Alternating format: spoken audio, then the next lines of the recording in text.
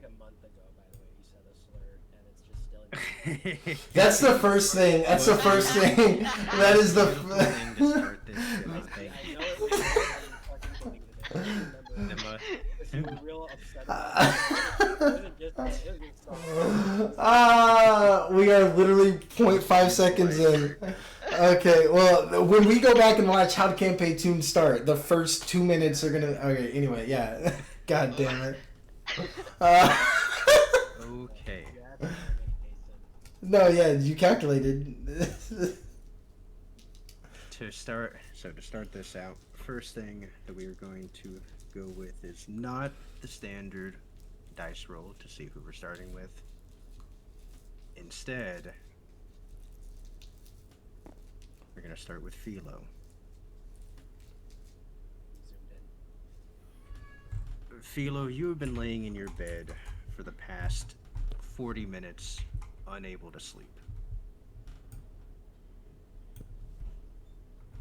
Normally, sleep comes to you relatively easily, just whenever you're laying there. Normally, the busy days and the amount of social acumen that happens, and just the stress of day to day, with the joy of getting to spend time with the new friends and old friends that you have here, as well as the hopefulness that you bring to the table, being with the revolutionaries. But today, you find sleep to be difficult to come to you, because you know what tomorrow is going to be. Tomorrow is going to be one of the scariest missions that they've told you about, but you've decided to take. You've decided to take upon yourself to work with this new friend, Law, and the Trash Man, as he's called. You've known him a little bit, but still a quite peculiar little fella. But you find yourself laying in your bed, and you're just kind of stuck in those thoughts and that nervousness, and you've never really played sports growing up, or really anything like that, but you feel this deep-seated stress. Not forward in your head, but deep in your chest, and it makes your throat feel like there's something in it when you're laying there. What would you like to do? I'd probably get up and probably walk over to, like, if there's any windows in my room, maybe just crack it open for a little breeze. The air comes in, you smell the ocean breeze coming through. You don't really like being here in Baltigo. It's sandy, it's hot, and the nights are cold with not a whole lot to keep in on. As windows open and that little bit of wind's coming through, it's a damp coldness that only changes out from the abrasive heat from the daytime. You, Um, sorry. I said you kind of wish that back whenever the revolutionaries were in Centaur, it was much nicer. The people around were much more hospitable, and you guys were actually able to get what felt like being in a town. But now you're so isolated from everyone.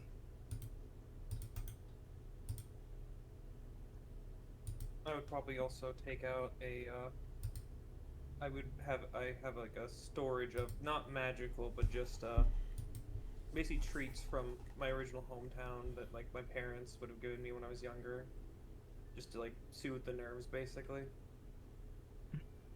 As you open it up, you're immediately hit with that almost preserved smell that you have in that container. That even whenever you open the container, it kind of fills the room with this almost like what was a cold dreariness that was in there. Almost feels like the room warms up, and almost like there's a warm hum to the room now.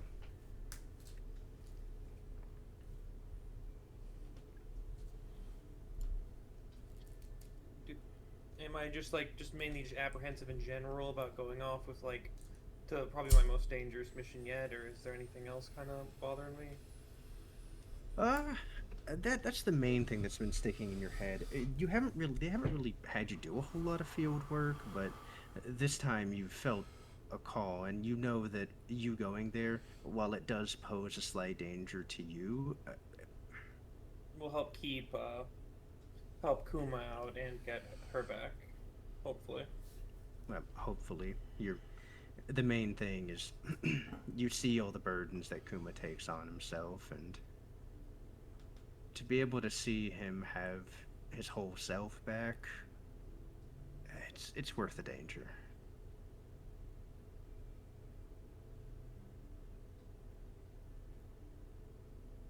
I'd probably just do like maybe a little walk, like where we're staying currently. I know you said we're kind of like away from everything a little bit.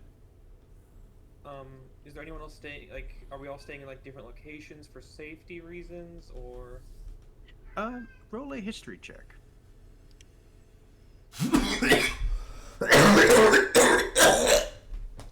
Water went down the wrong hole. Excuse me. Re-roll that. Your dice are still out.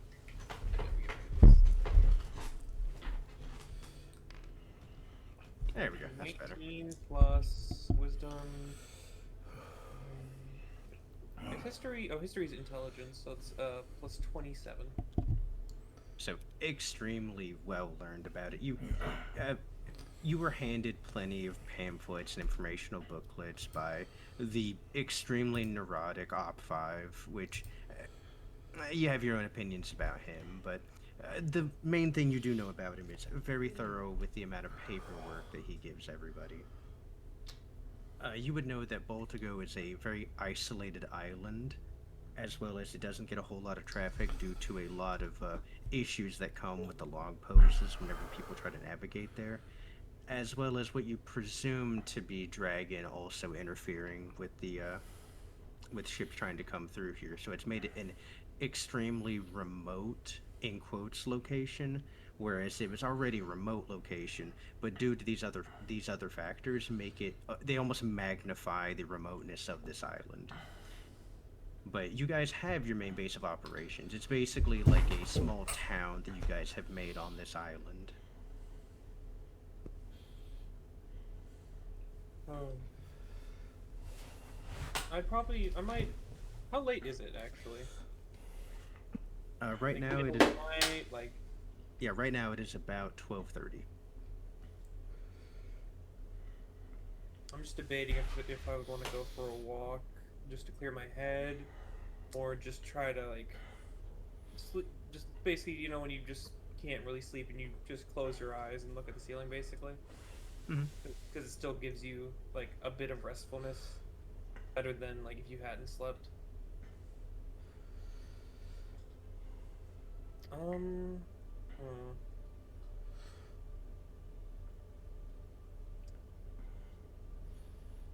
I think she'd do a very small walk around just to see if anyone else is still up at this time.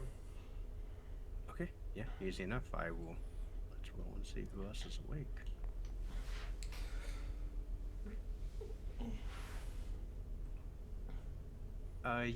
As you start to exit your room, almost immediately, roll a perception check.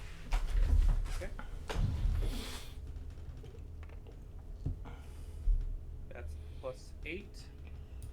So, 12? 13? 13. You're looking forward. You're looking around. There's a scant few people. There's maybe one or two that are running some papers, looking through the areas around you. But you don't really see anyone out from whenever you're looking in front of you. Only for a second later for you to hear from behind you. Can't sleep, huh? I feel like at this point of working with him, I would be just used to him just appearing. 'Cause I'm guessing this is just his normal mode of just approaching someone, is just he kind of just pops up. Yes, it was very annoying for the first while in which you've known him.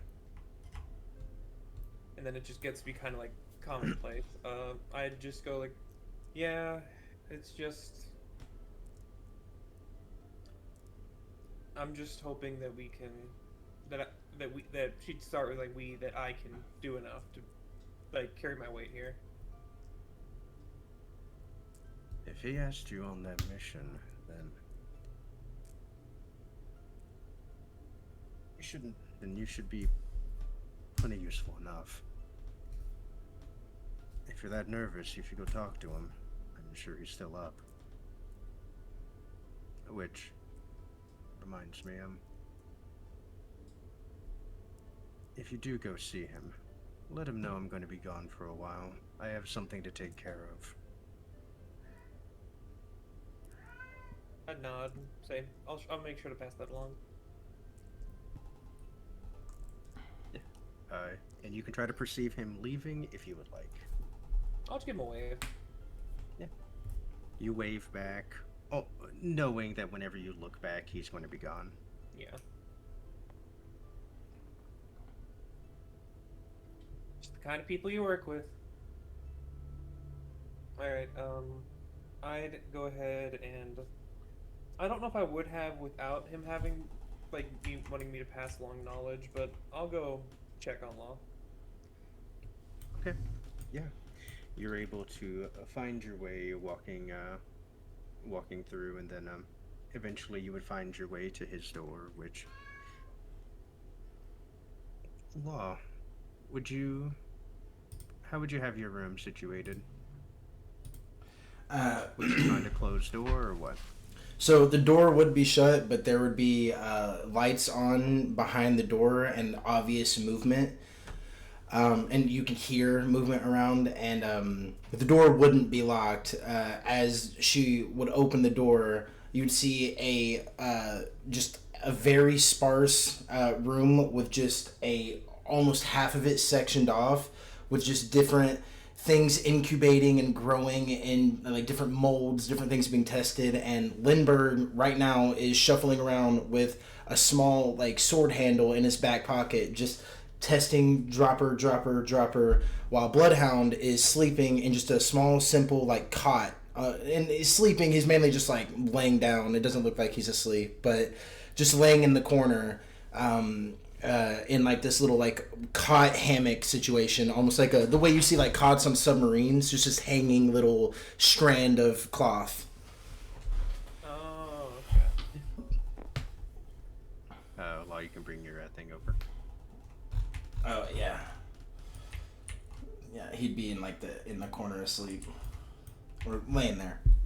Yeah, as Lindbergh, pipes in one little thing, and then like a violent little chemical reaction happens in the beaker they send as he tilts his head back very quickly. Before it, like, blows up. Yeah, just letting. Sorry, but Randy brought me some food. As like the steam comes up from it, as he pulls his head back and says, "Not just as violent a reaction as we would have figured." He like almost like inhumanly, as he looks over towards you in like this like careening neck motion, he says, "Oh, Philo's here. I don't think we requested food, did we? Or socialization, probably. What time is it? Oh, that time. Okay." As he's like holding onto the sword handle and says, "You can't sleep. Do you need some medicine for that? I'm pretty sure I have something." As he's gonna start like trying to grab through his pack. He's gonna hear a stern voice cut across in his mind as you just hear nothing to addle the mind. Right. Probably just easy enough then. He's going to pull out a small little like pill bottle container and toss it at you and say, "One pill of those, and it should be easy enough to drift off to sleep." You can look at the. Would you like to look at what's written on there? Oh yeah, I'll take a look. Like on haphazardly scrolled on it, it just says magnesium.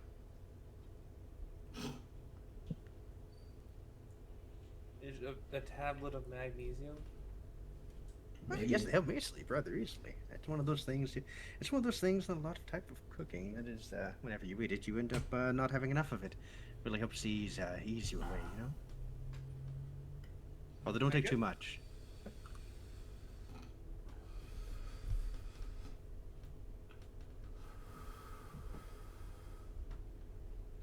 I'll pocket. I don't think I'm gonna be taking that, but I'll pocket it and thank him. And say I actually just was on walking around trying to clear my head before tomorrow, and op. I actually have a message for Law. Ah, tell him yourself then. He'll pull the sword handle out, which is it just looks like a plain handle, as he's going to just gently toss it towards you. It's like it's sheathed, right? No, it is just a sword handle. There is no blade coming out from it. Oh, okay. I guess I'll go to catch it. Make sure he doesn't drop on the floor. And then I would just say like, hey, ran into Op 5 when I was trying to clear my head. Wanted me to let you know that he's gonna be away for a little bit. I expected that. We probably won't be seeing him until we get back. That makes sense. What's really on your mind? That could have waited till the morning. I guess I'm just worried about what we're gonna find when we get there.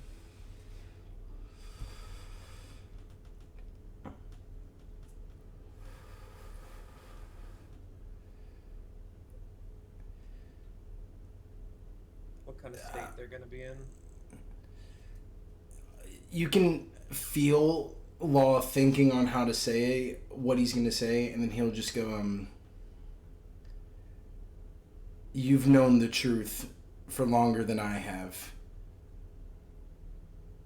There's no point in worrying about what we'll find, only planning around it.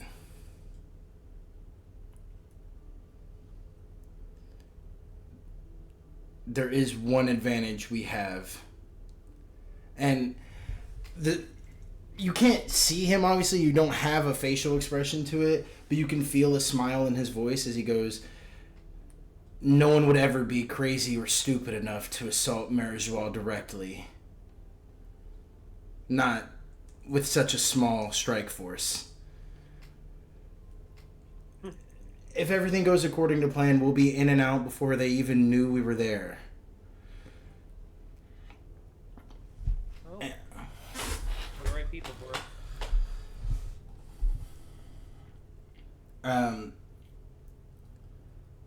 There will be another moment of silence, and then you'll hear him. What time is it? Because Law doesn't actually know what time it is. I would let him know. I don't know how long it took me to get here, so probably still close to midnight. I'd say probably. It's about 12:40. We only have a couple hours before we have to head out. We're gonna want to make it there before sunrise. If you are gonna get some sleep, now is the time. But if not, well, leaving early is never a bad option. You have to go check on TM, but yeah. Check on what? Trash man. Oh. Cute nickname.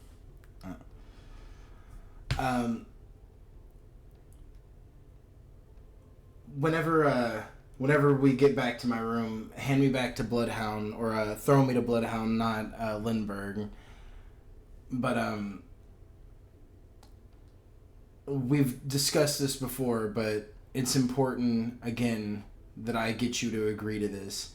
If things do go badly, you don't wait for me. You get to the trash man, you get to that agreed point, and you leave, or you wait for extraction.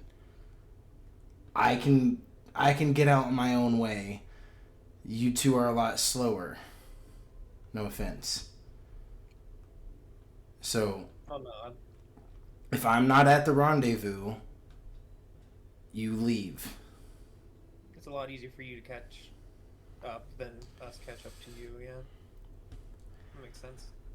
And remember, and this is a thing that like Law said a million times over, so you'll almost be able to finish his sentence, but so he'll go, and remember, and what he's about to say, so you can kind of say it in character, but what he's about to say is the second you see Bonnie or Ginny, put her in the castle. Don't even talk to her, just put her straight in the castle. We'll figure it out later. Castle me can talk to her, yeah. Alright. Alright. I'll walk back into the room and toss the sword to Bloodhound, or on top of like the sleeping chest to Bloodhound, I guess. Right before I leave your hand, um, I'll say, you've known me long enough to know that I'm not.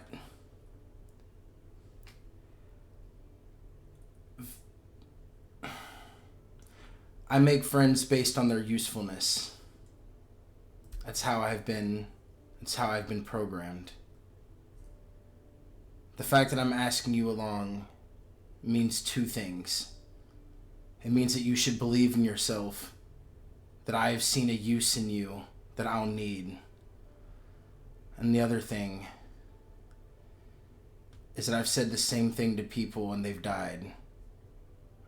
I'm asking you to risk my life. Or I'm asking you to risk your life. Not just for Ginny. And we'll kind of like...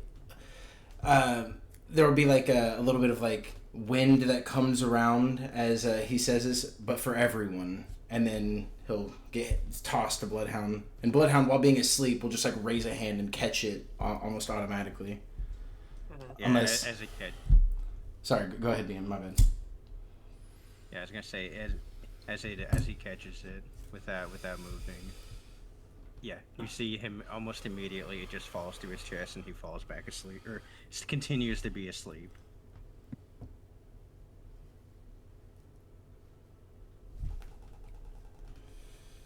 All right.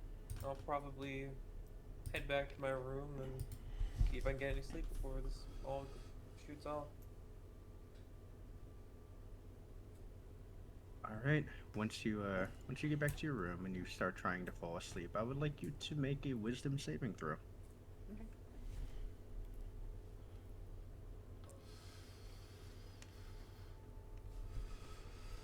10 plus 8, that's an 18. 18.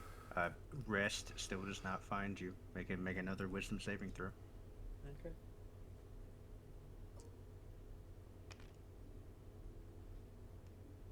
$20. Still not able to fall asleep. All right. Roll one last final one. Oh.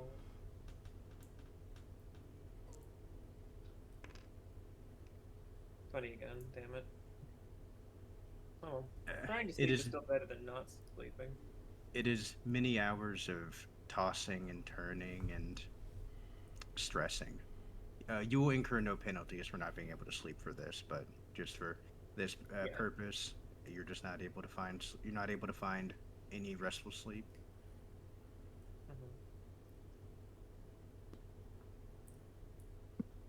Soon enough, the morning comes. Or soon enough, it's hours before the morning comes. You were all my phraseology, I was about to say awoken. You're stirred from your static laying there by a knock at your door. I'd get up and go see who's at the door.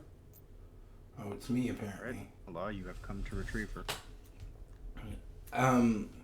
Could I have actually gone to get Trash Man first if possible? Oh, shit. I'm muted. You are muted if you don't know. I am muted. Sorry. Would it be possible for me to have gone and collected Trash Man first, actually? Or no? Yeah, of course. Okay. Does Trash Man have a normal room? I don't know. I guess we'll find out.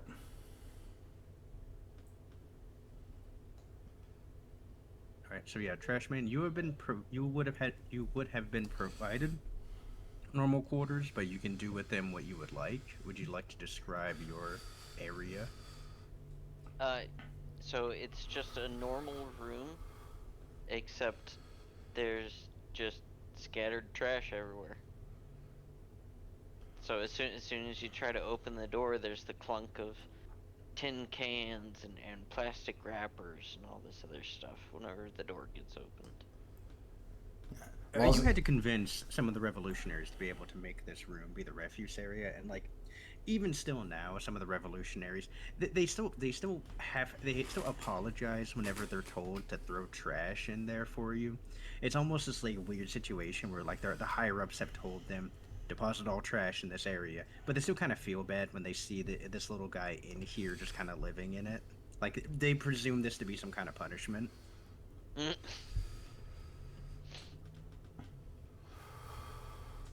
Law's gonna like wrinkle his nose in disgust and like just kind of push the door open to where he can see across the threshold and go, "It's time." Okay. I mean, The yeah, trash man's gonna like do the little kid crawl out of bed. Cause the bed is probably like normal sized, right? Yes, you are a very tiny man in the center of a giant bed to you. Yeah, a bed that's covered in trash. So I'm like, I do the like laying on the back into like shifting my legs towards where the where the edge of the bed would be towards the door, and I'm just scooting myself along as like trash can or like cans and wrappers and all this other stuff are just on the bed, just.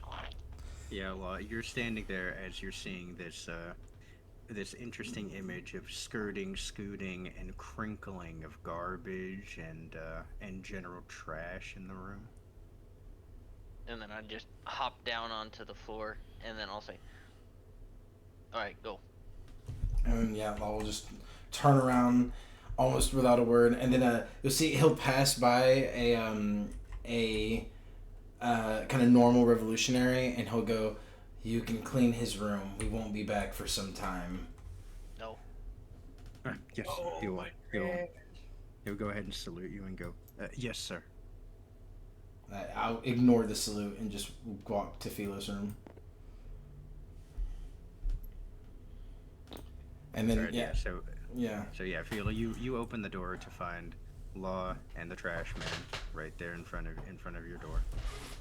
And yeah, Law will just say the same thing to her. It's time. I just give a simple nod, and I would already have everything ready, of course, like just in me. And then I'll kind of gesture to the trash man almost with like a head nod, like, "Go on, get in her." Get in. You just see like probably like on my shoulder, so like a trash, like a drawbridge slowly drop. And like right before he crosses the threshold of the castle and can't hear me, I'm gonna go, "And remember, you two, there's gonna be a pause, and then time will have passed for me, but not for you. So the next time we talk, it's go time." Got it. I close the drawbridge, and I just would probably close my eyes in anticipation for this. Yeah. I And don't know then if this would be the first time we've been minus out of existence or not. well, we'll I know, I trust you with it, and I just for her, like for me, it just like just the first time of it happening would be kind of like just bracing for it kind of thing. I think Law would have tested it with you just to show you that it's possible and that nothing in the castle gets damaged or shaken around. But this would definitely be like you're gonna blink and then be dropped into the mission. So like this is your moment to take a breath and prepare. Unlike Law, who's gonna have a little bit of more lead up time to kind of mentally prepare. So you know. Do I? What am I? Yeah. All right. I'm ready. And then yeah, Law will just draw a bloodhound, and he's kind of like murmuring and like kind of looking at her and like just visually seeing her like shape and like kind of the outline, and then you'll see him impossibly fast. He'll look like he's gonna cut right through you and bisect you, but from his perspective, he traces the outline of your body and then pokes you with the tip of the blade, and then just goes minus minus. In Yoel's mind, as the blade touches you, you hear a voice say, "And say goodbye." No. As Bloodhound. you vanish from existence. And then I'm gonna walk to go find Lindbergh and Kuma, which should both be in the same place, I hope, because they know I'm about to leave. Yeah, they're both in the in like the main like planning room right now. Yeah. Okay. You would notice that Dragon and you would know that Op 5 isn't going to be here, but you would notice that Dragon is missing. I'll turn to Kuma and go, Good pre-morning. we'll see about that. You'll be meeting us a little bit away from Impel Down, right? We'll need your status to get close to the prison. Yeah, Kuma says, yes, you'll contact me with your transponder snail, and I will make my way there. I'll then turn to Lindbergh and go, Lindbergh, I mean, would this, I don't know if this, so this is just me to you, Trevor. What's the plan for bringing the ship while we go and do this? Like, is Lindbergh going to bring the ship to the kind of meeting point? Or are we going to come back here? Yeah, Lindbergh is going to bring it. Okay. Alright, and I already have, like, the thing from Op 5 that, you know, I'm supposed to open once I finish my mission. Like, I don't need anything else from him. Like, I don't need to come back here for any reason, right? I'm good here? As far as you're aware.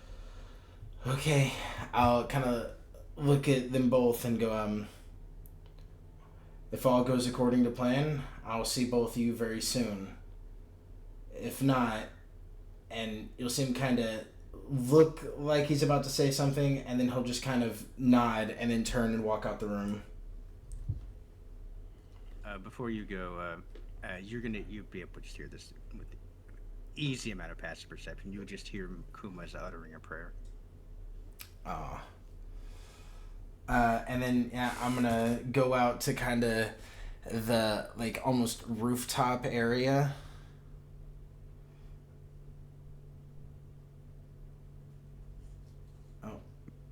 Oh, yeah, no.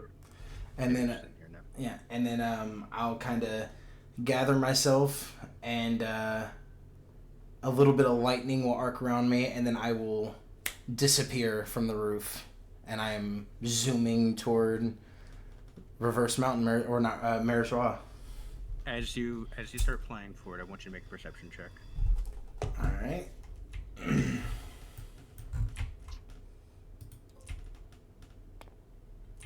It's not bad.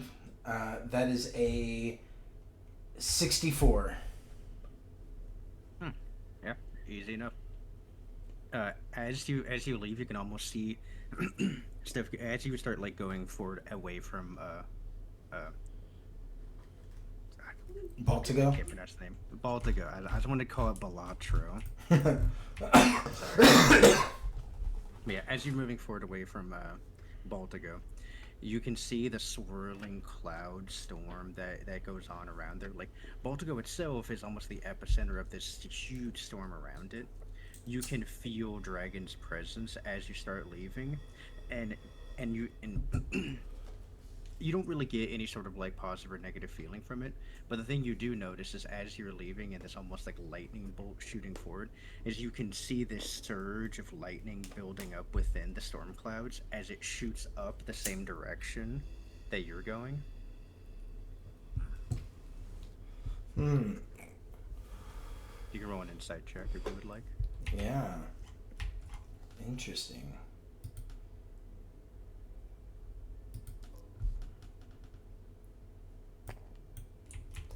Insight is going to be a 65. You presume this is Dragon trying to give you a little bit to try to not eat through as much of your stamina getting up there. Yeah, I'll kind of get closer to the lightning bolt and let it I'll almost kind of like get on it and ride it as it like gives me a momentum boost, and I kind of piggyback off. Yeah, I'm going to ride the lightning and piggyback off of its speed. Alright, you are shooting and zooming up there. With that, we will pivot away for a brief moment.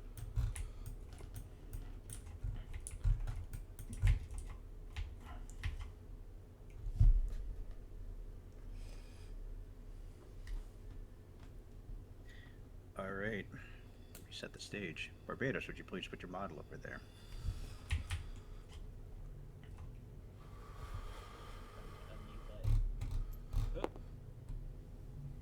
Also, Jamie, would you please play some like grungy music, some like grungy prison music?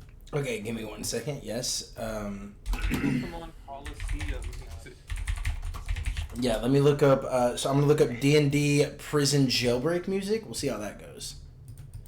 It's not jailbreak yet. I understand that, but I'm going for grunge. We'll see how it works.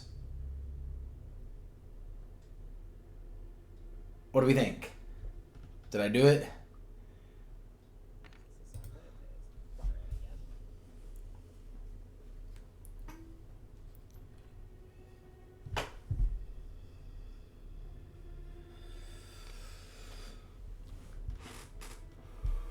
Sorry, one moment. Tape was like stuck in the bed. You won't leave. No worries. So, Lost thinking like, I hope Barbados is doing okay. The narrator, Barbados is not doing okay. In the hellish land of Impel Down, it's terrible. It's awful. It's horrible here. I'm building stuff. I don't know. I love it here. Yeah, I kind of like the vibe of this. Did you find better music, or do you like the music I played? I like the music. Cool.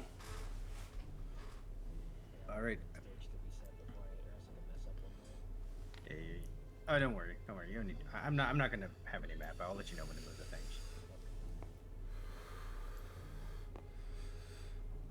Is that a thing we need to be aware of to keep stuff off the map when you're gonna change stuff on one world? I'll let you know whenever I am. Okay. The walls are still on the map and I messed up on that. Okay. Got it. I'll keep that in mind.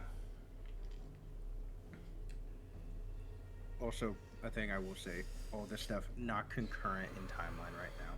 Of course. We're jumping forward and back, or can we know if this is backward or forward in time? This one is going to be prior to the scene that just happened. Okay. All right, so Shortly before this. of course I have these guys in a different fucking tab. All right, so yeah, Barbados, you are currently in level 6 of Impel Down. Yeah, have been for years. You are in the Forgotten Hell. You are stuck in a cage right now. You are chained from your legs to your waist to your feet to your neck.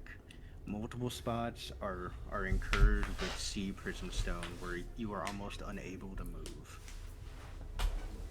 You find it annoying to be in this cage.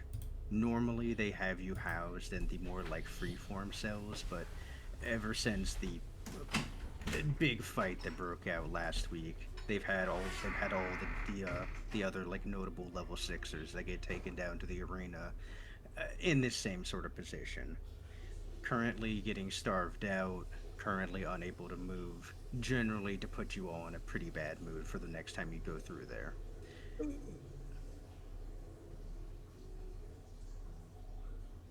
Okay. I guess I'll slightly move my head up from the position I'm at, creak my neck a little bit, and look around. Do I see any other? Who are the other prisoners I see back in the same position potentially? Roll a perception check for me. Perception's pretty high. That is a 73, 83. Yeah, easy enough. You're able to get a full sweep, mainly due to the position of your cage. Yours is like at the like end almost like the head of like household table position, where you're able to see from yours into multiple other cages. Where are some other people I see? And do I happen to see whoever caused that? I assume I would remember the big fight that led to me being in this position.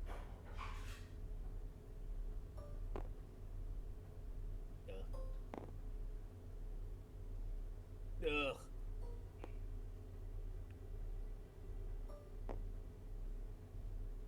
Oh, he looks cool as fuck. Oh no.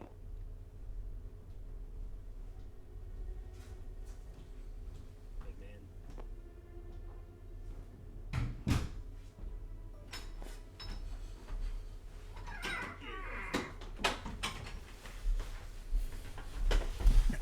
So these are I the ones apologize to that I those think watching. you- I was stepping away. yeah, I you're, will now look you're at all the easily able to characters. remember what happened.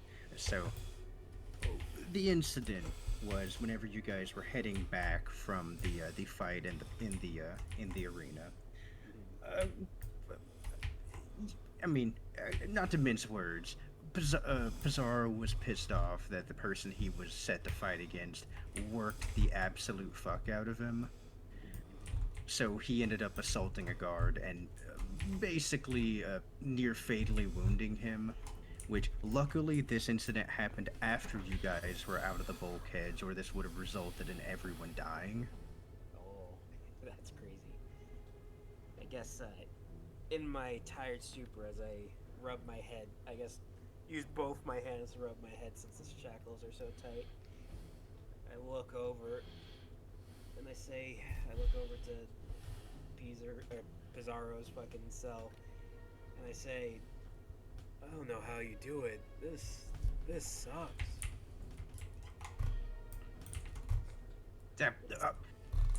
Fuck off, Santa Elnia. Yeah, I've been hearing that one for years. You should know, one of these days, Pizarro, you're gonna die. In my hand.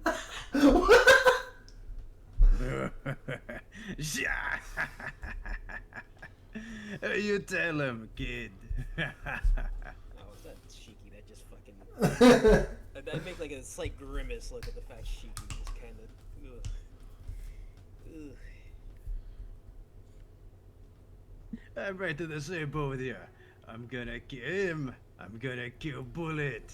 And I'm gonna kill this... who the hell even is this next to me? Whatever his name is. I recognize Brindy, the World Destroyer. I was versed in the world above me for those previous 2 years, but I don't know about if he's been here for a while. Yeah, you would have heard tell of him. You would know that he directly tried to attack multiple celestial dragons during his time in the above world. I look at Shiki and I scratch my head again, kind of rub my eyes. I say, technically, Shiki, he kind of has better accomplishments than you do. I'm poking fun at him. You say that. You better say that whenever you're closer to me, eh? I'll have you know.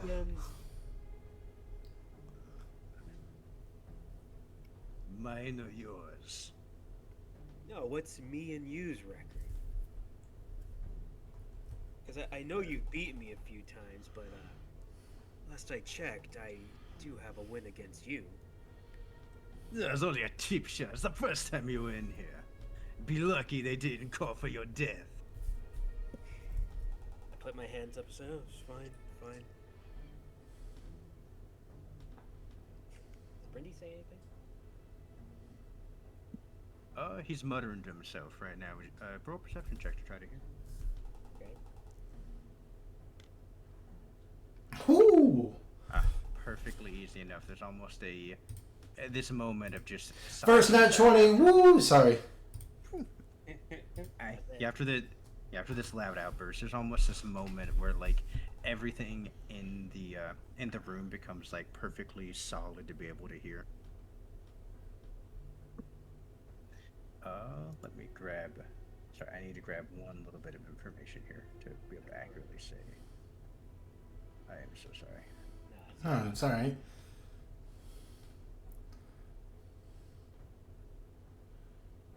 Okay. You hear Brindy, he's muttering. Nefertari, Don Quixote, Figureland, Van Mayer, Jay Garcia, Marcus, Topman, Ethan Barron, Shepard, Rima Shifu, I scratch my head. Glenn, Verscher, Ingram, Kano, Kohara, Tatsumi, Aku, Valade, Norona, Nefertari. And he just keeps muttering that over and over again. I use my pinky to kind of like pick something out my teeth as I say, Brindy, you've been muttering those names for years. What are they?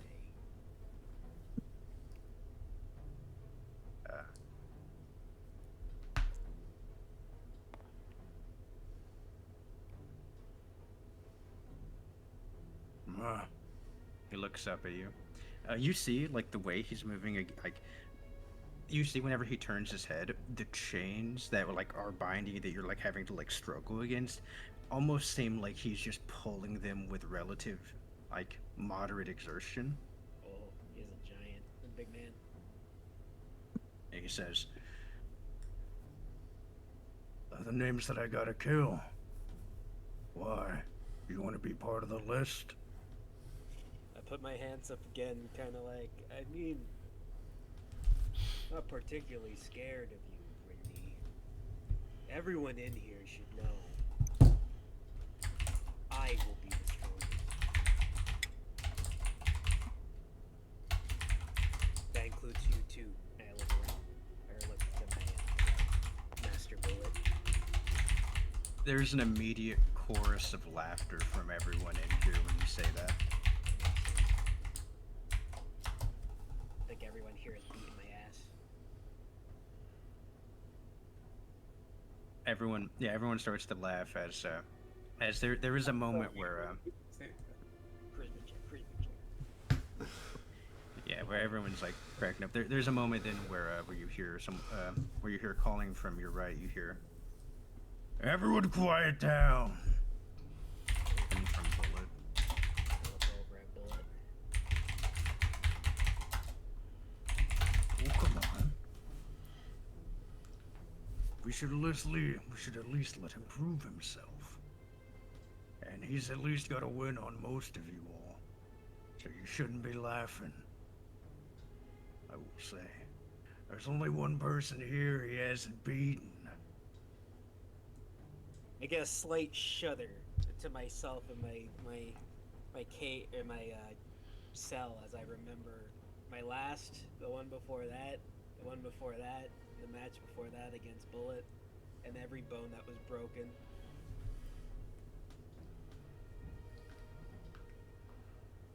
So, the only one laughing here should be me. So the rest of y'all can quiet down. And we'll wait until we get to have our chance in the arena again. And next time I won't be so kind. Ugh. I'd make a slightly more frustrated look, knowing that Bullet is someone I've never been able to beat myself. As I mother to myself, and I say, "One of these days, Master, I'll give you the fight of your life."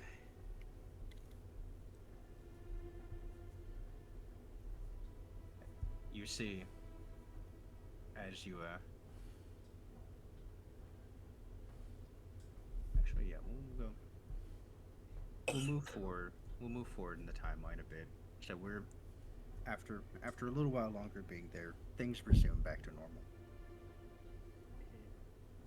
Fights, cage,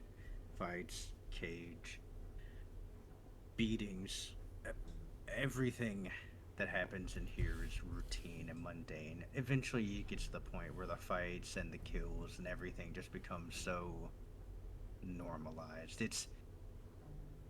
It's weird how normal it gets.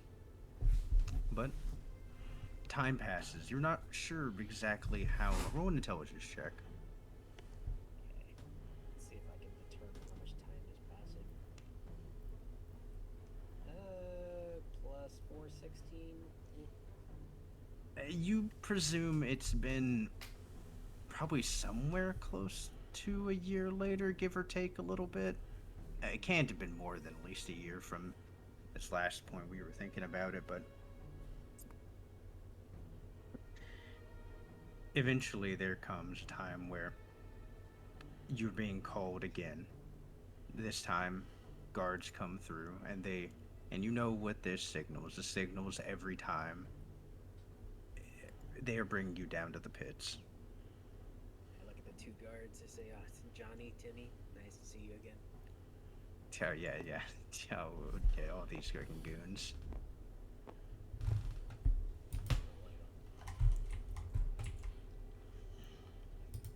Really use Yeah, that's Johnny, Terry, Ricky, Donnie, Bobby, George, Dale, Costanza, Luke and John. As well as you see the warden is there as well. Oh, black hair, Rudy. He looks cool. Looks like he's from StarCraft. But yeah, coming through, they as he comes in, he says, "All right, now you all already know the deal. No funny business trying to go down there. If there is, you die. Any funny business while you're down there, you die.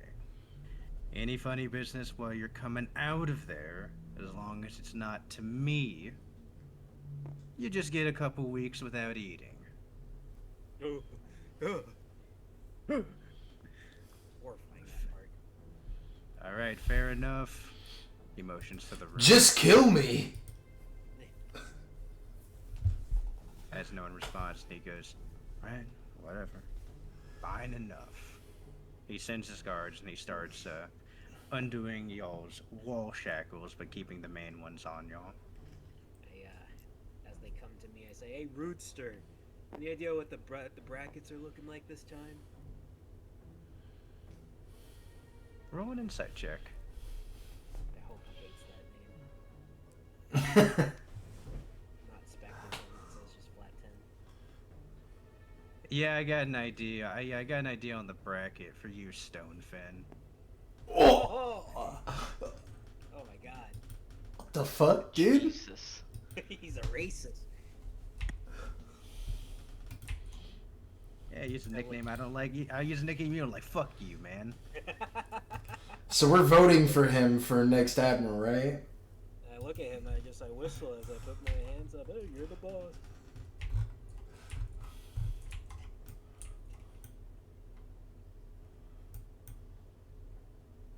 Come on, Luke. Come on, Timmy. Get these off me. Yeah, as they undo you from the wall shackles, as you feel this almost relief as you're able to actually move your body again. As they kind of quickly get out of the cell. Am I allowed to move? Yeah, as he goes, "All right, prisoners, form up in your line. We're going down to the cage."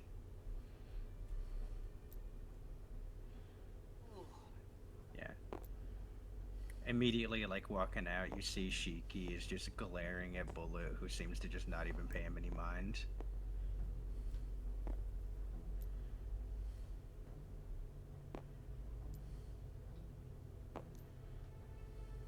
Sorry, Stan.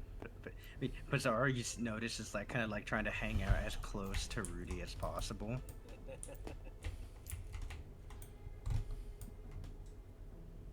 All right. This guy. Yeah, as y'all all follow forward, you will notice that just kind of walking forward, Bullet ends up taking a lead. Shiki's falling right next to him. Rudy's kind of towards the back. Chibosha doesn't really, he kind of just going forward. But you notice Vixus starts walking next to you and says,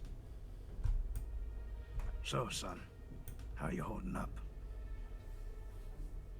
Let's see. I kind of throw my head back while walking forward, and eyes closed, and I say, just counting down. Counting down. Down to what? Tell me, General Vixus, sir. I have a lot of respect for you. You've seen quite a few people come in and out of Impel Down, haven't you? Seen a decent amount come in, not many come out.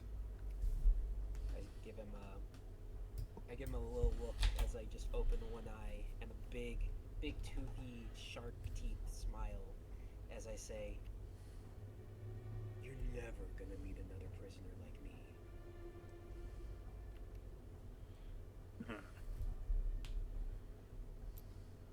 Yeah, and y'all will continue walking forward. Going down. So you're brought to the edge of level 6. So you're brought to this this corner that is almost obscured from standard vision from the normal area you would walk in at. even in this corner, there is still this large cell that's in front of there. As Rudy calls out and says, "I need 2 hands." I mean, I'm not gonna fucking help him. Fucking Pizarro can do that shit, dude. Yeah, Oh, as yes, Massa Rudy. No, fuck. as everyone's kind of standing there, and he just turns around and says, "Fucking ingrates, Bullet, Brindy, lift the fucking cage." As they just go, "Oh, whatever." As they lift it up and they move it off to the side, where it reveals this almost looks like a steel bulkhead door. As he goes, "All right, backs to me."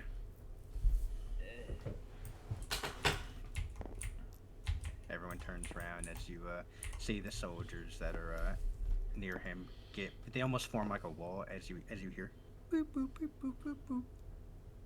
When he's, I know I have C Prism Stone handcuffs on and all that. When he's doing that, very, very, as much as I can, I want to try and manifest the Skinwalker from just one aspect, one tiny aspect of it, and grow an eye in the back of my head through my hair. Okay, roll a wisdom check. I'll just say just roll a wisdom check for me. That would just be a 43, but I guess 10 base. Very difficult. I will say I'll give you a perception check at disadvantage with it. Okay. That would be a 72. But it's a 6 baseline. I don't know if that mattered. No, the total matters. Okay, let me see how obscured it is. Oh my god, they weren't fully obscuring it. Okay, yes, you are able to see what the code is. Alright. What is that code? 9175. And then I want to quickly make that eye fucking get the fuck out of here. No eye in the back of my head. Fades back into my skin layer. Yeah, almost like the flesh becomes one with you again. All right, everyone, back around. Turn back around. Big smile on my face. So I look at Rudy. I'm all the way in the back, but I'm making sure my head's tilted through everybody as I'm smiling at Rudy. Ugh, weirdos. All right, guards to their opposite side. So the guards file in behind you, and they go. All right, they go. All right, prisoner, we're moving forward. Move forward. Okay, tell the wife and kids I said hi, Luke. Oh yeah, man. Yeah, of course. As y'all are eventually brought forward into. As you're going forward, it goes from like this stone that was there before. It almost looks like there's this addition that's here. This is a bunch of steel. There's mesh. There's all this piping that keeps going forward. A very strange difference to the normal cold old stone that was there before. I hate this place, but I love it at the same time. I hate it. Part of me loves it. The confinement makes me hate it. And as you'll continue forward, you get down, and it almost comes to this like prison type cafeteria way, where it's like these like metal benches. There's like very little comfort that's afforded here. As Rudy stands there, he does a full about face, turns to y'all, his like boots clicking in place as he does that, and says, "All right." He pulls out a like handful of cards and says, "Come collect your commissaries." Oh, sick. Can't wait for my monthly cigs. I don't smoke. Yeah, he hands these to you, and as you've come to be aware with this, where the benefactors that you're fighting for, you know them as celestial dragons. That as you win fights, they give you awarded points. These points can be spent on a variable amount of things that's down here. This is almost the only luxury they give to you guys, especially since y'all are fighting for their entertainment. They have deemed so kindly to give y'all a prize redemption pattern, right? Might there be a leaderboard somewhere for the points? Yes, there is. Cool. Who has the most points? That would be Mr. Bullet. He is at the top of the leaderboard. He has been at the top of the leaderboard since you have been here. Where am I? I keep looking down. I'm around here somewhere. No, I'm over here. Right now, you are so out of the total amount. So right now, they brought your group down. So there's normally about 60 people that's down here in a pool at a time. You're currently ranked about 23rd. Okay. So you actually have moved up a couple places. Looks like the group that was down here last night didn't really do as hot. I hate seeing Shiki above me and Pizarro above me. I just make a grimace as I look at the leaderboard at that. Seeing Shiki and Pizarro's name. But Rudy just turned around and says, do you guys, all right, now I want a good show tonight. You guys are the A-listers here, and our clients are paid top dollar for one particular match tonight. I don't need any of y'all fucking it up for me. This is my bonus here, and this is y'all's lives at stake. Got it? Nice. Yes. Oh, yes, Ambassador. No, I'm not doing that joke again. All right, now. Y'all are gonna get 10 minutes at the commissary, then we're going to the first match, all right? Hey, actually, look. Oh, sorry, go on. And he looks through and says, all right, and your 10 minutes starts now. Guess I will. I'll gently let General Vixus pass me first off because I was in front of him. Yeah, you see Vixus goes up to the stand. You actually see him start expending some points to buy some cigars. This guy's probably evil as fuck. I'm not gonna lie. Gonna move through. On my way, I'm gonna accidentally step on Shiki's toes.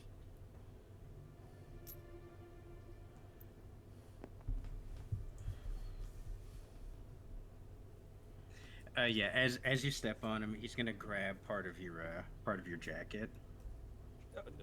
Oh, Not man. fit. I don't call him teacher, but I try to think of like a term of like fake endearment, but if there were one, I would call him that. Elder. Oh, yeah, Yeah. Shiki. That's too great. Elder Shiki. Oh, I'm so sorry, Elder Shiki. I'm not your damn elder. And secondly, I wear fucking sandals. You know how much it hurts whenever you step on my foot? So sorry. You know, I respect you a lot. Are you Just trying to make make a prison riot happen? I know. As you're saying that, you notice him just going. Continue. You respect me, and Now I grimace. I'm like, it's no fun anymore. I just need to get to the commissary. But then yeah, I tried bumping into Pizarro on purpose. Not like Ugh. shoulder bump. yeah, you notice he had gotten his like bunch of food. As you bump into him, like half of it falls to the ground. Whoops. That fucking asshole, yeah. I guess I'll see what kind of stuff they have at the commissary. Yeah. So, your current balance right now is 10,000 points. Oh. You can get basically a level 6er meal for 10 points, which is like some rotted bread, basically. You can get a standard prisoner meal for 500 points, which is like some standard bread, a little bit of like shitty meat. You can get a officer's lunch for 2,000 points, Uh-huh. and you can get a warden's meal for 10,000 points. I'll spend all 10,000 on the warden's meal. Okay. Yeah. They serve you what looks to be like an actual cut of steak, like an actual good meal. Roddy, is this what you eat all the time? This is delicious. I guess we're on the same level, kind of technically now, right? Because I'm eating what you eat. You hear Rudy as he sees that and just goes, "Yeah, it's fucking called a warden's meal, but I don't give a fucking fed this. What motherfucker? Who the fuck changed the name of that?" As Enjoy that. yeah, as Bullet, he goes over to you, has his hand on your shoulder, and goes, "I kind of would have figured that you were saving your points up for the grand prize." I forgot what the grand prize was. I'm being real.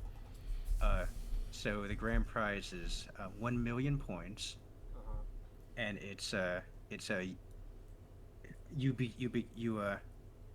you are allowed to come up for auction to be the slave of a god knight. Oh. Yeah, I just that grand prize is sure tempting. I tell Master Bullet. Yeah. I can't imagine anyone dumb enough to actually try to get that. Who's like somebody's saving up their points? I know they are. Besides Bullet having like point ranking, somebody probably hasn't spent their points. I was about to say that person you would know is, well, Douglas may be leading in it. You would know that every time you come down here, Brindy has never spent any points. Fucking knew it. This guy, I can sense it from him. I look at the commissary, I guess, front clerk, and I look at them, and I look at Vixus, and I just tap my hands in front of them, and I say, is there a chance you could, like, I don't know, throw some on the house cigars to my friend over there? Vixus? Roll a persuasion check.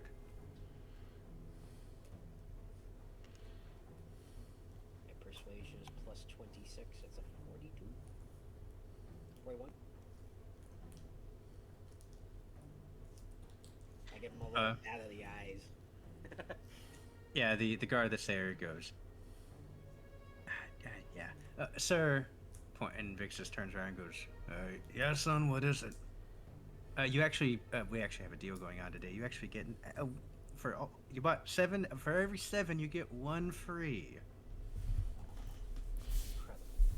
As you see Rudy is like he's like going to pull out like a note flip book and go, is that today? That's right. As he takes it, he kind of like gives a nod to him. As you see, So wait, is that implying that there are days where the prison house shop does special? No, what we've learned is that they have rotating menu items that can be named different things. Apparently it wasn't called the Warden's Meal at one time. And they have deals on certain days. This sounds like better business practice. Their own, Trevor's already made an Impel Down market system, or like a store with better business practices than Walmart. It's incredible. Fucking shots at Walmart. We're never gonna get But yeah, Walmart company. But yeah, Shiki goes up to the thing and says, "Yo, just take whatever you got to drink." As Rudy, he goes to like hit him, but Shiki kind of like ducks back, and he says, "Not so fast, man." He goes, "Not so fast on you. We don't serve alcohol." He goes, "By the way, you ask that every time. It's never changed." He doesn't have swords for feet right at this point, does he? No, he's a normal man. Got a regular man. Okay, just had to make sure. Gonna make a quip about him being drunk. No, not yet. As Shiki goes, Fine, whatever. Ugh. This place fucking blows, man. This place blows, man. As Cubosha just buys like this huge amount of food and just starts scarfing it down. But soon enough, the 10 minutes are up. And Rudy, he walks forward and goes, "Alright, fall in!" Everyone starts like lazily just kind of getting up.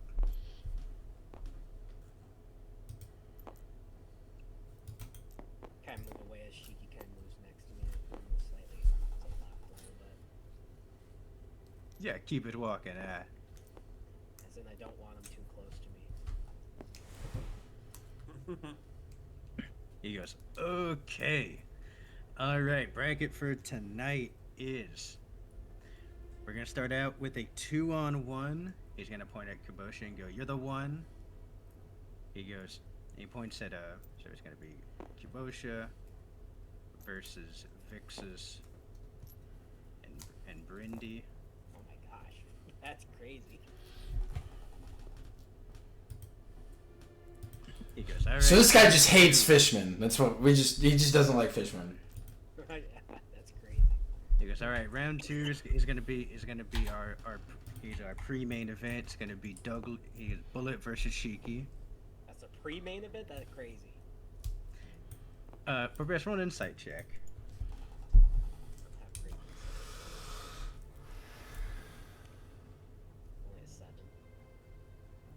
7. He's gonna, you see him just smile wickedly as he says, "And our main event tonight is a death match. Oh. Barbie, Mr. Santayo versus Pizarro." Fucking death match. Ugh. I look at it as I'm genuinely a little surprised to hear a death match. How many times has there been a death match main event? For your group, not a single time yet. You've heard about them in other pods, but you have not heard about one happening in your pod, at least in this last year and a half. Oh boy, I say that's I'm like raising an eyebrow. I kind of look at Rudy. I say, "Roodster, deathmatch."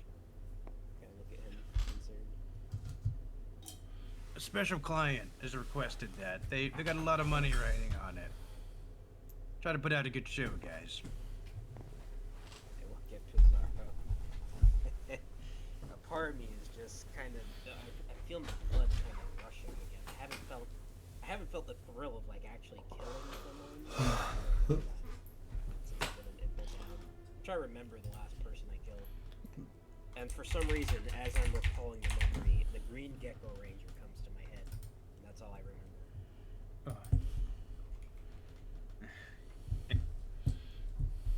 That was a nice guy, that guy. Alright, he's gonna clap and go, "Alright, everyone, to your seats so you can watch the matches."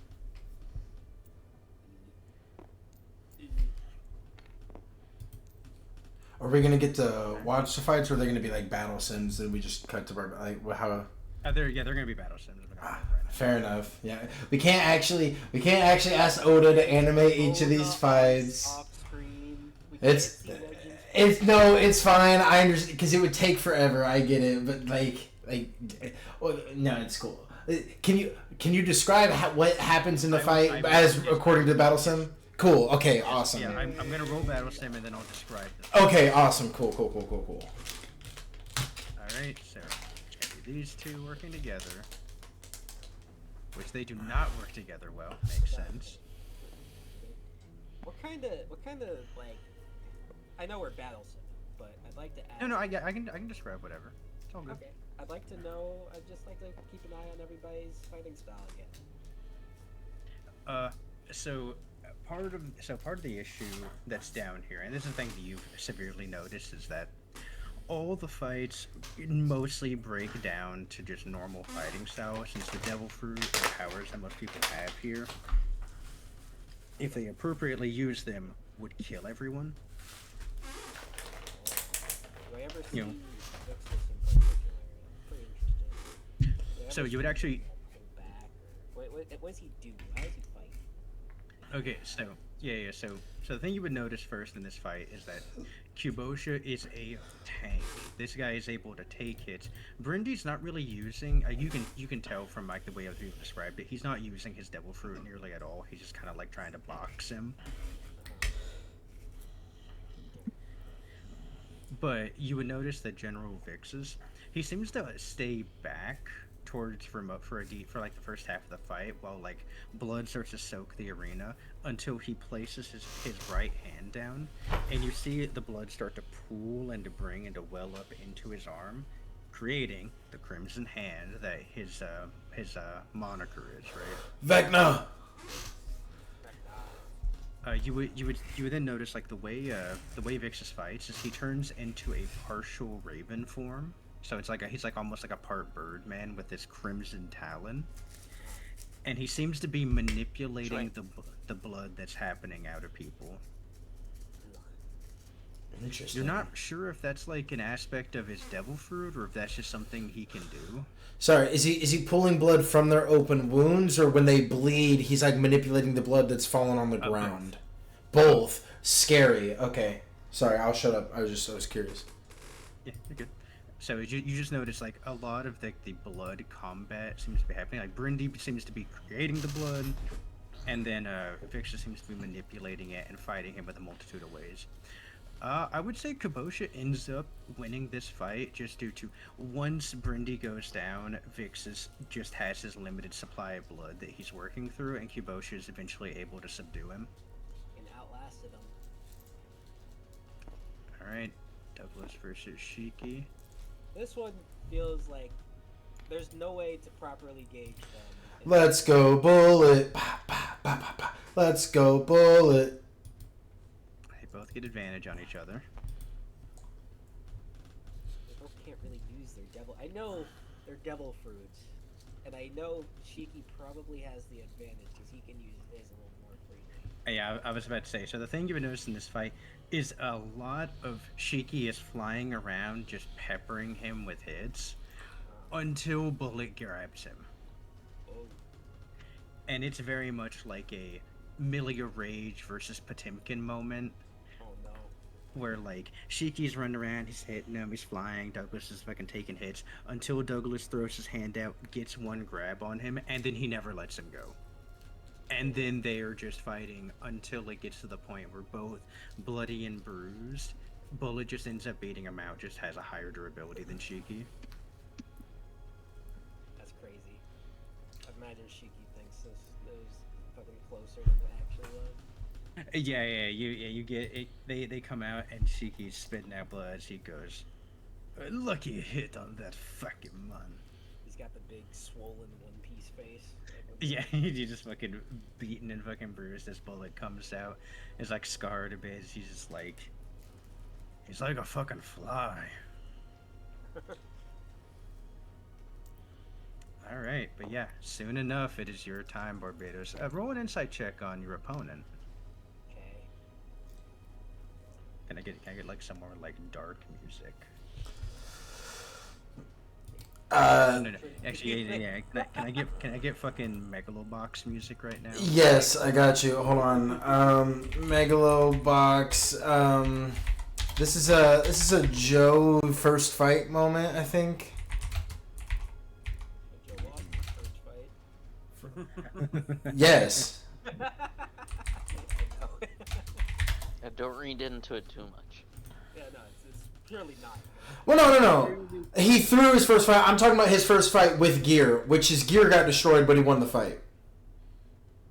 That's good.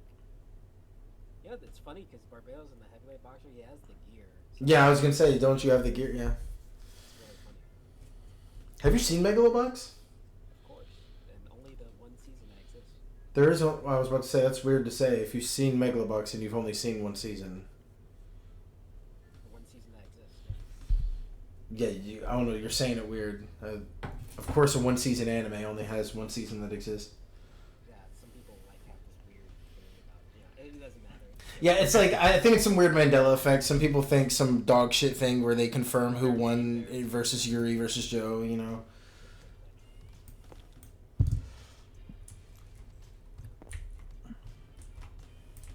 Is this what you wanted, Trevor? By the way, I like the. Yeah.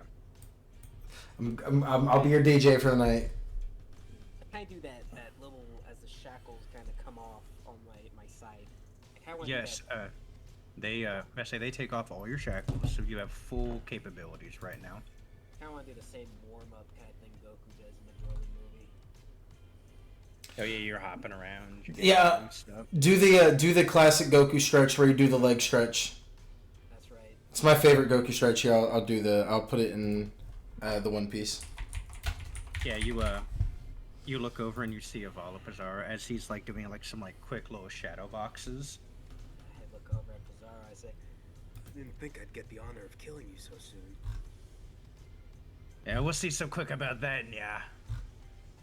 God, I hate this guy. Wait, why is Pizarro talking like that? Yes, that's actually he talks like meow. Oh, I thought that was Shiki. I was like, wait, what is she? What? No. Pizarro has the thing about where every sentence he says ends with nya, like a cat. Hey, kill him. Thank you. Because he's a cat person. Murder him. Barbados, I want you murder him. He has like no relation to a cat. This fucking weirdo. He's a furry cosplayer who's a fraud. James Charles, keep him away. Roll a perception check as you enter the ring. Oh my god. Another nat 20. Okay. First thing you notice is all around the ring, up on top, are transponder snail cameras, as well as you can see above it on screens. You can see with faces. Actually, no, they're faces. They don't give a fuck. You get to see celestial dragons over on like monitors, where you get to see their live reactions to watching you fight. As I'm entering and I see, I'm kind of just like blowing air kisses at everybody, kind of. But in my head, I feel nothing but like vicious hatred for everybody that's around me. But Rudy said to make it look good. Towards the center, there is a face you have never seen while down here. Oh really? Uh, Like, He is a middle-aged man. He has blonde hair that is almost like swept up. oh god, it's fucking Figureland. Is it Figureland? I think it's Figureland. If You he- would see the family name is Figureland. God damn it. I look over. I've never seen this guy before. I'm kind of looking over at that site quizzically. I think I'll accidentally like meet him eye to eye. I don't know if he'll notice me looking at him. You two meet eyes. There is this pure look of superiority on his face. I'm trying to do that thing where I'm like trying to, because now I just forgot the funny haha persona I've been entertaining for now, and I kind of feel like myself lock in as I kind of like, for the first time in a while, like the darkness kind of exude out a little bit, and no smile on my face, kind of just looking down at Cesaro. Yeah.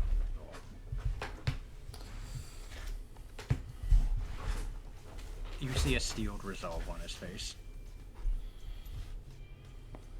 Okay. Here we go. Oh, I need to up his initiative. Alright, first initiative roll. Oh my god. Write that roll over there. He I go first.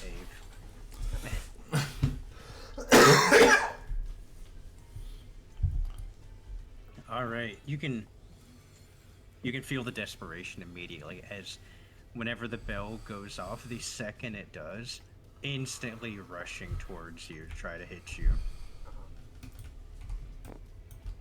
Alright.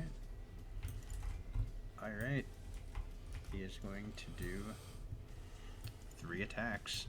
You'll see he does brandish or he does, as he pulls his hands up, you see their brass knuckles that he has on. Roll a perception check. God damn it. That's snuck a weapon in.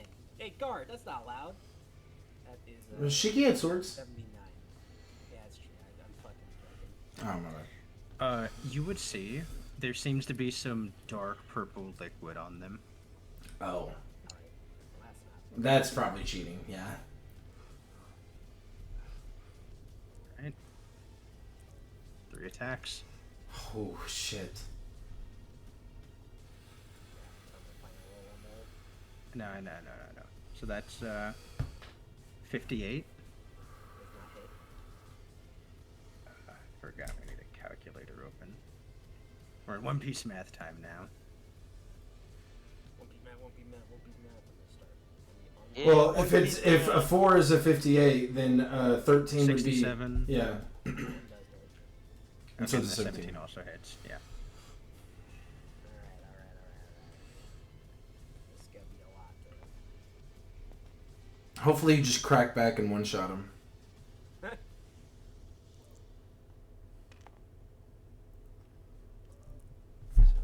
First, second, and then second hit. And then need a d6.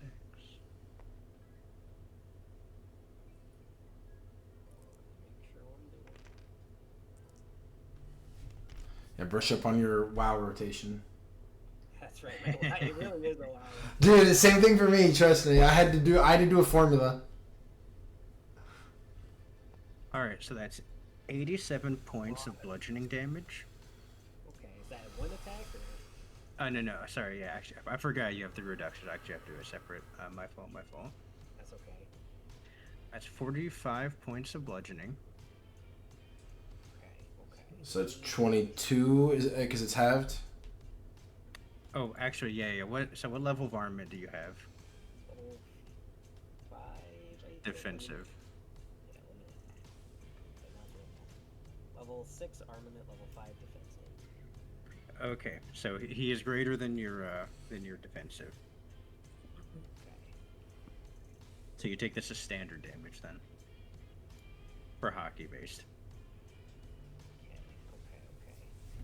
How much? What was each damage thing again? I gotta try and remember this. This is 45 and 42 points of bludgeoning damage. Okay, so 87 total. 45. I will use 2 points of stamina in my reaction,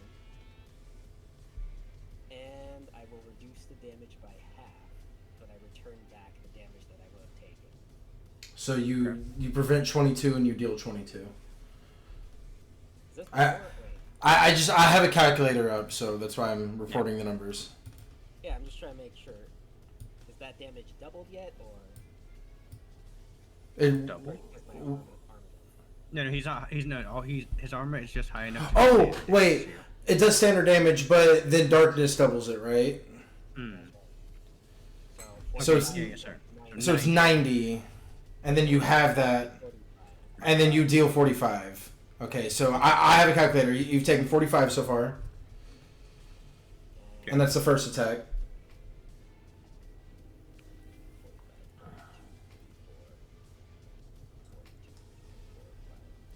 And you said the next one is 47, Trevor? 42. 42, then double to 84. 42 for the 42 one. I will. I'm just gonna have to take the 84 for now. Okay. You're gonna take the okay. I don't have any more reaction yet. Alright, and then you take 20 points of poison damage. 6, 7. Is that doubled or no? There's also. Hold on. Actually, no, yeah, that'd be 40 points of poison damage, yeah. 1 second. If you want a running total, you've taken 129 without this 40 poison so far. So if you take this, you'll have taken 169. I gotta remember my fucking Damage reduction. Mhm. my stoic stance damage reduction. Okay. Because that would reduce. We already did the math on the first one. It's okay. You took 45, then 87. I can undo it. So do you want to reduce the 87? Actually, it's alright. Whatever you reduce, we'll just reduce double the amount, because you were reducing it before the damage was taken, so... Yeah. 4d8 plus my con. That's 36 points of damage I reduce. So it goes to 6 damage, and then doubled to 12. Is that the first hit? No, that's the second hit. Okay, Because you use your stamina reaction for the first hit. that's right. 2, So you've taken 51, and you're about to take 40 poison. Yeah, okay. I can't reduce that. Or sorry, you've taken 51, and then plus the poison. So if you take the poison, you'll have taken 91 total. Okay. Actually, my math is almost completely correct on that. Okay. I have 409 left. Okay. That Okay. is all the math figured out for that. Cool. All right. Okay. So after he hits you with those quick combination, those 2 hits, he's going to use his legendary action, Royal Decree. You need to make a Wisdom saving throw. Oh, okay. You got this. That is Nice. Plus 33, Total of. 53, I think. So close. You fail. Damn. As he slams his hand or his fist into your stomach and twists it around, you're brought to one knee. Ooh. Alright, So- it's gonna end his turn. Is that going to cost his movement to stand up, or how does that work It'd mechanically? be half his movement. Okay. I'm not worried about that. He's Yeah, you're in Still melee better. range, yeah. Yeah, you just feel a bit of blood gush up as you're like forced to one knee. As you see him smile at you. okay. Then the Hit first you thing I do- banana. there's no smile on my face anymore. Again, I'm completely locked in as I look at him. I just tower above him. First thing I'll do, I'll manifest my darkness gear. That's how we did it before. Mhm.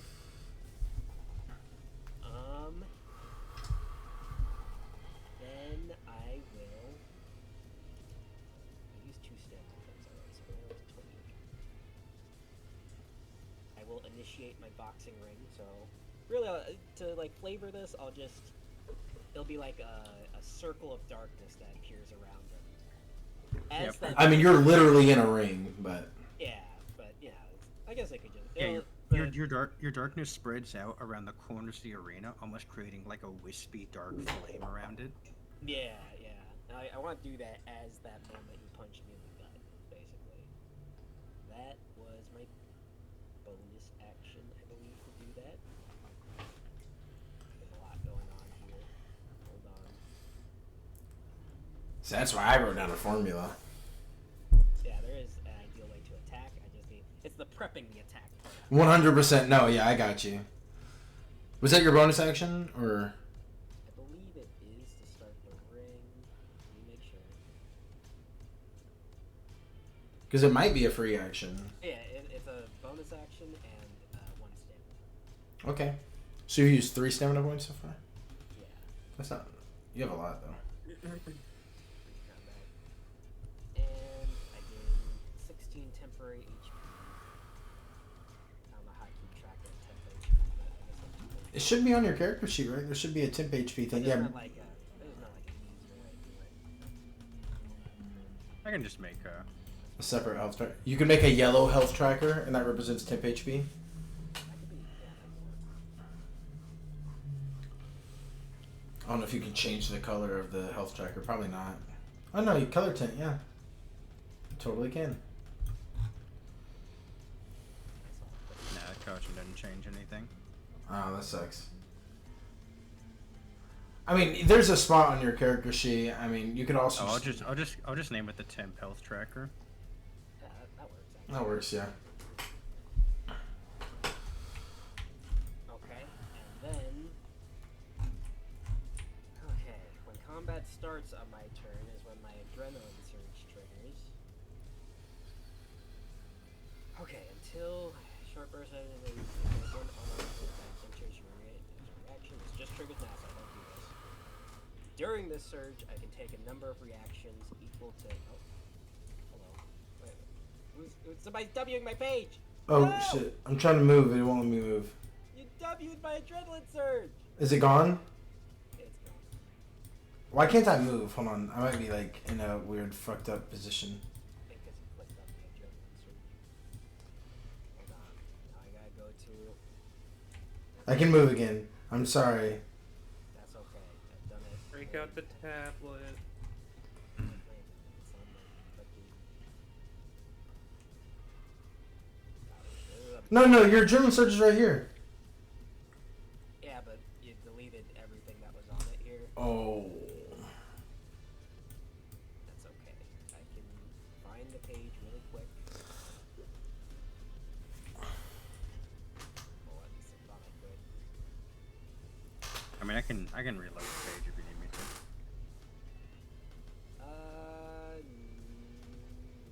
No. There it is. Okay, I found it.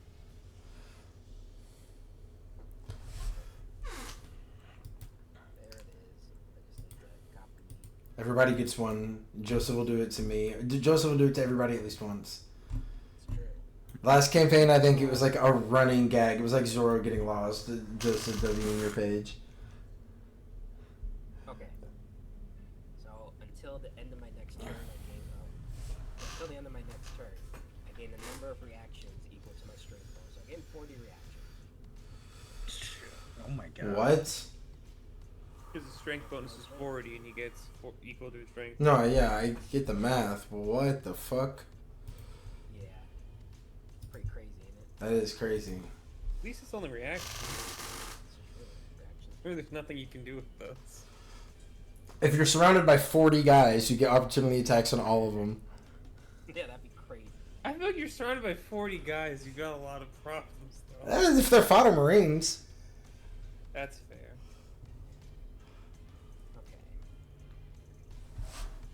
So then I'll begin my 4 attacks on him.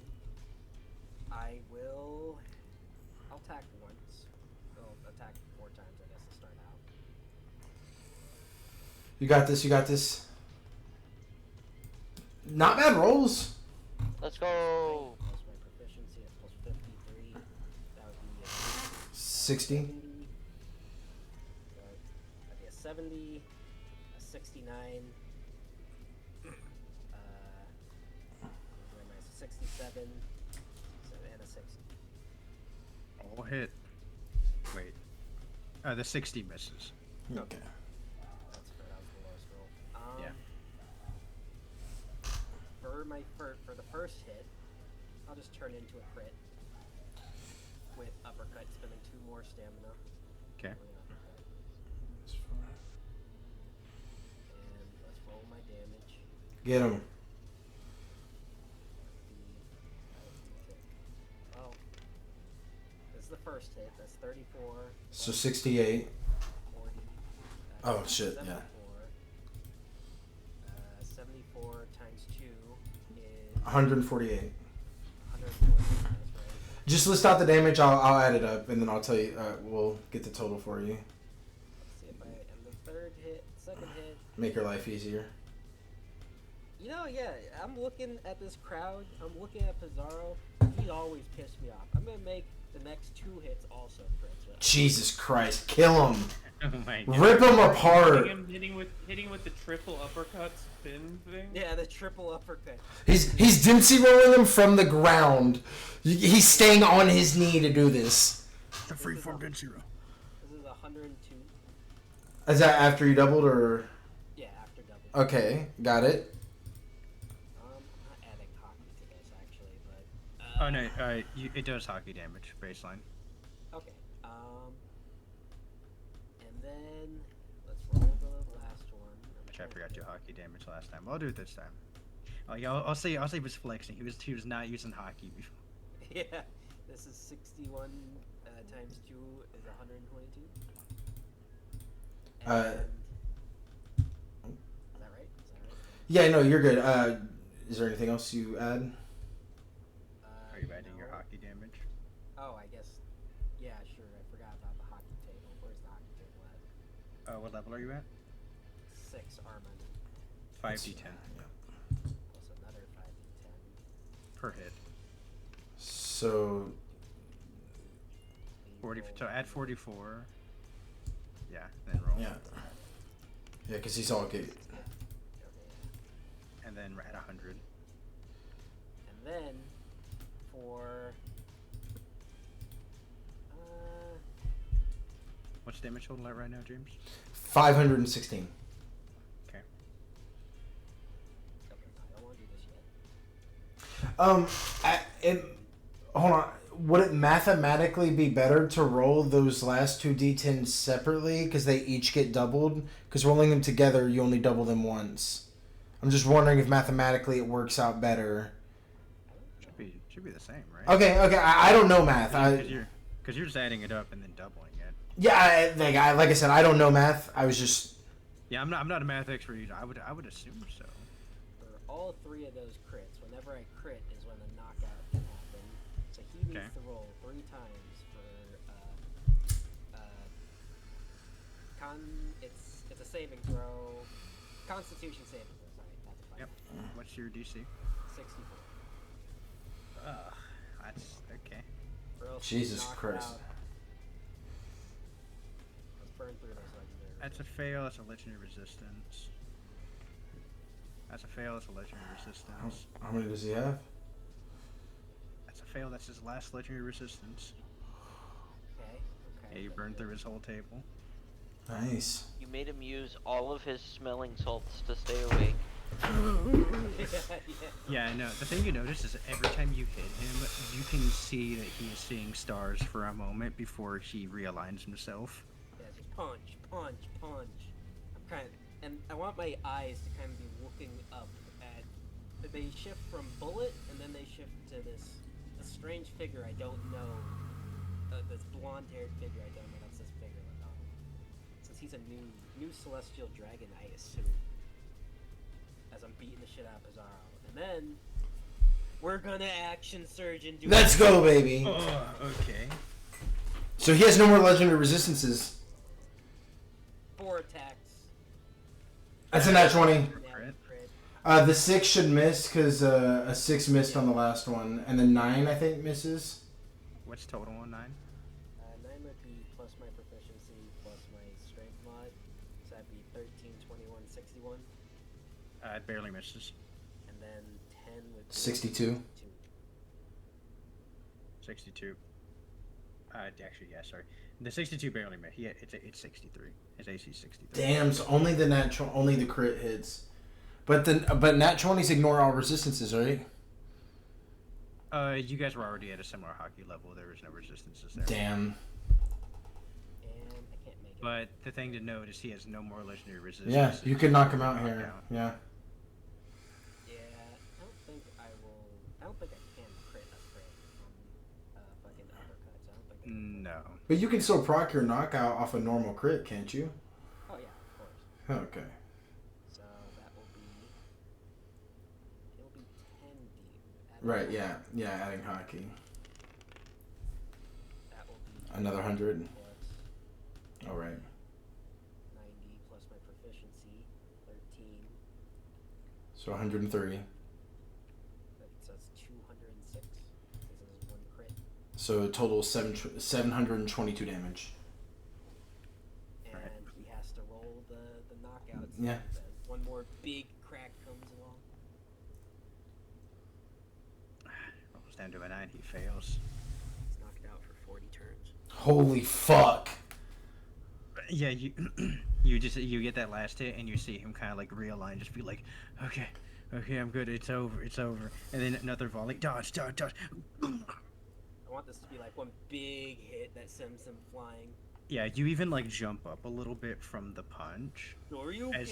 As he's just thrown back, slams against the wall, and is just on the ground, just going. It's a death match, Barbados. You gotta kill him. It is a death match. As you hear from the people around you start cheering, they go, yeah, man.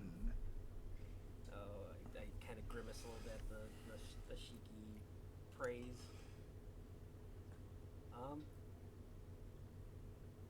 I guess does he have to make the save now in his turn, or is he just knocked out? Actually, no, yeah. So it's his turn. He has to make the DC again. Yeah. So close to natural 20. Yeah, no, he's still knocked out. Okay. Alright then. When it comes to my turn, I slowly walk.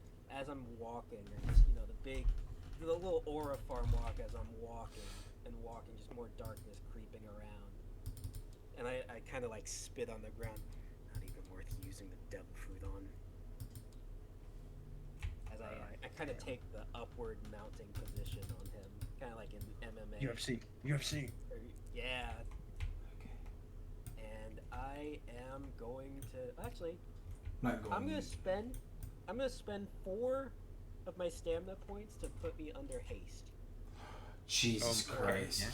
Yeah. 8 attacks total that I'm gonna lay into him. That all hit.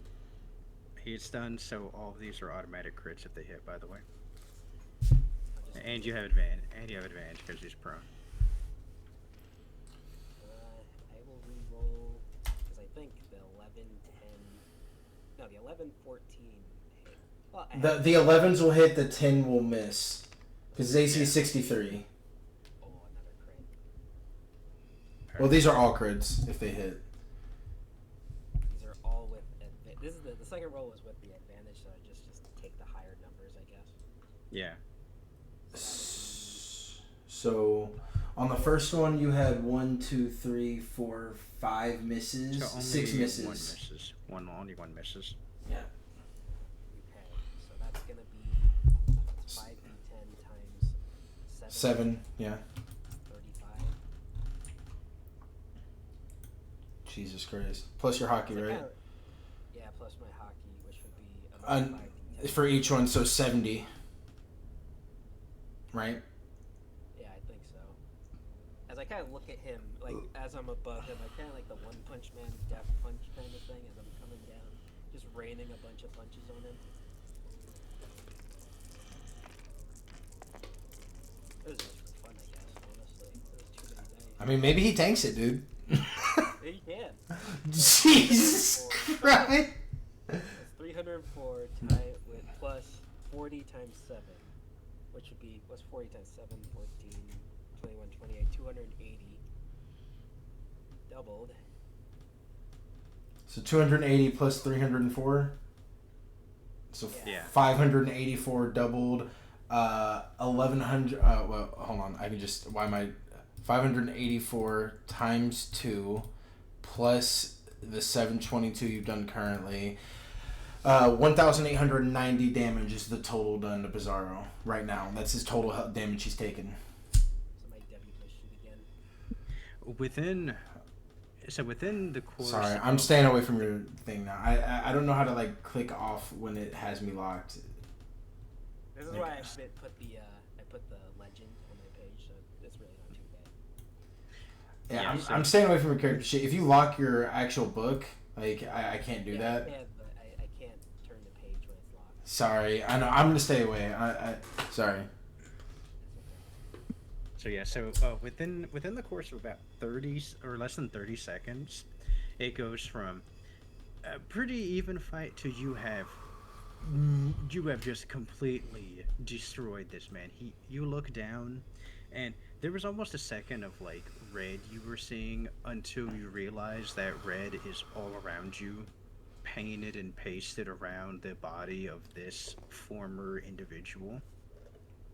I kind of wake up and look, and I kind of slap his face a little bit. I'm like, no, What's left of no, his you're face. not done already, are you? I kind of shake his shoulders. Wake up!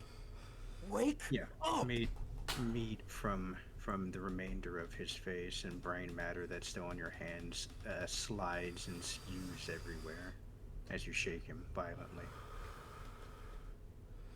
Barbados looks up into the sky, still mounted on top of him, and I look as I look disappointed and unsatisfied, just a straight face, as I take his body and I kind of just like I whirlwind throw it into the wall near the Figureland guy.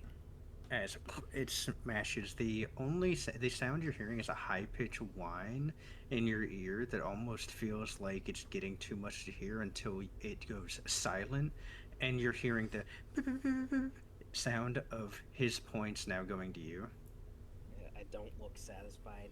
I say, Master Bullet's teachings. Couldn't even use them. Even I couldn't even use Shiki's teachings.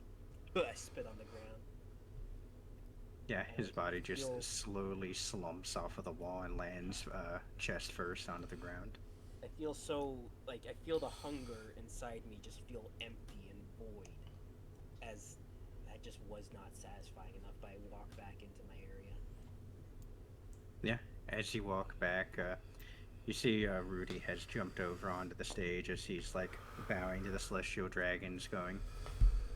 And I do. He has his hands clasped, kind of holding him, smiling, going. And I do hope that match was to y'all's satisfaction. Most gracious celestial dragons, thank you again for the opportunity and blessing to be able to do this. We will see you again tomorrow night. Can Barbados roll insight to see if he was like happy about that outcome? Because he seemed like he had a bonus rating on it. So, and this was a headline. Yeah, I want to see. Yeah, that's a good point. I want to see which celestial dragons are like disappointed. Well, yeah. I want to see their reaction. I want to see Rudy's reaction. Roll a insight check.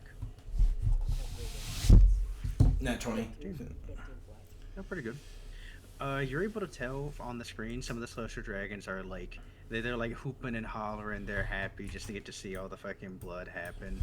You see one of them has left their camera on as they're pulling a chain, saying, "All right, time to go to bed now." As you hear like a woman's voice as they forgot to have taken their camera off.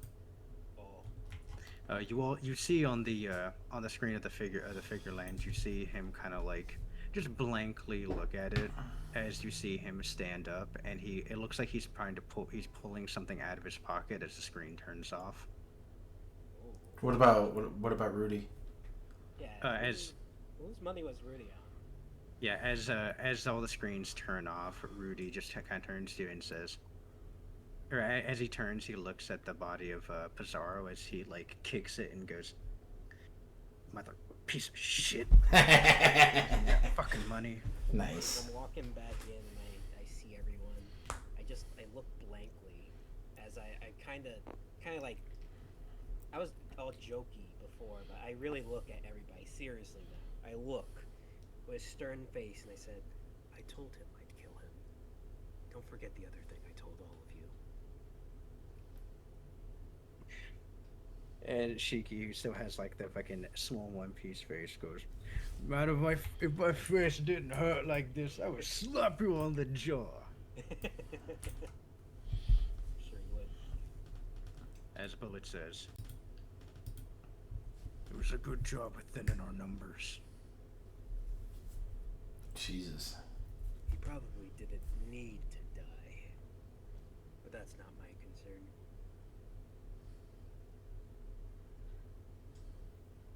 That's what I say, just out loud, kind of scratching my chin quizzically. You have walking up to you see Vix's as he goes to just walk up as he goes to hand you a cigar and he says, "Son, I know you don't smoke, but you might need one." Oh no, man, these are great. I just pop in, I start chewing it. God damn it. He immediately regrets giving you a cigar.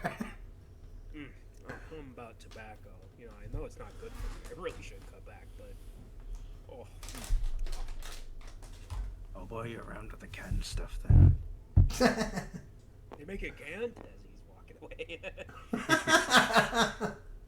And that'll mess with the taste. No, I'll just eat the whole can. This would be perfect. Oh my god, you made a crunchy one. Can I keep the metal? Alright, with that, you all are returned to your cells for now. Do I, as I'm walking back, do I happen to see the guard I made tricksy dealings with? Yeah, you'll see him still making the commission stand as they're starting to close everything up. I want my eyes to meet his as I'm walking back. I assume he's like on a taller area, like a scaffolding of some kind. Oh yeah, he's on a ladder right now trying to bring down the shutters. I just want my eyes to meet his as I kind of look at him seriously and kind of like give him like a little nod.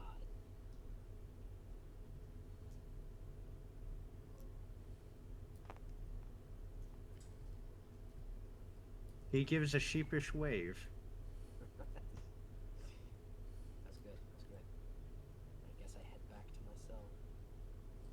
Alright, with that, you guys are returned to your cells, not in the full lockdown mode that was before, but just the general NC Prism Stone. You're able to sit around in your cells and kind of hang out as y'all wish for now. And as a bonus, a lot of y'all are brought moderate meals, actual food this time around. Oh, nice. I'm gonna lick the blood A off my hands. That was Pizarro's. I'm that weird. If there were hoes here, they would be scared.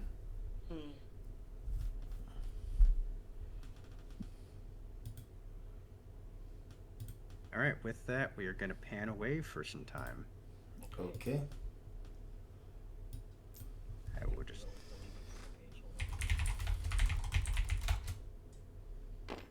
I can just get them all out again. I'll fucking delete them. Barbados, there you are. Can you like?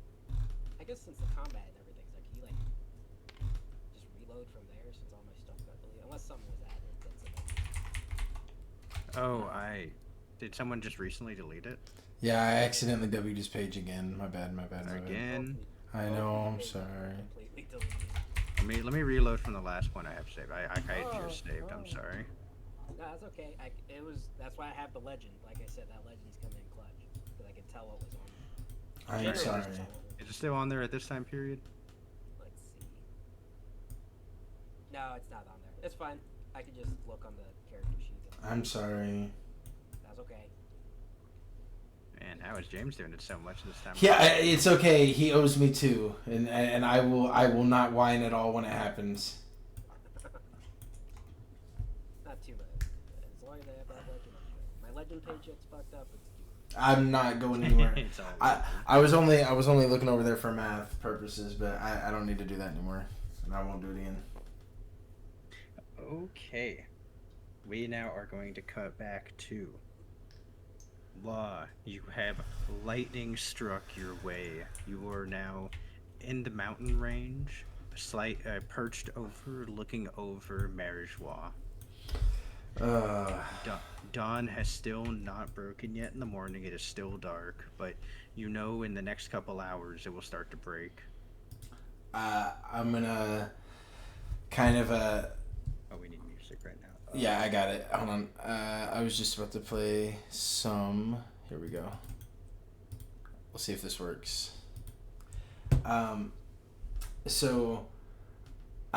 think the first thing I'll do is I'll calm my breathing. I'll close my eyes first, and then kind of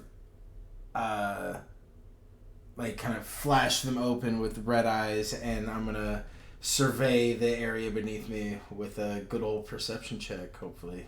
Or an investigation check, whatever. Well, I'll do perception first, and then I'll do... Yeah. Okay, I'm going to hit clear. But, let me move this out of the way, because I don't want that to happen again. But, okay. That is a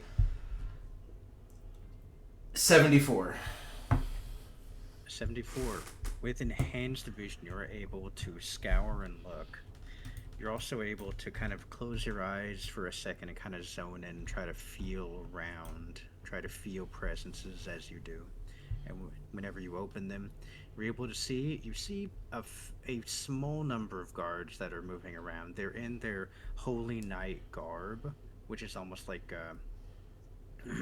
metal knight outfits.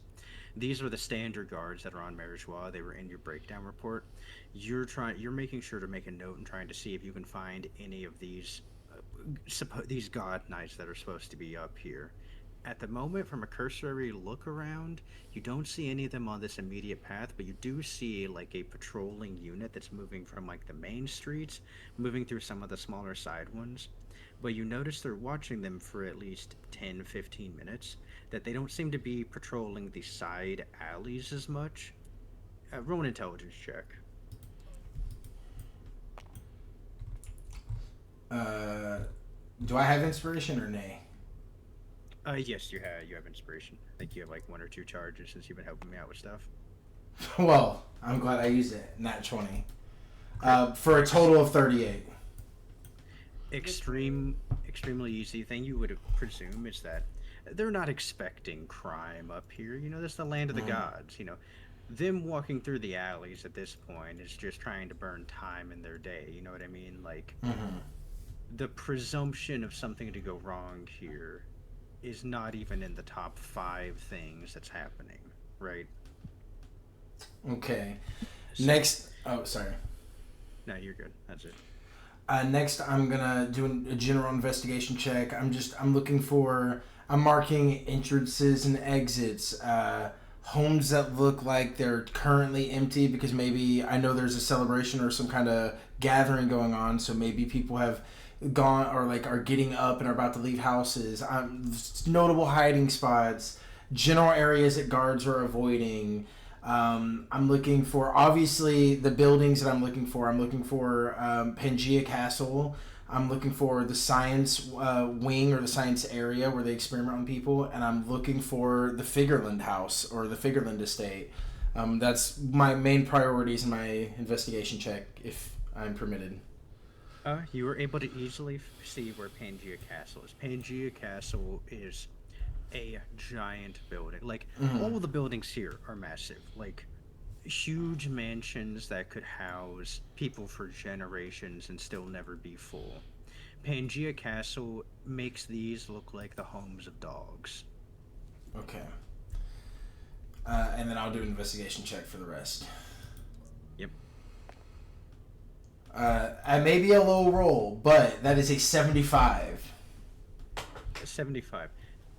You're not intimately familiar with knowing what houses are what, but you do know that surrounding Pangea Castle, there do appear to be 5 grander estates than the grand estates that are already around it.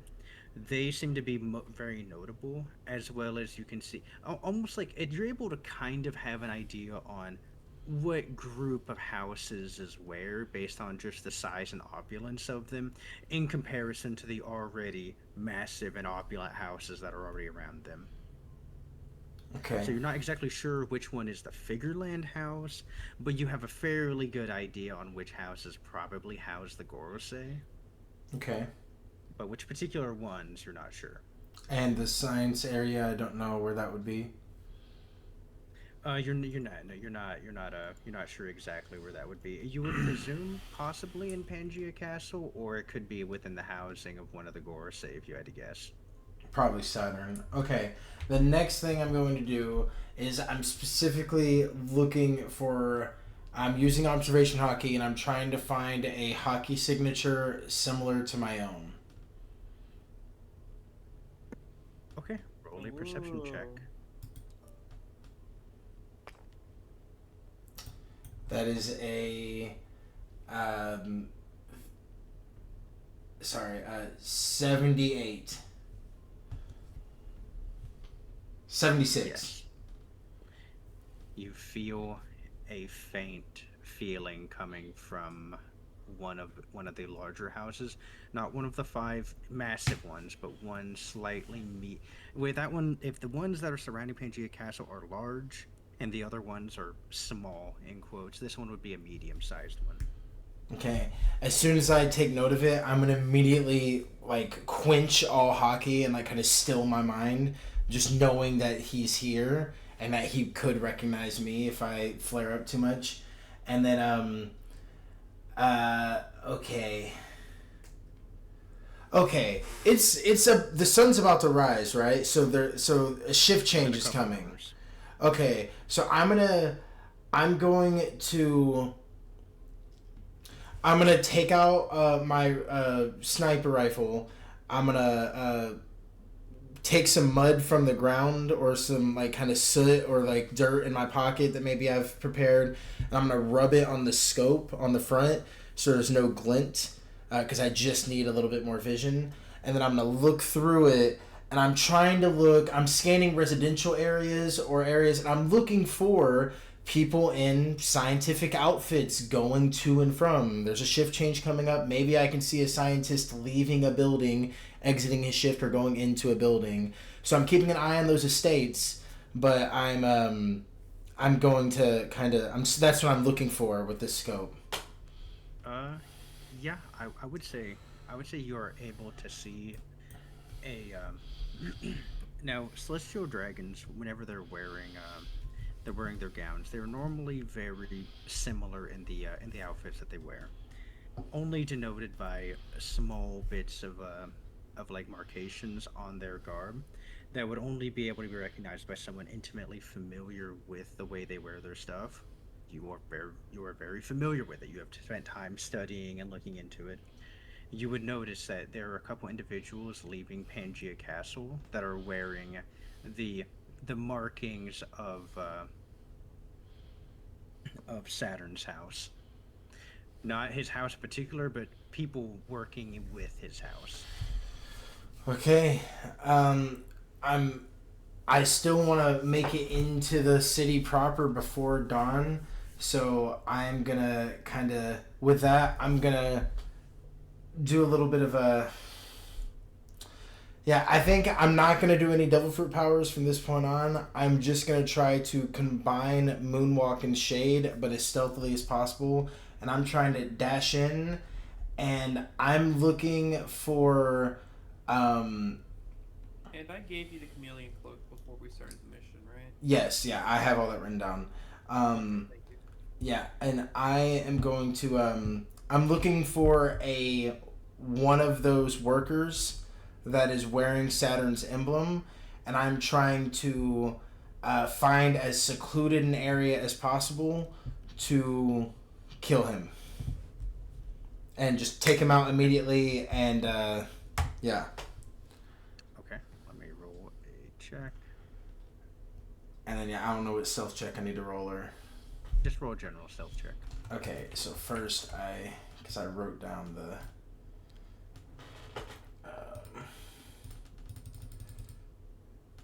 okay. So I have advantage on all stealth checks. All right.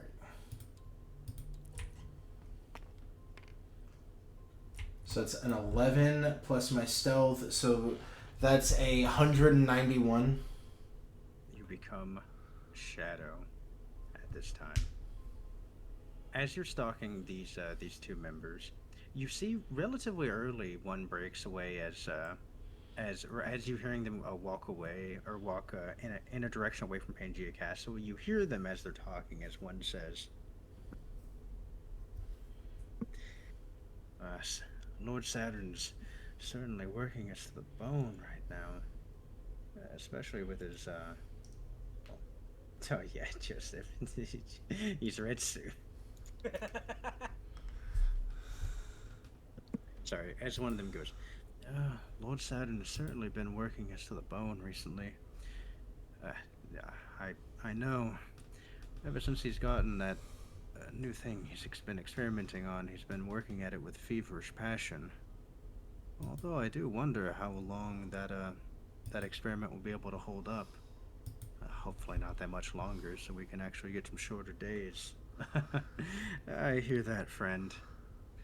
Although, how about this? How about I invite you to my house later? I've acquired a new slave recently. It took me a while to get one, but I actually got a mermaid.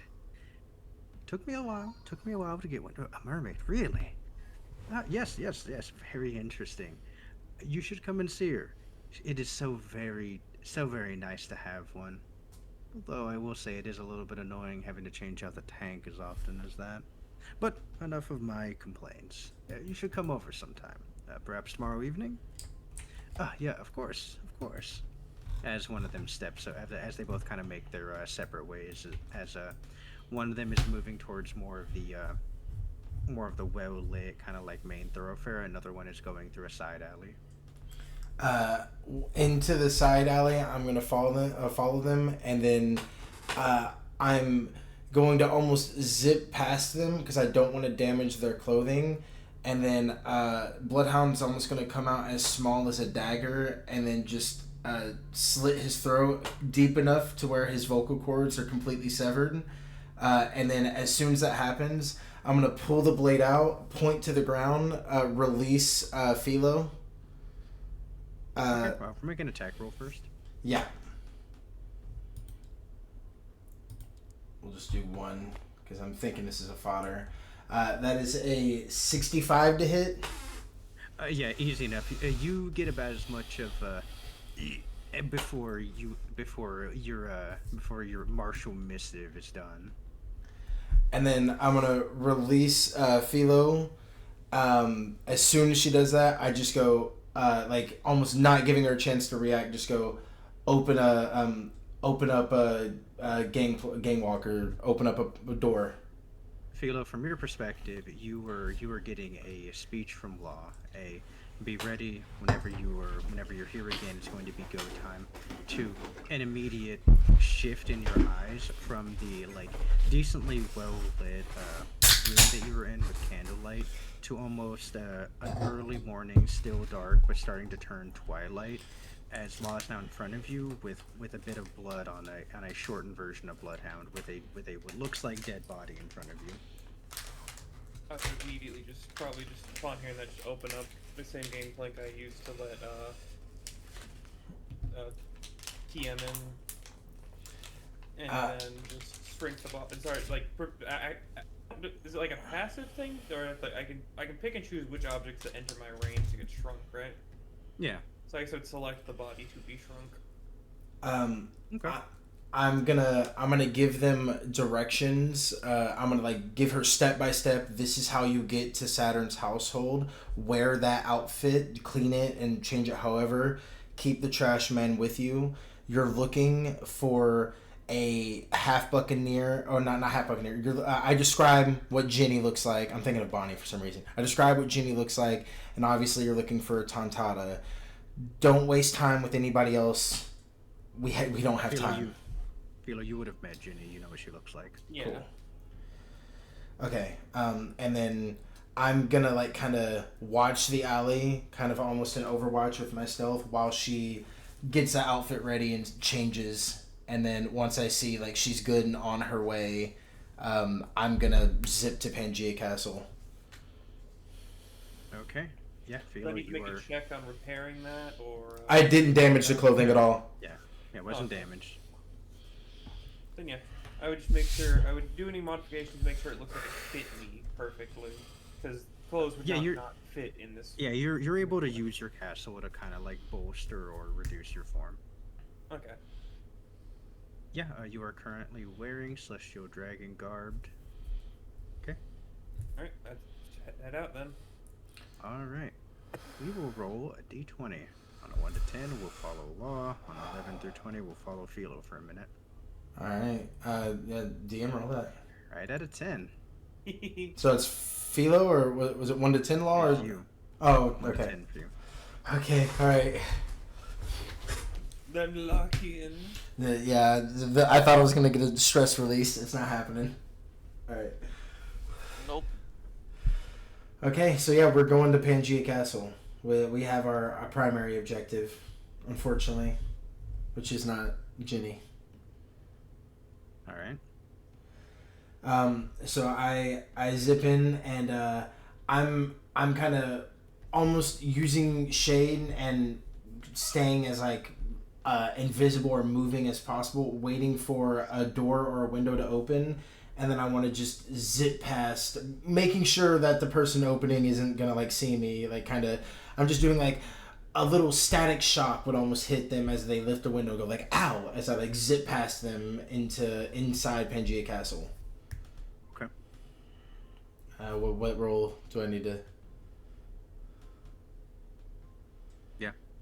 Yeah, I'll say as you're going through, you just see the standard guards that are around. They're kind of walking, and you're able to do this pretty well.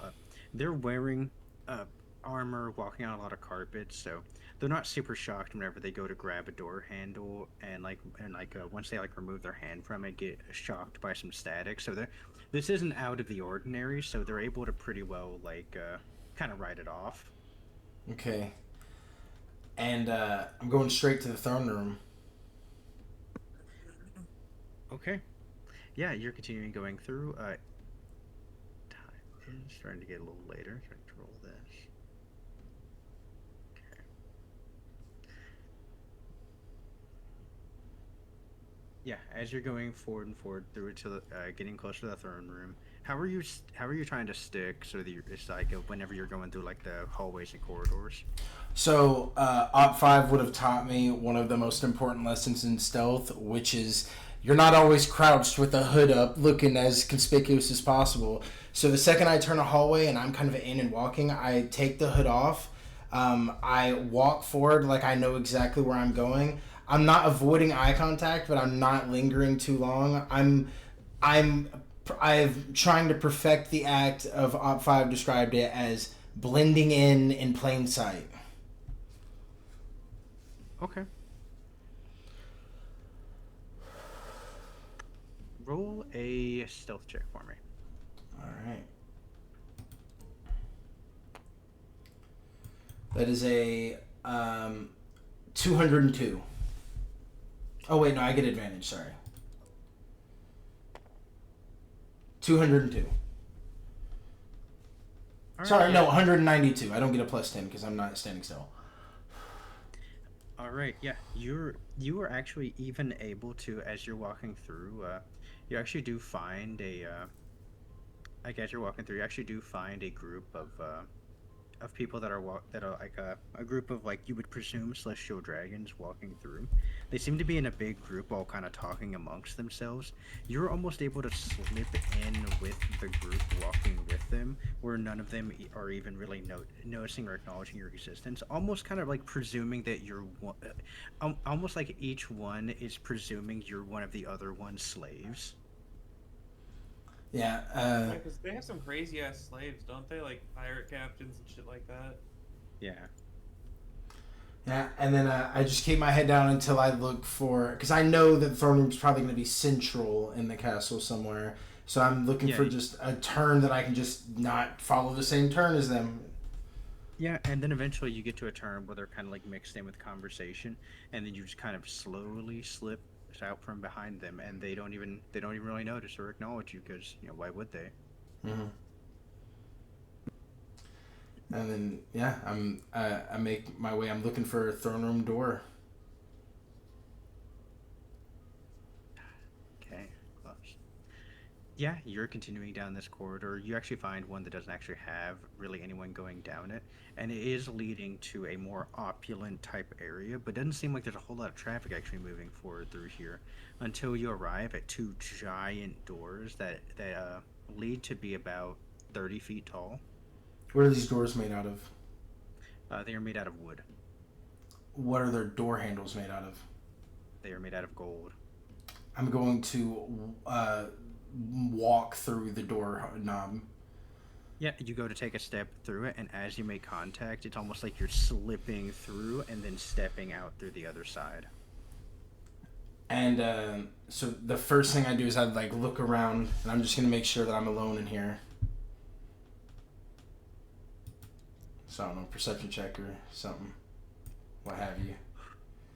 It was almost a nat one for a second. Okay, that's a 68 for my perception. 68. You do not currently see anyone in here. You look over and you see there is a table in the middle of this room. There is a long red carpet that leads up to the stair, and the stair will, as it leads up, there are swords upon swords planted at multiple levels that go up, with the top level being a throne with the symbol of the world government on it, as well as you see 20 weapons that are stabbed into the ground around it. Perfect. Okay, so two things are about to happen. First, I'm going to zip over and put the package that Bloodhound gave me from Celestial Dragon underneath the table, kind of in a secure area where you wouldn't be easily seen. And then I'm going to look at these swords and kind of try to remember what the captain told me. But also, I'm looking for two things. I'm looking for... question. Because in meta, Ivankov and Dragon know about Nerona Emu. Was that a name said to law or no? No. Okay, then just one thing then. I'm just looking for a powerful sword here in this throne room. And then what is this throne made out of?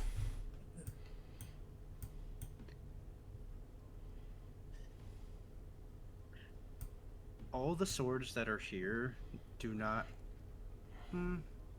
Roll a history check.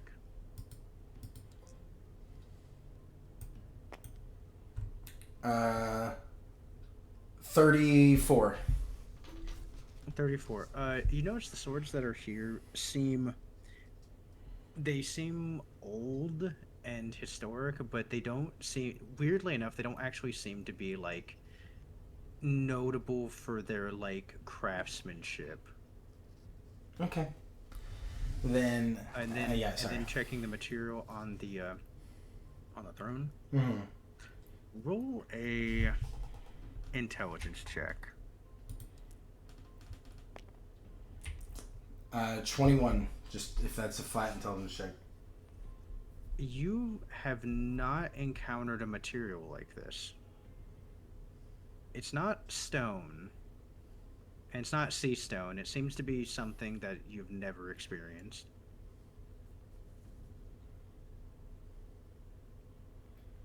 I have no idea. This is gonna be silly. If it's not sea prism stone, I'm gonna. Oh well, yeah, we'll see. I'm gonna try to coat the edge of Bloodhound as I'm instructing him with minus energy, I guess. And on contact, the idea is going to be to minus this material in its path. And I will return it, but once I minus this material in a certain way, a segmented part will fall off. Is what I'm hoping. I'm trying to damage or hurt this throne, and then leave. Is what I'm trying to do. And I'm using minus to hopefully bypass any crazy resistance this thing has. All right, roll a wisdom check. I was so close to a nat 20. That is a 44. 46. Math.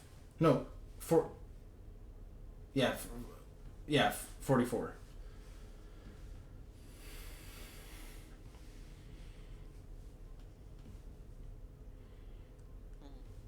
As you attempt to minus this, Bloodhound takes 144 points of psychic damage. Okay. The thing... Hold on, don't just bring that down. Let me just make another fucking health tracker, man. Okay. Well, he has temporary hit points, actually. Oh, okay. So it's all good. I'll still make you a second one for Bloodhound. Yeah. And it doesn't work? I'll just grab it in a second. Okay. As you go to direct Bloodhound do this, and as you give the command, as he goes to do it, you feel the energy manifest on the sword. As whenever it makes contact with it, you immediately feel him lash out in pain. Yeah, I'll As yeah. he like as the blade just whips around for a moment.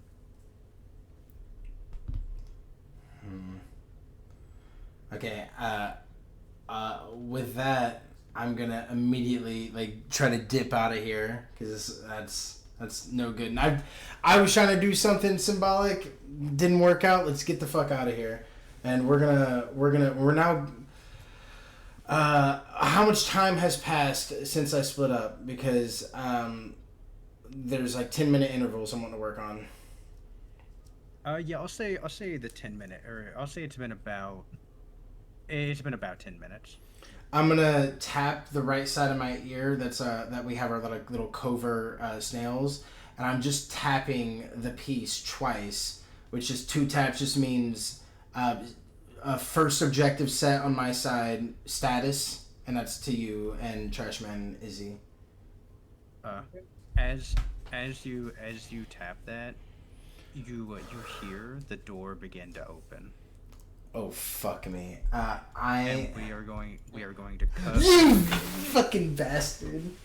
I knew immediately that's where he was gonna cut. Yeah.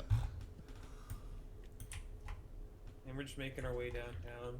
Walking fast, faces passing your homebound. Yeah, as you're walking through, like it's such a nice place. Like if it wasn't for all the horrible things and things that they do, this would actually be like a really nice place. Like the sky looks beautiful, the air feels nice and crisp. Like interestingly enough, whenever you step onto the roadways that look like they're made of stone path, they actually move for you. Like you don't even have to walk. Oh. That's pretty. I would specifically make sure not to actually walk. go Yeah, yeah. faster, because that's not the style of what you would do here. I'm pretty sure Philo would understand that this is not being powered by like normal machinery. Yeah, no. If you or an Intelligence or roll an intelligence check. Sorry, last thing while they're rolling that. Was there any visible damage to the throne or nothing at all? Just damage to Bloodhound and then nothing? Yeah, re-roll that. That land on the dice. sorry, I keep staring at that. There was no visual damage to the throne. It looked like as the devil fruit ability was coming in contact with it, not the blade itself coming in contact. Okay, yeah, fair enough. I just wanted to clarify that. Fucking attack to the devil. Fuck him, dude. I don't like that guy. He's mean.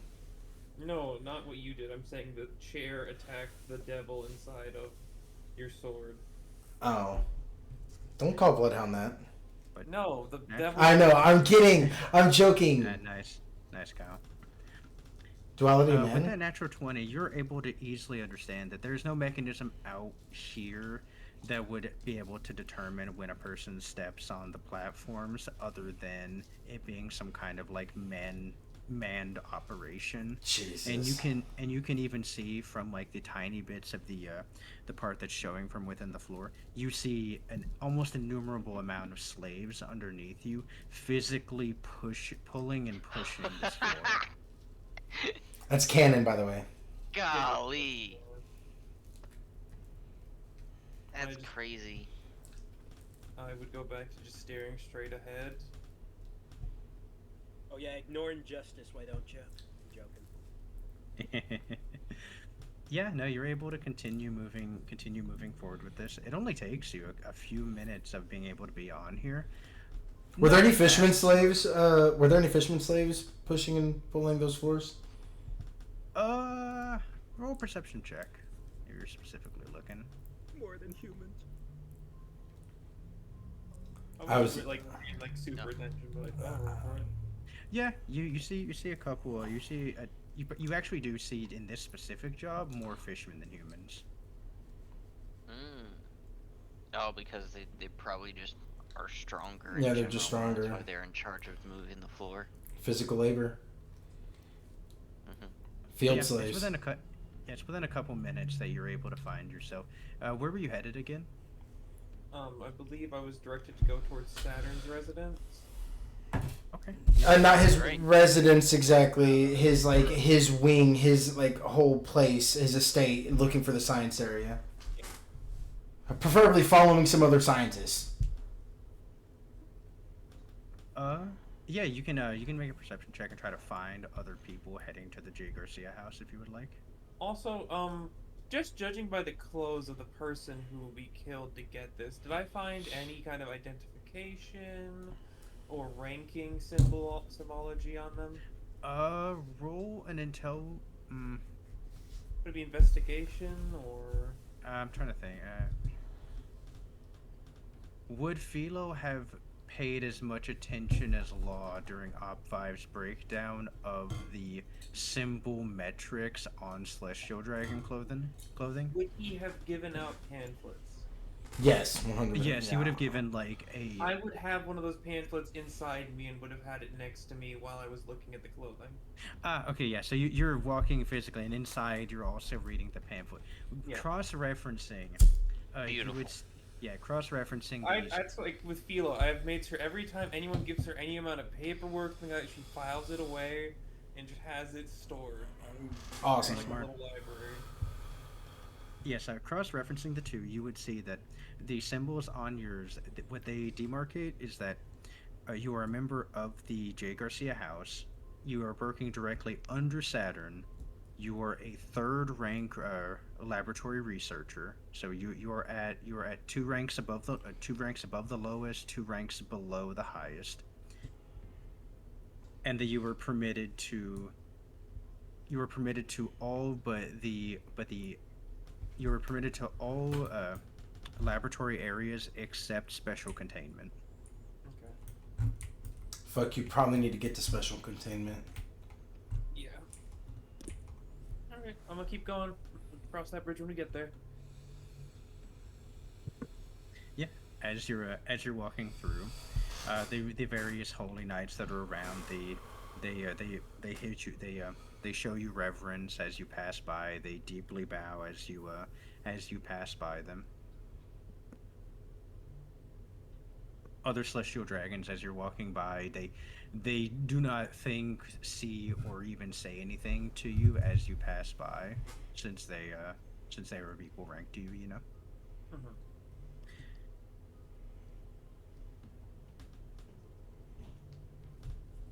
Phila would just be like trying to act perfectly into the role that she is currently filling. As you're walking, a celestial dragon would currently be whipping a slave in front of you. As that slave would fall back, and it would actually fall into you and land at your feet, but basically hitting against I'm your gonna have legs. to be an asshole. I'm gonna have to boot to the head this fucker, and like kick them into the other guy basically. It's just falling at your feet. This slave is currently crying. He's saying apologies in multiple different languages, just trying to get the whippings to stop.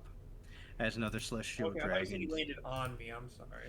yeah, he was getting whipped and he fell back and he landed basically at your feet and rolled into your legs, dirtying your robes.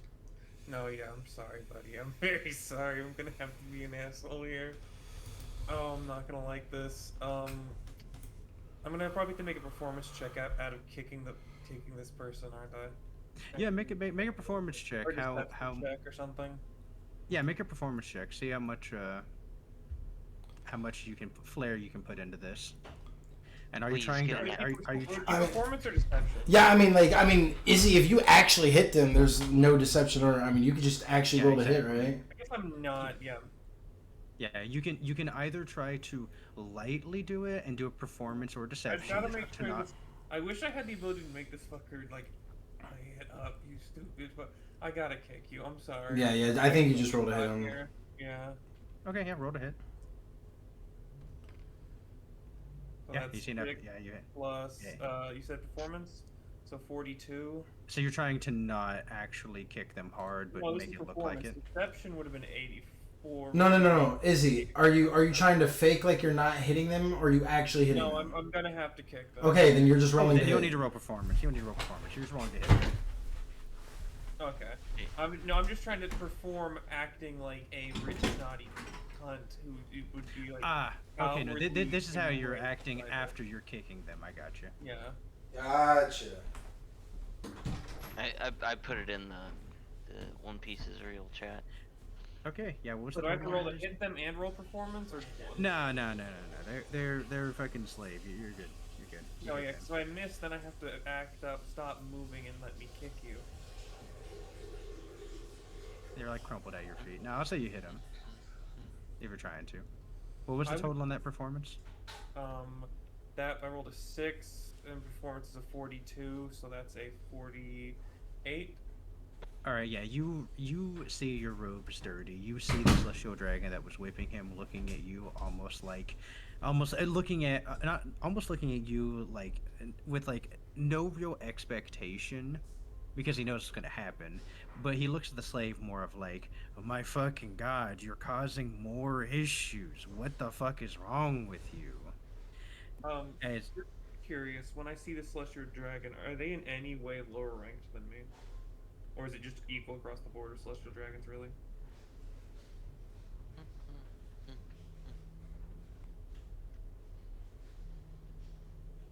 they are lower ranked than you, but they are from a different house. Okay, so it starts shit if I punish them. But also, you're a fucking dipshit, and you knocked your goddamn slave into me.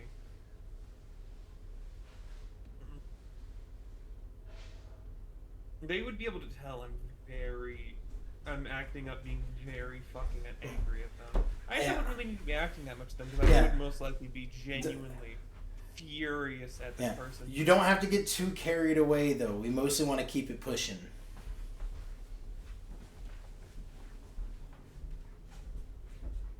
All right, what are we doing? They would just be able to tell that I'm very basically just like, you fucked up. Okay. So I you're would gonna kick attempt to them- keep go. I'm not kicking. No, I'm not kicking a celestial dragon here. No, I meant the Oh. slave. Yeah, no, I kicked the slave and then I was pissed at the slave and then was pissed at the person who whipped the slave into me. Yeah, so you let out a kick that the slave kind of rolls back towards the other celestial dragon that was whipping him, as you kind of motion to your down dirtied robes. The celestial dragon just kind of instead of apologizing to you, proceeds to start whipping the slave because of what he did to you. No, yes, I need him to think that this is how it is. Yes, this is actually All right. As fucked up as it is, that's as perfect as this can go. All right. Yeah. Keep it moving. All right. You eventually arrive at the. Do I need to stop and clean that? You think?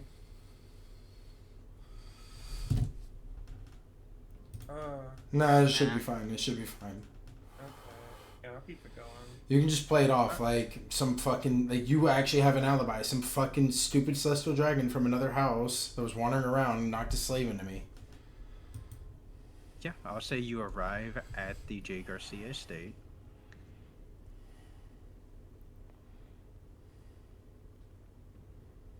Okay.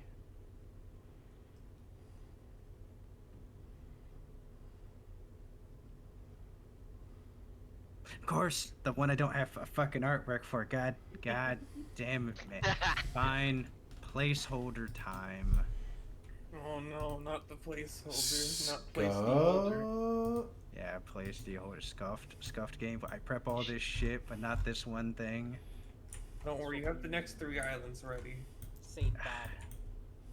No, this is, I will describe it. I will get the name real quick. Now I get Domi reversied and fucking killed. Every goddamn how don't you fucking start, dude. Just the one letter. That's it. Uh-oh. I don't get it. We're That's an old running joke. Oh. As you are trying to enter the J. Garcia household, you see, clad in God Knight regalia, so like almost kind of looks like SS officer uniforms, where like they got the golden tassels on the side with like this like button-up jacket, and you've been like a dark black pants with boots on. You see this tan-skinned woman with dark black hair and a one of those moles, like a beauty mark mole. As she has her hair up in like a tight bun with like one little bit of hair strand running off the left side of her face. Roll a history check. Alrighty.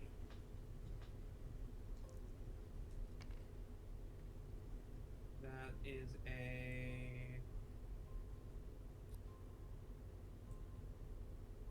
history is it, so that's 29. 29. You know for a fact that this is a god knight. You're not particularly sure which one it is, but you do know probably one from the J. Garcia family, but you're not entirely sure exactly who this is. Had like any pictures or like logbooks of like knights associated with the Garcias, or No. Information about the god knights would be very hard to come by. We as the revolutionaries wouldn't have that. Makes sense. Okay. Is there anyone interacting with them before I go like across their path, basically? No. It's almost like you're heading into the house. They are heading out of the them. estate. Okay. Is there any specific way god knights and dragons are supposed to interact? Roll a history check. This one wouldn't happen to have horns and sharp teeth and the exposed chest, would they? No, not this one. No. Alright, that is a 39. Or, no, 38, sorry. No, 39, yeah, sorry. You have not been briefed on any sorts of interactions like that. Okay. Time to wing it. I'll just try to make my way past them. Okay. Yeah, I wish there was another celestial dragon who happened to be going in soon before me. But yeah, I can bullshit my way out of it if I need to. I'm much better at lying. Yeah, as you're going to walk by, they kind of cock their head at you for a moment.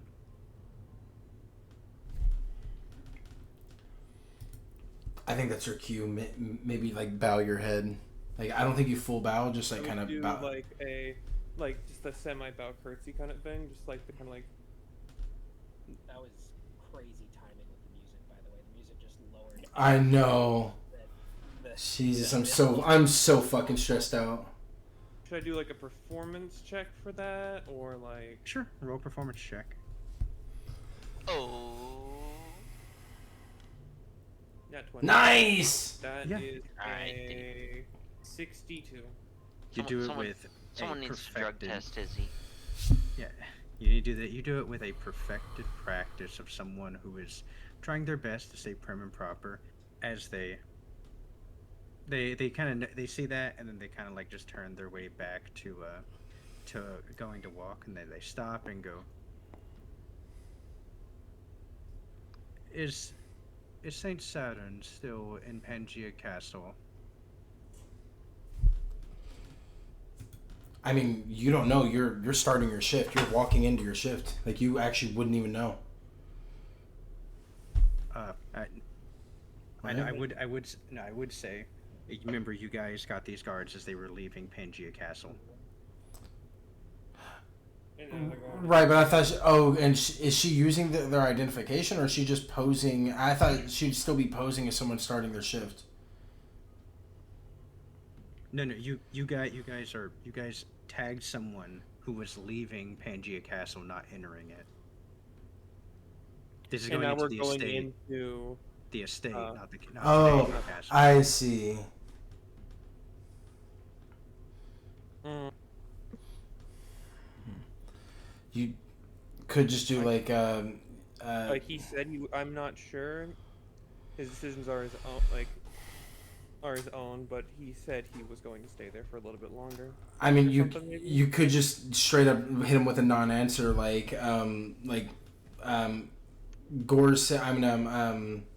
Saturn Sama doesn't deign to tell me where he plans to be. But I could try to find out for you if you wanted or something like. I think you just hit him with a straight up I don't know. Like he wasn't in, you could say he wasn't in the laboratory where I was working, but I don't know. I haven't seen him, and he doesn't talk to me directly. I'm just a guy. Getting ready for his daily sponge bath. Yeah, I'd probably say. I'm not sure. He doesn't usually. He doesn't. Like Lord Saturn doesn't give me his itinerary. Like, what's the nice way of saying he doesn't tell me when he's gonna fucking like his itinerary?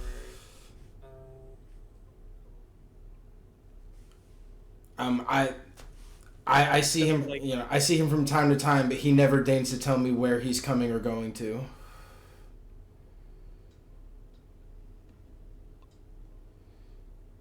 Yeah, I'd probably say like Lord Saturn doesn't tell me where his comings and goings. He doesn't like grace me with that. But I haven't seen him. Just to like kind of But answer. he was not working around my like station in the lab.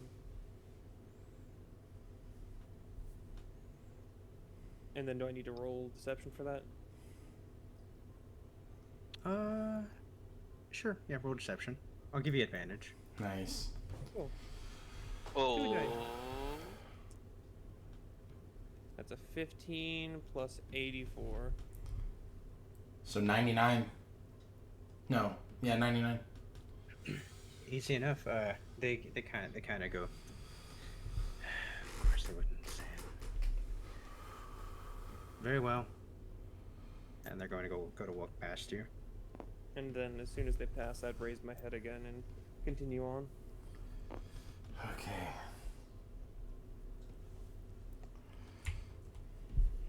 All right, yeah, you're able to continue in. As you get into the house, you would see just various members of the J. Garcia family just kind of moving on and about. They're kind of, some of them are relaxing in the main like foyer area. Other ones are kind of talking amongst themselves, as well as you see a couple of them that are starting to head out the door. While they've mounted and they are riding on the backs of their slaves that are walking out the door with them. just a general, just a morning where you see a bunch of people are starting to prepare themselves. Slaves are currently gathering and bringing them food and breakfast and other accents. Uh, Not so many slaves are being punished directly in this main area. You can roll a perception check for me. 17. Perception is 8. So that's 25. You notice a sign that has like what looks like a stick figure person whipping a smaller version with like an X through it, with a sign that says, "All slave punishments will be done outside of the J. Garcia household." makes sense. You're gonna get blood in a sterile environment.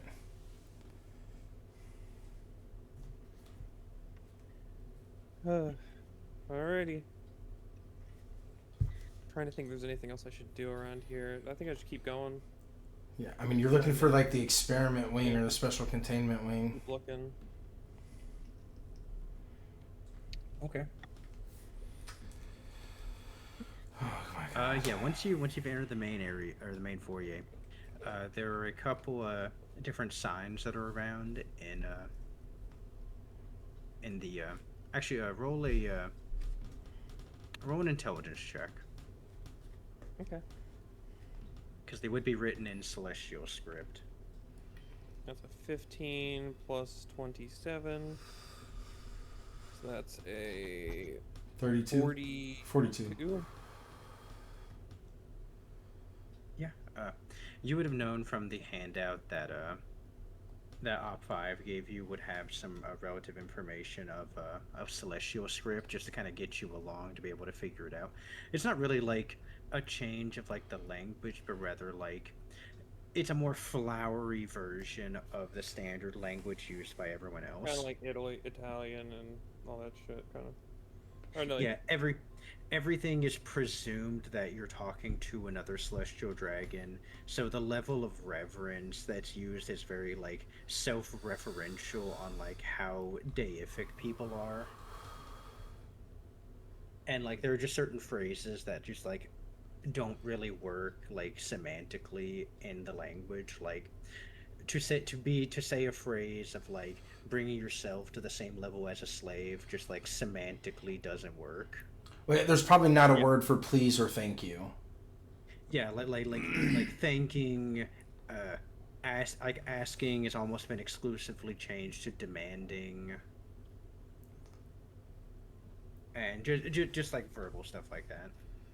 makes sense. But yeah, through reading some of the script on the signs, you would see that there is a section that is the general housing, as well as there is, there is internet housing. Then there is the experiment. Then there is the scientific wing. You said experiment and then scientific wing? Yes, So they're two different ones or the same one? they're on the same side of the house, but it's a sign that says like both of those, and they're going the same direction. You would assume they would branch off down that way. I think you probably do experiment first because there's even that dialogue that they were talking about where like they're working long hours working on some special thing. And I think we would know like in character that Ginny is being experimented on to some extent because she's with Saturn. I'll keep it pushing that way down the hallway. See where the branch off happens. Okay. Yeah, you continue along that way. You see other members, and then as you're going this way, you notice people start having the same markations on their celestial dragon robes that you currently have. Whenever you're first going down there, a lot of them seem to be a lower rank than you, but as you start getting through there, they start to be around the same rank, and then as you're continuing to move forward, they start to be of a rank that's higher than you. I would have taken note of how lower ranks reacted to me. They deliberately move out of your way. Okay. I'm But just taking note of any like social faux pas, stuff like that, actors, any form of honorifics they use, stuff like that. Generally, Especially ones if that I are if I see a lower rank or someone in the same rank as me talking or interacting with a higher rank. Generally, from roll an insight check. I was almost 17. Damn it. Insight. Which one's that? Fuck, 8. That's barely over 10. Say 14. Yeah, Uh, 14. A 14. You don't really notice any like particular way, like in speech wise, that they change. But the main thing you notice is that there tends to be a low level of interruption. There tends to be a lot more of letting the other person speak whenever it comes to a higher rank talking to a lower rank. Generally, you don't really see a bunch of the lower ranks starting conversation with higher ranks. It almost seems to be a you don't exist and you move out of my way. And that seems to work every way down from the top, not the other way around. You know what I mean? Makes sense. You start to notice whenever there starts to be a decent amount of the fourth level laboratory assistants. They tend to be mostly hanging around where where like the experimental wing starts to branch off. Mm-hmm. So right now you're currently stuck at like a main hallway where it branches into some other rooms. You hear people like screaming. You hear like other experiments being done. You hear like the boiling of liquids and stuff. As well as you see certain slaves getting carted in there and brought in. Are these rooms labeled in any way? You have general operating rooms 1 through like 10. You have experimental rooms 1 through 5. Just very broad, generally named rooms. Like you would presume if you got like some documentation for each of those rooms, you'd be able to see what's in them. But for now, not really. Anything for like holding or data center? Or any like roll a perception terminals check. or like file cabinets? 19.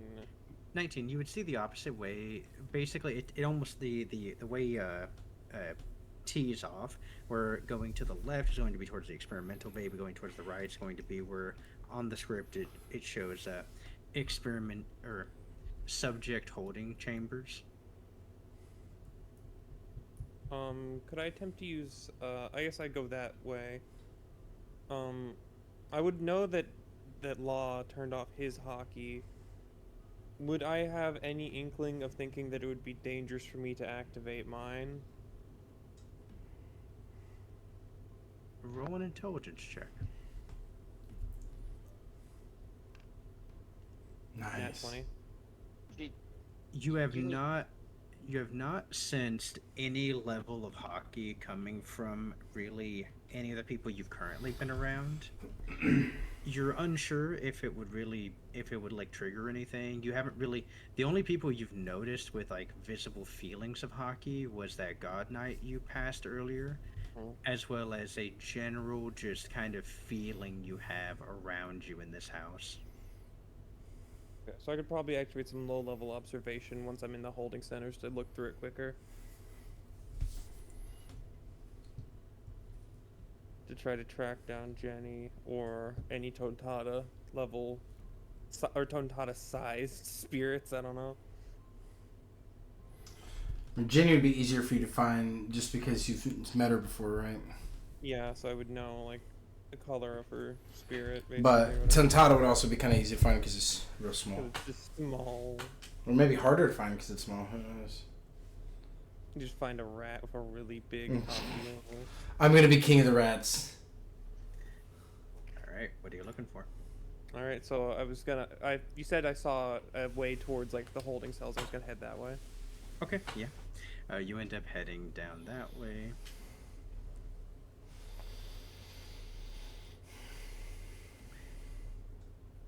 Okay. As you're walking down that way, you are...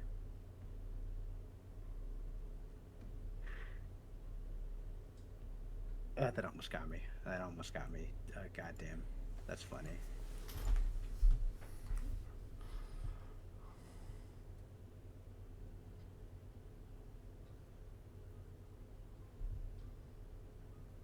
Walk back What is that? Yeah, nat if one, you- dude? That nat No, one no, is bad.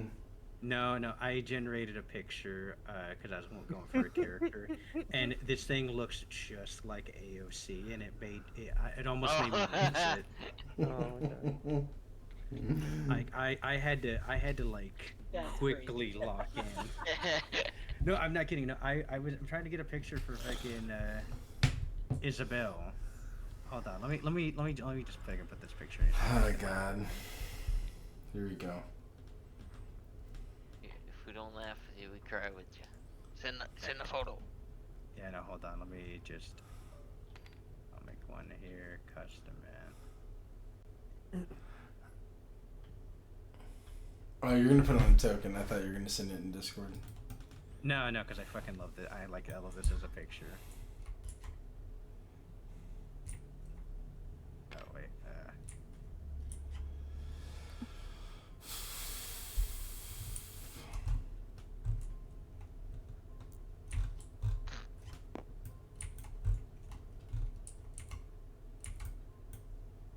Okay. Does that not look just like AOC? It kind of does, yeah. Kinda, yeah. I see it. Okay, yeah. Yes. Sorry, like that just like jump scared me immediately. I don't like that you're making what might be the God Knight's picture onto a token. No, we're good. It's so good. I'm in Okay. danger. Yeah, no, you're walking down the way. As you're walking down, you see walking from the other hallway.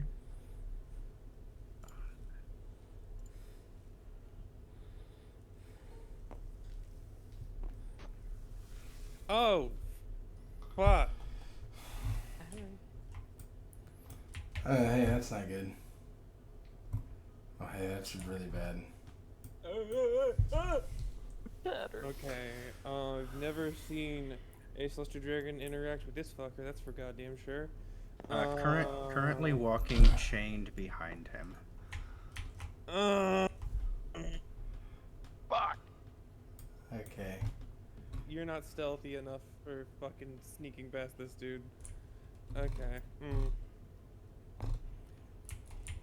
Wait, who is him? Fuck is Ginny here?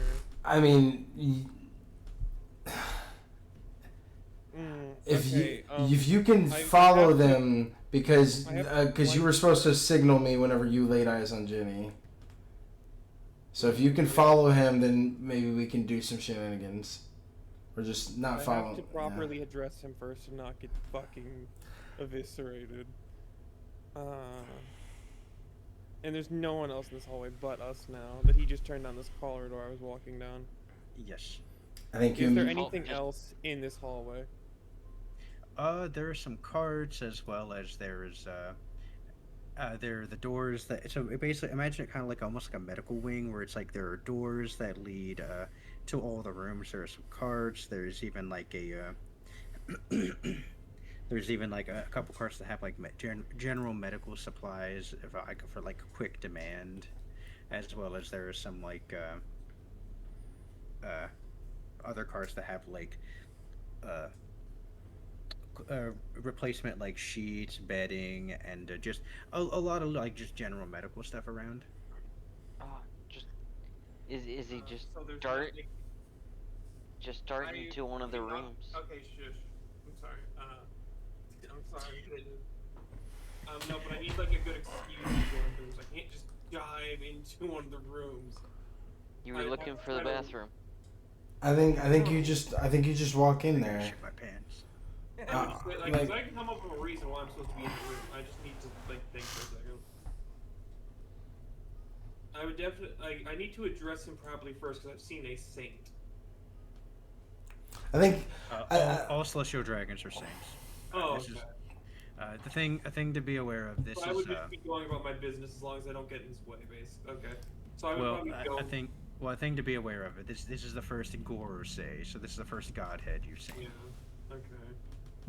I think you could just like prostrate. I would probably do a bow. Yeah, you should just prostrate yourself. Like I think you do the full, just like get on the side of the hallway and just hands on and forehead on floor. Yeah, I'd go do like the full 9 yards, like bow thing to as he passes, basically. Making Okay. sure I'm like nowhere, like as making sure I'm like basically like as far away from him as possible. While bowing, no, I don't have a really good saddle hand. I'll do it after he passes. I wish I had better sleight of hand. Yeah. As he's going to walk past you, you see him stop and he kind of like lazily turns towards you and says,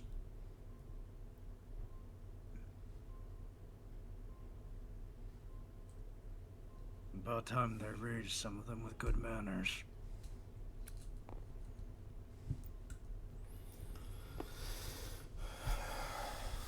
And then, When I think he's far enough past, or like about to, after he turns the corner, I would do the double tap on the ear. Or the tap code that means we've seen a celestial dragon. Philo, I will say, Or as Godhead. as Ginny passes by you, you feel a roll perception check.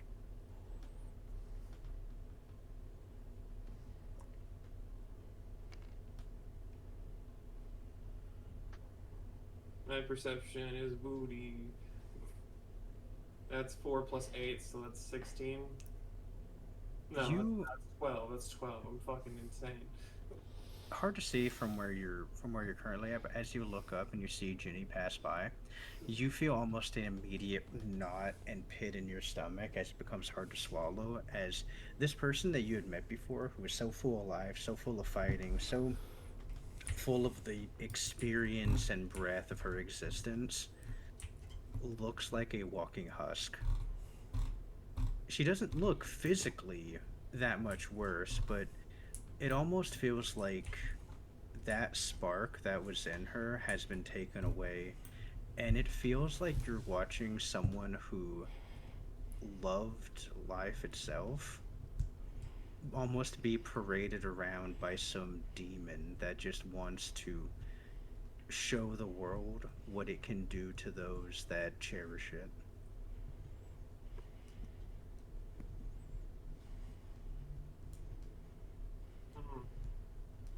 Alright. That's not fun. I would definitely do the tap command that says I've seen Jenny, or if I have any tap commands that meant I've seen a godhead. Yeah. All right, as you tap your ears saying that you have found your target, we are going to pivot back over. Okay. To law. As soon as I hear that door open, I bonus action fade away. I'm invisible. Yeah, as you fade away, you much as you can. Okay.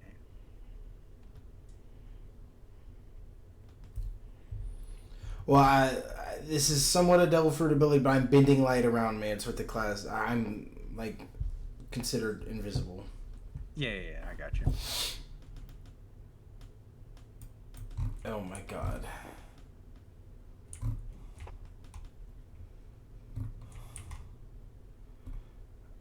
Yeah, as the door opens up, these two figures walk in. As one of them says, "Bro, what are we even doing in here, man? We're not supposed to be in here." Shut up. As one of them is looking around. Oh, I like his sword. You should take it.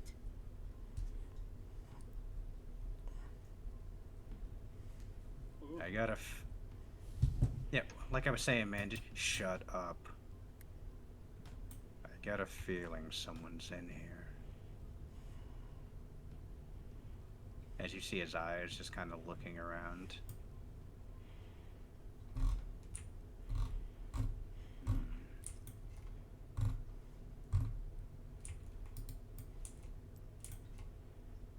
Yeah, as you see him like kind of start walking towards the corner of the room as his brother walks over, he just kind of hops on the table and kind of like he sits there with like his feet dangling.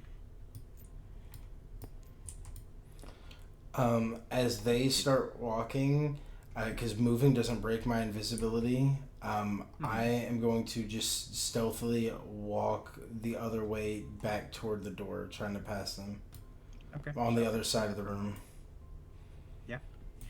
As they started talking, and this one turns towards the other one. They also both look relatively familiar.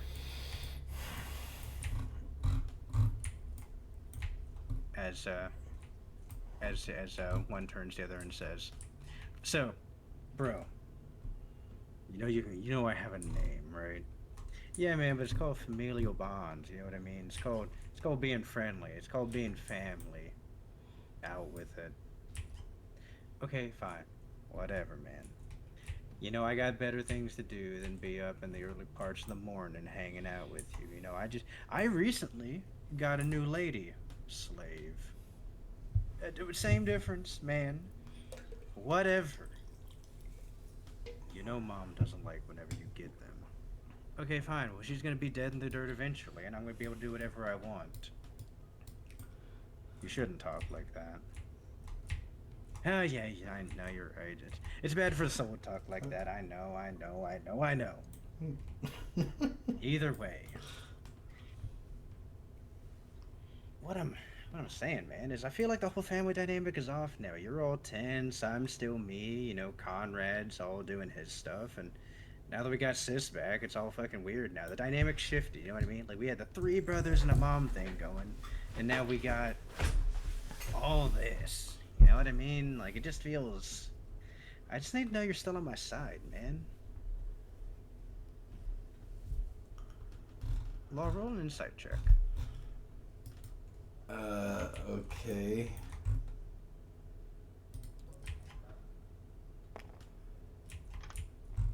It's not bad.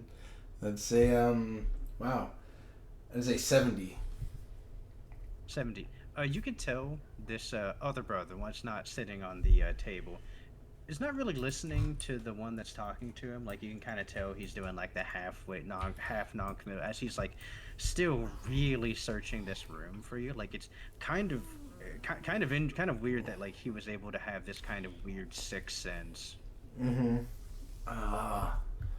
As he goes, yeah, I got your back, Rainer. Don't worry. I'm never gonna put a sword in your back. Well, I doubt you would, but I'm just saying. You know, all I'm saying is family dynamics are an important thing here. And okay, look. Mom's already gonna try to marry all of us off. You already know this. And you know she has a favoritism whenever it comes to women. You're not saying how she acts? I'm saying we secure our own future, you know what I mean? Marry who we want, you know, get our family ahead in the game. As you see his attention kind of breaks from searching around you, you can move again. Alright, stop there. As this older one kind of turns back to him and says, Rainer, you know Mom's not like that. She's watching out for the best for us and for our family. You need to have a little bit more faith in her. And you, as he hops up and lands on the ground, and you have too much faith in her. I'm saying all of us need to watch out for our own peace. My peace is having you guys, all of us brothers, work together. Your piece is saying that we should all work together as a family when we know, hey, last I checked, the 3 brothers were good enough for Mom before. Why do we need a 4th one now? Why do we need her now? Why? I don't understand. I don't understand the appeal. Sometimes strength is better in numbers. Yeah, and sometimes strength is better in the quality of the product. I'm just saying, having a shoddy sword in with 3 masterpieces doesn't matter. What the hell?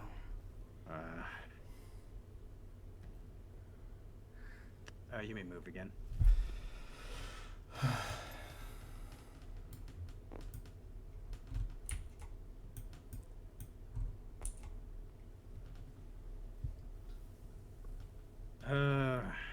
Well, yeah, I guess you're right.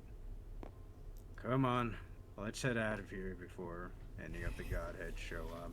I don't want to get a lecture from them for trying to do my job. See, now you're saying what I'm saying. How about we grab some breakfast, man? Just the two of us. Law, roll an insight check.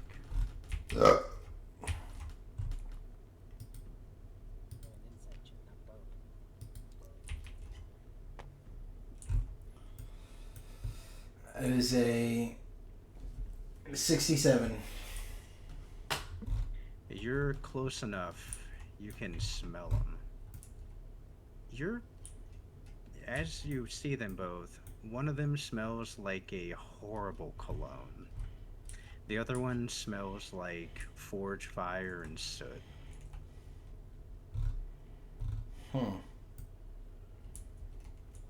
But yeah. Yeah, they head through the door. You're able to slip out when the door is open. Yeah, I'm gonna slip out and just kind of neatly follow, and then I'm gonna kind of just wait there, frozen, wait for them to turn a corner. And have I gotten that buzz back in response from Philo yet? Yes. By the time they're walking away, going down this way, you feel a slight buzz in your ear. And that one affirmative is I found Ginny, and then there's like 5 buzzes that come after, which means Gorosei member, and then Buzz, which is Saturn, because we've designated 1 through 5. So from what Law's able to gather, is Ginny is with Saturn, and so once they turn that corner, Law's gonna kind of make sure no one's around, and then almost get into an Olympic runner's stance. And then electricity's gonna like kind of gather around his hands, and Law is going to move with shade and with lightning as fast as humanly possible toward where I can feel Philo at. All right, I will warn you. Doing this will make noise. I know. Okay. If you're willing. Sorry, Trashman. You know you can be talking to Philo this entire time because you have a Philo version next to you in the castle. Like you could talk with her without making like any noise, basically. Actually, this is something I want to do. Can I swing before I do this dance? Can I swing my bloodhound around in a circle and have it try to minus or mitigate sound and try to cast muffle on myself? Roll a wisdom check.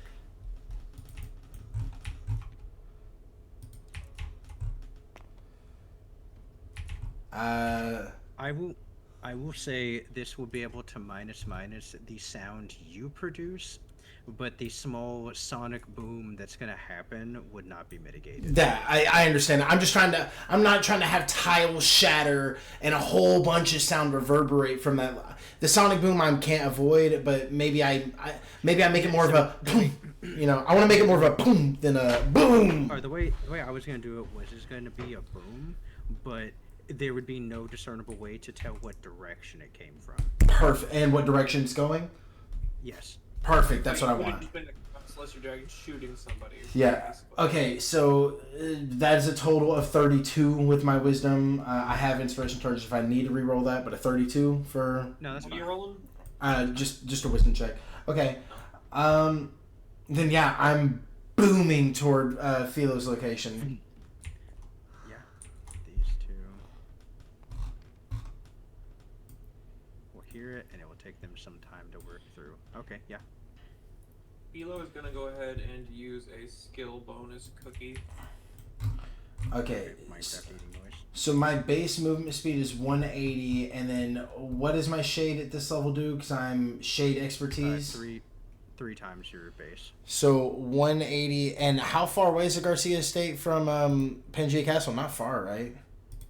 Not crazy far. I would say it would take you less than a few minutes.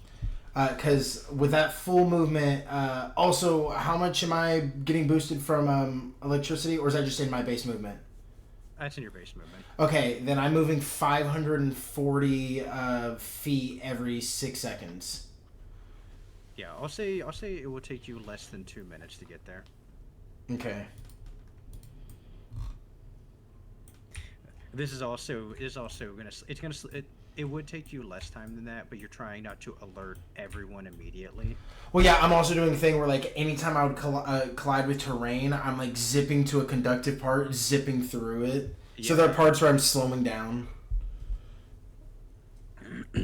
But yeah, over the course of that 2 minutes,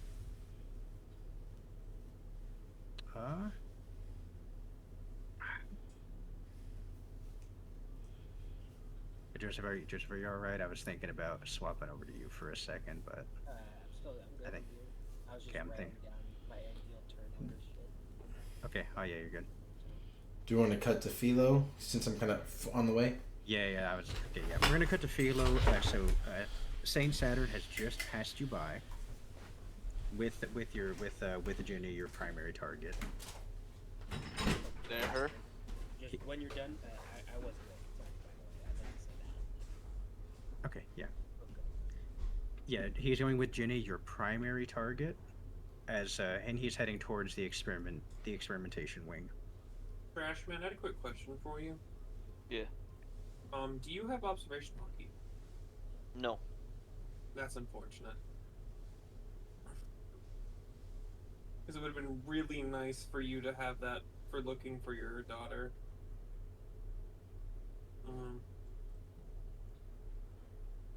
I've just got to follow Saturn. What'd you say? We find her. Are you saying you're, like... I'm going to be following Saturn. Are you trying to leave the castle to go, like, deeper into where where Jenny was being kept to see if you can find your daughter in that area? Jenny first. Stick plan. Plan's kind of getting just like rewritten, but yeah, I'm following Saturn. I like I was that expecting characterization them. for the trash man. Of course. Alright. I will be following decent chunk behind him. Okay.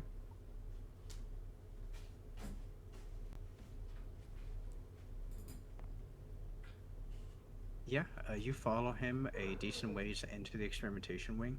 The thing you would notice, though, is as you're in the experimentation wing, almost exclusively people who are level 4 and level 5. You do not see many level 3s here. And I'm a level 3. Yes. What is unique about the level 4 and 5 insignias? Very simple. It's just the amount of bars your thing has, almost kind of like a military codex thing, where it's like, however many striped bars you have. I wish I had started doing this earlier, but Philo is going to attempt to basically be creating those striped bars of a level 5 Okay, so you just inside want the to dip. castle. You just want to dip into like a side room while you do that. I mean, when I swap them out, I'll need to do that, but the Philo inside the Philo is just working on that while the other Philo is walking. All right, roll an intelligence check. Well, let's not fuck up metallurgy. Come on, another 20. Come on, another 20. Ah, very good. 18. You need drug tested, man. It is very nice to be able to have a basically creative mode, whatever you need, castle on dime. Yes. So it will take you probably about another minute or so of working on it, but you're able to move relatively quickly.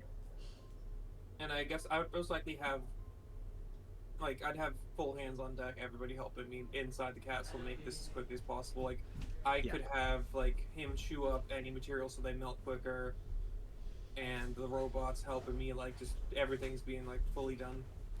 Yeah, sure. Trashman, roll a wisdom or roll a constitution Would you check help me to with see that? how. What? Yeah? Huh? What am I doing? Would you help me, like, with the metal? Of course. Food? And then what do you want him to roll? I'm sorry? Yeah, roll a constitution check. Okay. 10 plus 40.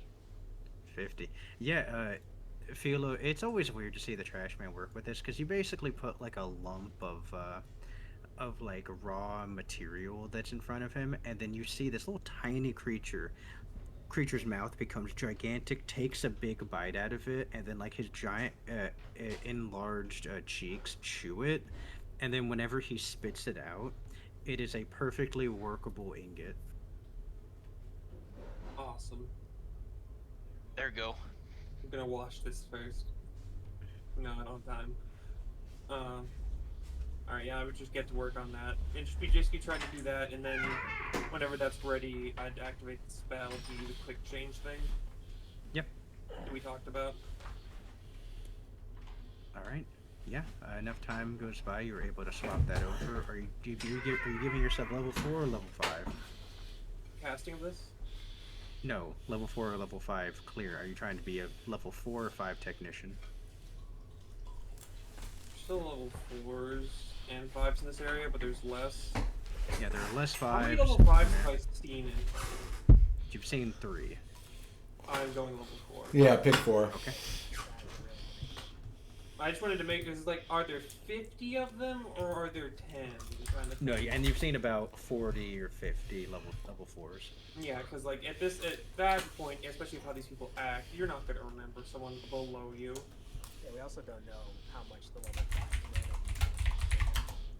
Yeah. 4 gives me a little more protection. All right, yep, Right. 4. All right. Yeah, you're able to swap it out. You do that whenever you're popped into a side room. You're able to swap it out, and you're back out there. And interestingly enough, people don't even pay you any mind whenever it comes to this. Like, it's almost like it's been geared into their minds that they see that rank difference, and their behavior almost immediately changes. Like, it's almost comical to you how quickly it changes from the people who were just like almost bumping into you because you guys were the same rank, almost move like water out of your way now that you are above them. All right, I'm gonna keep going. Where Saturn went. All right. As you're going, roll an intelligence check real quick to make sure you could have seen what Dory went into. It's not a very high check. 11 plus what's my intelligence again? 27. So that's 38.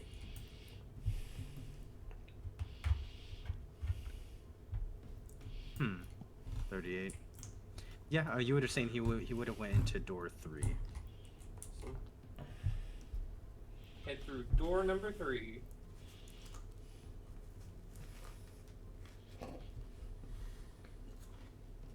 It's number 3, my lord.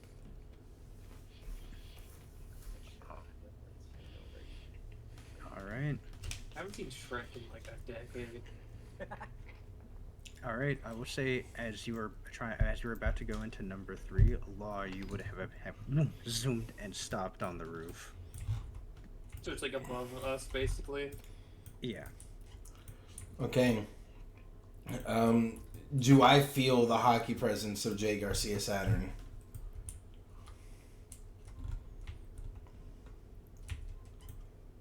Fortunately, you aren't. God damn it, I'm muted.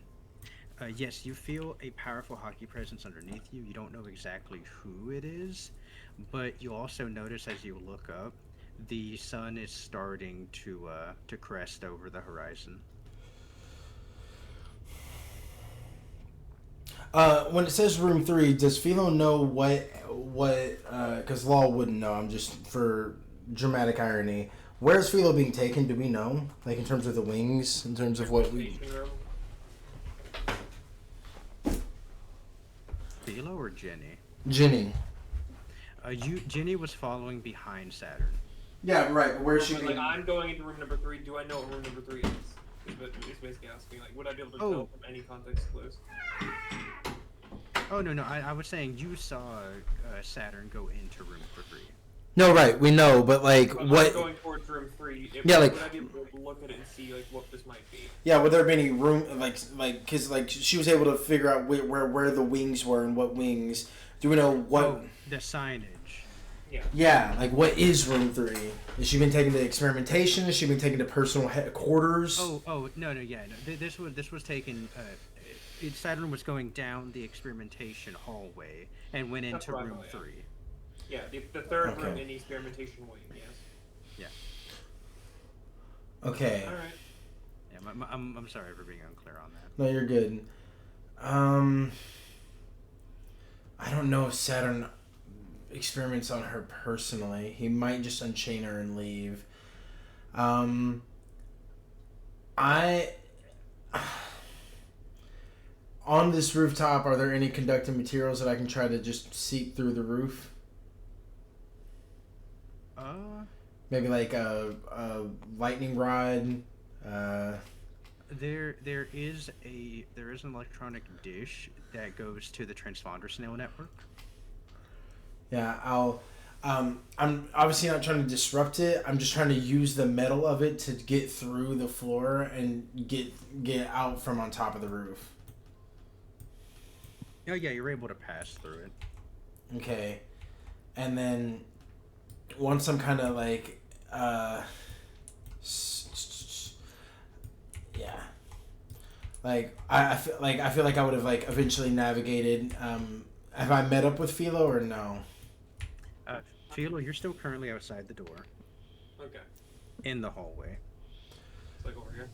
Okay, I think we. Yeah, let me just fucking draw. I think we hold position and we see if he stays in there or if he drops her off and leave. If he's still in that room with her after 5 minutes, then we're gonna do plan B. But plan A is hopefully he just drops her off and leaves.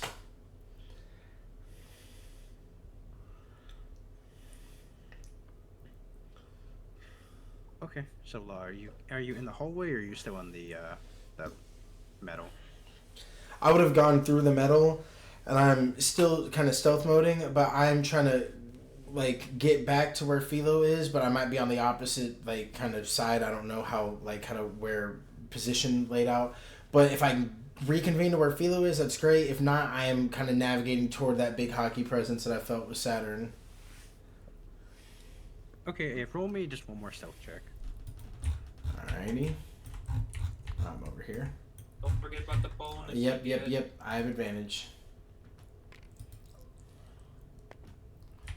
Okay, that is 190. 190. Easily able to damn. kind of disappear into the woodwork with this. You're able to sneak around with it, mainly due to like kind of constricting your form a bit with the lightning. Yeah. You're able to eventually make out Philo's signature and kind of move your way closer to her. Yeah. In much the same way that for her it felt like just maybe a couple hours ago I popped right behind her and I just kind of like, just in case she yelps, I'm just going to place a hand over her mouth but whisper like, it's me. Alright, that would be fucking terrifying. Like, you couldn't get, like, I should have left, like, a door open in the castle that I said you could, like, would be able to go into. Yeah, I didn't want to tap you and you go, ah! You know, I didn't... No, yeah. I mean, So- that would have been scary as fuck, 'cause, like... Yeah. So, and then I'll go, then once, like, I've gotten your, I'll go, how long has he been in there with her? DM? A few minutes. A few minutes. Alright, we'll wait.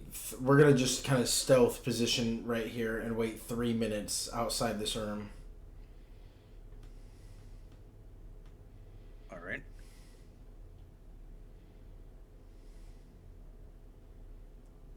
Do we need trash man out yet, or...? No. Just, we wait. 1 minute goes by, he has not left. The second minute goes by, he has not left. God damn it. Third minute goes by, he has not left. Okay. Philo, get ready. Just have a gangplank open. You got your cookies on you, right? You might Yeah. want to eat one preemptively. Yeah. Look, just remember what I told you. Ginny is the priority. Get her and get out of here. Okay. What does the cookie do again? I'm hasted or? There are multiple cookies. One gives you an extra action. You have one that gives you an extra action, one that boosts your AC based on my charisma modifier, one that will give you my charisma modifier as a bonus to any skill check you do, and one that gives you, I think, advantage on any skill check you do. Okay, I want You have the more than one of some of those. yeah. but I you want the have advantage one. cookie. I want the advantage on the next skill check I do. So you would eat that one now. All right, I'm But gonna you eat them. have these in a tiny satchel. Yeah, so I'm gonna pull that out. I'm gonna eat that, and then I'm. This is so fucked. That is not what I You want also to gain, do. I think, like, you also gain some temporary hit points, but that doesn't matter right now. Yeah. Vol's gonna walk in. He's gonna have Philo walk behind him. He's gonna attempt to. Is the room conductive? Is there? Before we walk in, we're gonna take a bio break real quick. Okay. How long? Until it is done. Well, I just want to know how long to. I'm gonna pause the recording. Wow. Yeah, I'll be fucking. We off-screen hockeyed Saturn. Okay, off-screen, we created I'm gonna catch the recording. We distracted Saturn with a diversion outside with like a big explosion from Philo.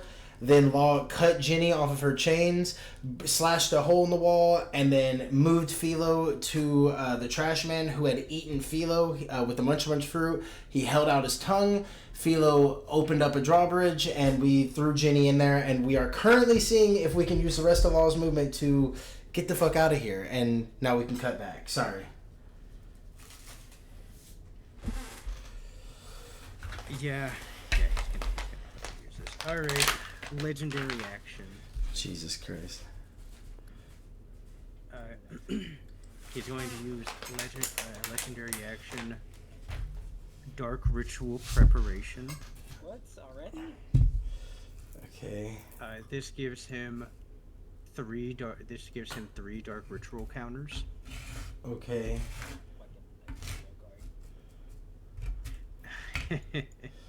He's going to use the two remaining legendary actions of his three to use Dark Ritual use, and he's going to use one of his Dark Ritual abilities as you're attempting to run away. Okay. He's going to attempt Dark Ritual Imprisonment. Law, I would like you to make a Wisdom save. Okay, is this a fear, charm, or mental ability? He's making a fucking cage. Just before we go any further. No, this would be. No, it does not apply to those. Okay. You said a wisdom save, right? Wisdom saving throw. Okay, cool. I do have. And I will say, I will lower the DC on this because he is using this after being surprised. Okay. I believe I do have advantage because it's still mind. Doesn't matter. So 11 plus 26 is a 37 on my wisdom save. 37 does not meet the save. Law, you feel yourself physically. You go to dash away. And Oh, sorry. I have 2 times advantage on wisdom saves. Sorry. 16 plus 26 is a 42. Still not enough. Alright. Sorry, continue. You feel yourself slam into what feels almost like a murky black prism object that you are currently stuck in. I will say this only does go around Law. Trashman, you are outside of the range of this. I'll say this happened right as he was about to grab you. Am I able to speak in this sphere, or is it like a silence, or like? You sound kind of muffled, but like you can still hear you. I look at Trashman, and you just see one word being formed on my mouth as it's muffled, and it's just go.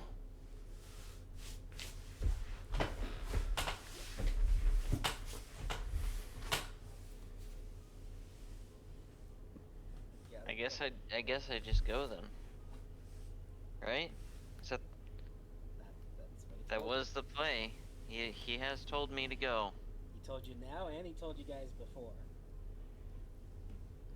And am I able to move at all? Like, am I able to turn around? Yeah. It's almost like close around you. You're stuck within this prism. I'm gonna like kind of. Oh, sorry. Yeah. Can I like? Does it look like that prism tastes good? You want to eat a fucking psycho dark ale. I think the much fruit can eat anything. They can eat anything, DM. Concept of darkness. Yeah, fuck it. I'm gonna try to I'll try it. Okay. It is physically there. Sure. I don't mean to be that guy, but you did use your reaction, and Saturn. Was that Saturn's turn? His legendary reaction right there? Yeah. That was Saturn's turn because he already tried to hit you. Okay. That. Yeah. Oh, so This is the trash man. Okay, cool. You're aware you have Ginny, you have the package in tow. Just get out of here, man. I cannot fly. I am not. Okay. I can technically escape through the city. I could go. Okay. DM, what is it gonna cost action-wise to attempt to eat this? Is it gonna take his movement, or it was to be a bonus action? Could it be a bonus? It's a bonus action to eat something, right? And normal. Like, I would make a con check. See how hungry you are. Yeah, do I need to be thrown up from to eat this? Can you, I don't. You're still pretty hungry. Come on, man. Alright, yeah, I'm gonna try to eat it. All right, yeah. Make another con check. At advantage. Holy fuck! Much to Saturn's dismay, you start eating and consuming this created prism. The second there's a hole in it, like my electrical form is just gonna start. Like obviously it's not my turn, but it's gonna start arcing out. Yeah. Yeah, trash man. This tastes like, weirdly enough, it tastes kind of like bitter, sour, umami rock candy. That's safe to be fucking eating? Yeah, I'm in here too. Also, it's just like just a dark piece. You're just like in the side. He has you in one of his cheeks. He has you in his left cheek like a chipmunk. It's actually quite cozy. One more. Domi reverse side trash man. I hope you're ready for that. Yeah. As you hear Saturn go, what the hell? Law by this point would have because he would have been in the prism, and as he's kind of like fading away, almost like the way Kizaru does, particle by particle out of the prism, he's gonna look at Saturn. Yeah, lighting spilling out. Yeah, and he's gonna go, Ginny and Kuma aren't yours to toy with anymore. All right. With that, trash man, you still have your action and movement left. Use your action to dash and just run. I'll catch up to you and pick you up and take off on my turn. Just get the fuck out. That is a fair statement. It is time to go. All right, yeah. You two are moving. I pressed the ghost button and I've right clicked. The secret Joestar technique. Do we need like a way out of here, or can you like get? You can just. As soon as I just need you to get away. Once I catch up to you, I will zip because I'll put him in my pocket or something. All right, yeah. Philo, are you doing anything? Or you're just letting the ride go? I don't think there's really much I can do right now. I could make you smaller, but I think that would be dangerous while I'm inside your mouth, so I'm not gonna do that. All right. I just take out like powdered sugar and just dump it inside in his mouth. It's haste. Sick. It's like I put it directly under your tongue, so it like absorbs into the body faster. Whoa. All right, Law, it's your move. The prism has been a big chunking through it, and you're spilling out of it. But you see, it's starting to like restart. It's starting to attempt to reseal itself. Yeah, I'm zipping out of here immediately, and without another word or look to Saturn. As you zip out, you do see, for a second, he is starting to do a transformation. Oh my fucking god. Does he destroy the building we're in? Yeah, it is starting to be destroyed as he is starting to like turn into this form. I am going to use. I don't think I win that kaiju battle. I'm going to use my cunning action to dash, which is going to double my movement speed. So my normal 540 goes to 1,080. I'm going to dash, go to where Trashman is, and minus Trashman the same way I did Philo, to where they are now. Wow, they're all minus, right? All shall no move. And then with the rest of my 1,080 movement, I'm going to blitz out of here as fast as I can in the direction of where I'm supposed to meet with Lindbergh.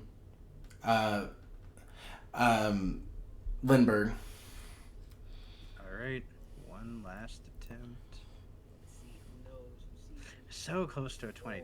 Event Oh, does thank not God. happen. Yeah, you're able to get away and out of his range before a reaction happens. Yeah, you guys. He's just there. Yeah, you guys blitz your way out of there. Holy You are fuck. no longer caring whether or not you alert people because you were trying to get the fuck out. Mm-hmm. You're able to, without any other further issues, you're able to get your way out of there over the red line, and immediately you are free fall plummeting because that's the fastest way you can get out of there. Yep. I'm actually like diving down like a bird. But as you're diving down, there is almost this level of exhilaration and relief over you. With no one around to see, and for the first time in 2 years, Law smiles and laughs, and we can cut to Barbados if we want. As we kind of zoom in, you hear a voice in your mind just go, "Fuck yeah, we got him!" If Law and Bloodhound could mentally high five, we dap crisply as fuck. All right, amazing. I cannot believe it went that well. Yeah, I got you. That is unbelievable. Holy fucking shit. Oh my god. I'm gonna mute. Oh. I Here's gotta back on the get recording. me another one of those prisms. Those things tasted pretty good. Rare delicacy here. Legend. All right, we come back to you, Barbados. It has been an indeterminate amount of time. So hard to tell time down here, man. Roll an intelligence check.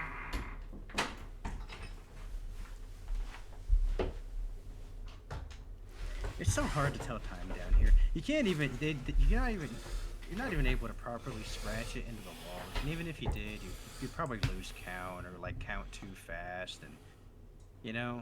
I just scratch every time I fell asleep. And then there's a couple times you fell asleep more than one time a day. Yeah. Eventually, though, you would something different would happen on this day. You haven't been to the arena in quite a while. Like, you're actually getting quite famished because the arena point buys were kind of like the only thing really holding y'all over. So you've been subsisting on the rotten, shitty food that the level 6ers were even given, and you're a little sad because, like, though of course they were tied to getting your ass beat or beating someone else's ass, but those meals were kind of the only thing that really made you feel kind of chipper about even being down here. I've been entering a little depression ever since I killed Pizarro. I don't feel tested And- enough.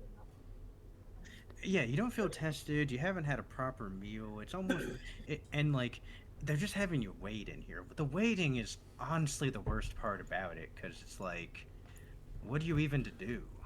Rudy, Roadster. Roodster, Roddy Boy, Roddy Call Ridge. out as other people Roddy start joining you, Ridge. they go, Roddy Rich, Rudy Balu. Like everyone just starts making a fun little game out of it until eventually a couple of people yell out to shut the fuck up, shut up, we're trying to sleep. Rudy Barker. Rudolph the Black-Hearted Warden. Until eventually you hear footsteps. That's weird. It's been a while. Okay.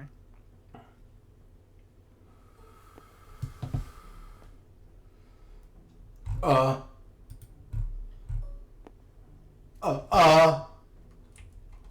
recognize the guy next to him.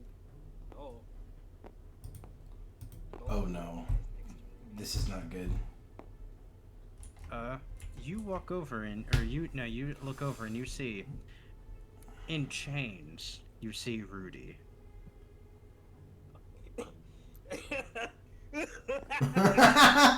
That's so rude. This guy didn't even lose his job on a breakout. That's crazy. That's Barbados. I think he got outed for his little illegal fighting ring. As I got big wide eyes as I look at Rudy. as like you can see his head is almost held in shame, and like you can tell like he's very unhappy about being here.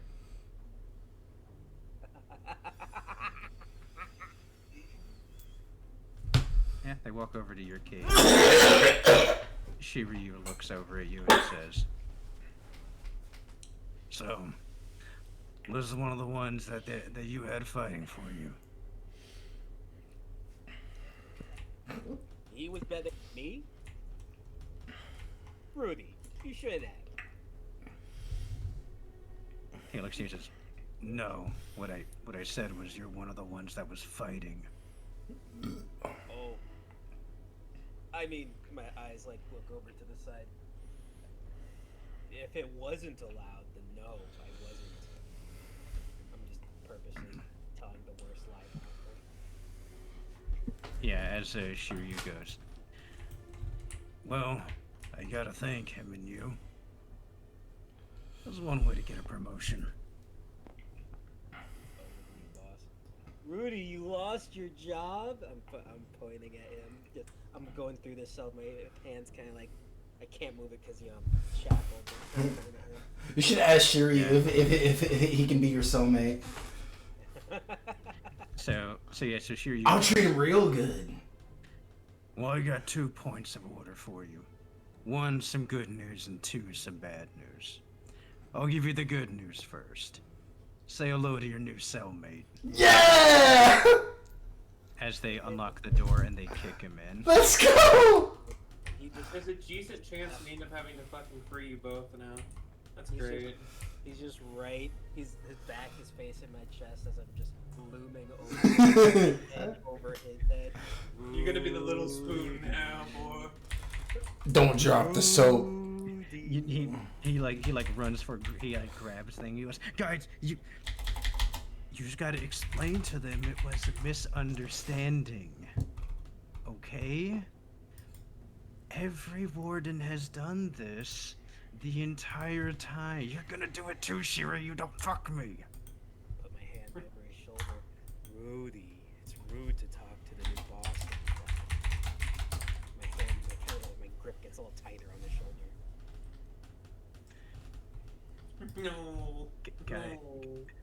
Guys, please. Who would he rather be in a cell with, though, honestly, than you? I'm feeling romantic. As Shiryu goes, "Well, not to burst your bubble or anything, but I still have the bad news to tell you." There's no way the bad news could damper the good news. I look up as I look back at Shiryu, almost distracted as I was enjoying my time with Rudy. He just looks at you and goes, "Your execution's set for in a week." What? I look. Wait. I say, mine, not his. Mine. Yours. Barbados sent you. He Ooh. throws a piece of paper at you. I look at. I mean, we did just. I look at it. I open it. Then I close it. I open it again. You know, like how Tai Lung tries. But you've been here for 2 years. Yeah. Keep opening to see if it says anything different every time I open it. DM, would he have gotten this information after we? Would we know if it's after we had just save Jenny. I don't think they would link him to that. He's been in prison. I don't know if that would be a reason to execute It could him just now. Be, like anger. Raw, No, lashing out, okay. anyone can execute you. What I think is probably going on is You can attempt to read the letter if you want. well, yeah. What I think might be going on is you like that fight pissed Garland off and he reported it and like that got Rudy in trouble and for the same reason you're being executed for some like maybe A little too disrespectful to Figureland's fighter. well yeah but I wonder if like they didn't know you were alive. I was about to say, I are you wanna going to read the the letter. doc? Yeah, I'm gonna read the letter. Yeah, so it says, under perjury of documentation, due from former warden black-haired Rudy, that falsified Barbados Santiel's execution. Oh my God. Execution. I keep opening He and reading tried it to again. fucking kill you. No. So he pretended to kill him so that he could use him in his slave fights. But when he beat Garling's, I guess, money guy, Garling reported it, and so now that got Rudy exposed. Oh, Yeah. I get it now. So Barbados, you were supposed to have been killed. That's funny. I keep reading it. Keep it. Say that new boss man. This has to be a mistake. This can't be. This can't be right. Only mistake here is you're still alive. I can rectify that now if you want. Nah, we're chilling, bro. I'll take my week. I love this comedic Barbados. Yeah, he like had he had the sword out a little bit. He'll like, resheath it and go. Well, news to you. Well, whatever, dead man. Oh, Wayward. so horror. I barely got to live. Wayward, we're leaving. You can't just leave me here to die. You can't leave me here to die. No, you have Rudy going. I was gonna say the same thing. Oh wait, yeah, I still have my pet. You can't kill me. You can't do this. When they walk out, I still keep shouting as I walk out. And shouting. Yeah, and shouting. the elevator closes. You can't kill me. I smile and look back at Rudy. I am so glad they left you with me. No, Barbados. Now don't be rash. We can talk about you. You know, you were always my favorite fighter out of all of them. If anything, I saved you. You were supposed to be executed after you got here. You see that tally mark over there? I'm gonna say on the top it says days since called a stone fin.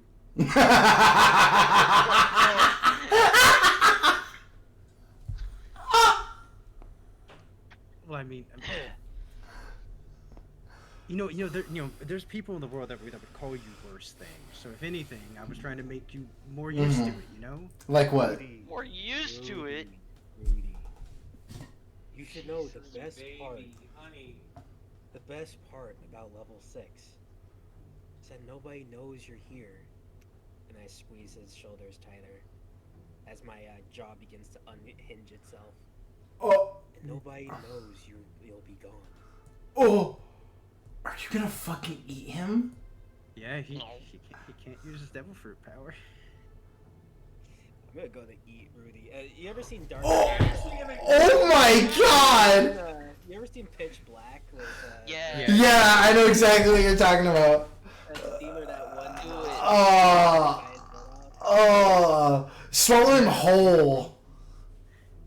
This is rather distasteful. Barbados' prison arc is dark. I'm gonna eat Rudy.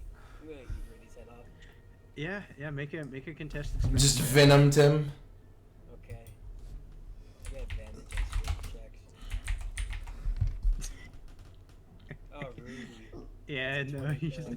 Oh no, no, actually, wait. He has disadvantage, and you'd be flat. You'd be flat roll. So just take the 14. That'd be a 67 Yeah, then. yeah. You're able to easily overpower him. As That's I'm about to bite his head off, I say, "Oh, I guess I am gonna be executed in a week. Maybe I should do this." That is if I didn't have a plan. And then I bite Rudy's head as he hears that I had a plan. It's like that. It's like that scene. Head in your mouth. Just a watermelon, just biting down on a watermelon. You ever Yeah, seen it's a like- hippo? like A an hippo entire being given fist a in your watermelon? Dude, don't make me picture it. Yeah. God. I thought the trash man was gonna be the Like- grossest person in this party. Barbados, you did to him what Kaiman does in Oh! Tomorrow. Yeah, that's Jesus Christ. right. Only he doesn't have a head on the inside of my mouth to see. Besides his own. You know, you actually feel really nice now that you've had some protein. You're missing out on that. Gain inspiration. Oh man, my that- god. Oh, oh, I miss that taste.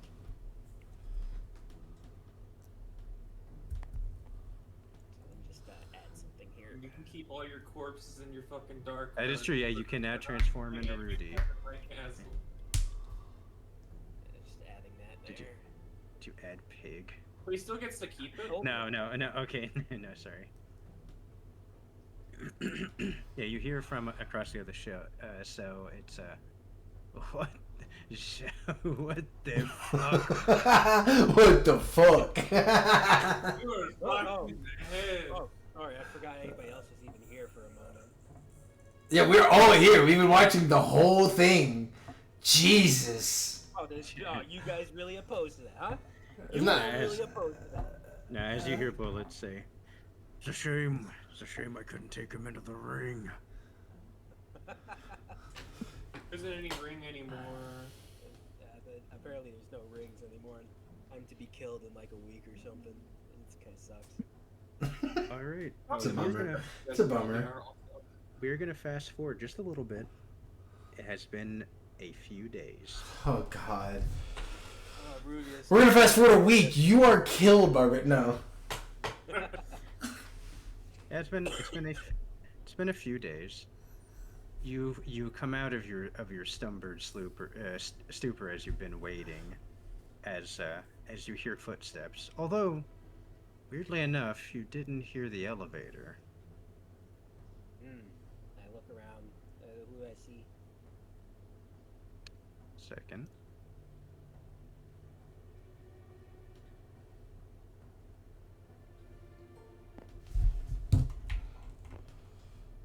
What the fuck is going on? Hey, do I recognize this guy? Do I know him? No, you have no clue who this guy is.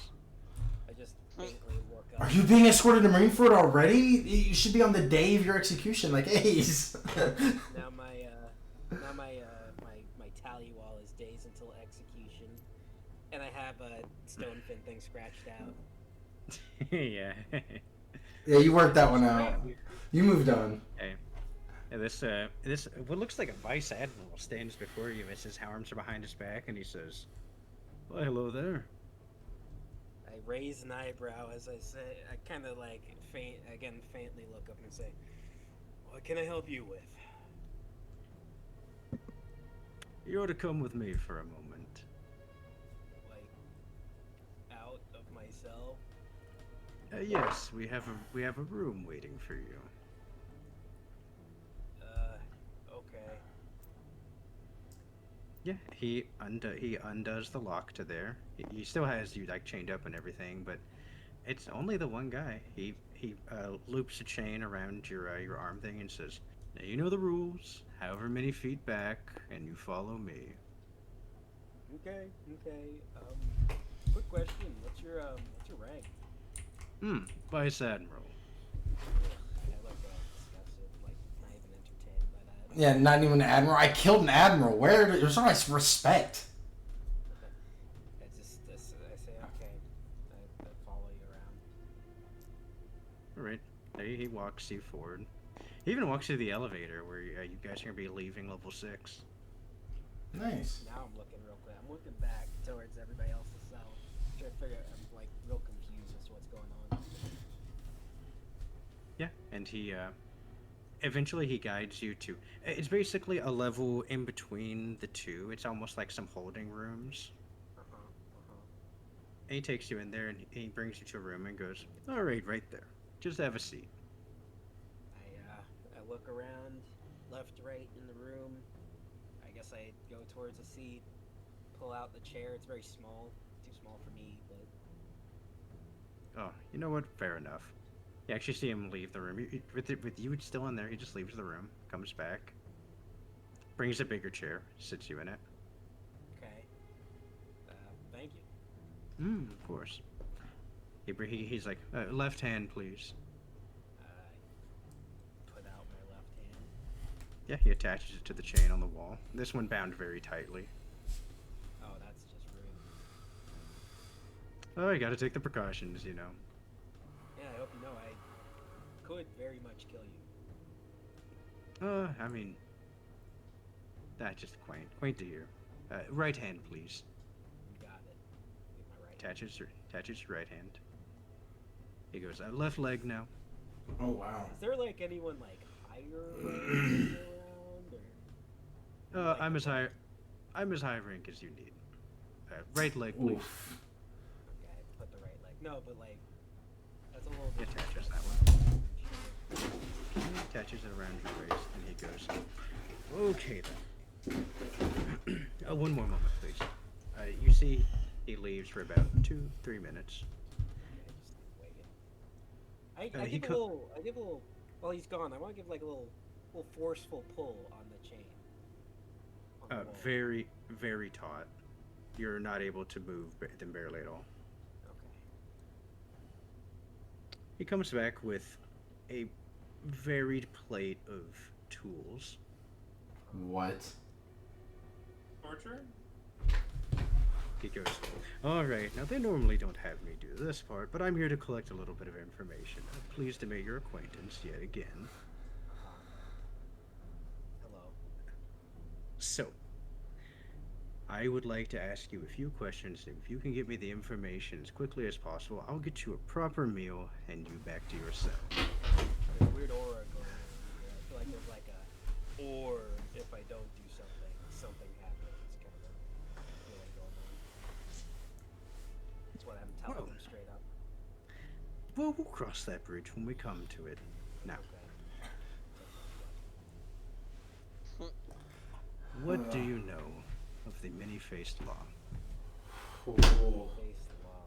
Many-faced law. Many-faced law. Oh, yeah. Many-faced law. Man, I can't. I mean, wasn't that a crewmate of mine? It was. Many-faced law. Many-faced law. Many-faced law. Oh no, I mean, he had a friend who was one with a lady. You might want to ask your mom. Her.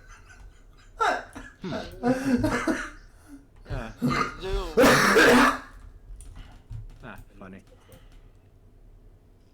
Funny. Yeah, easy enough then. Alright.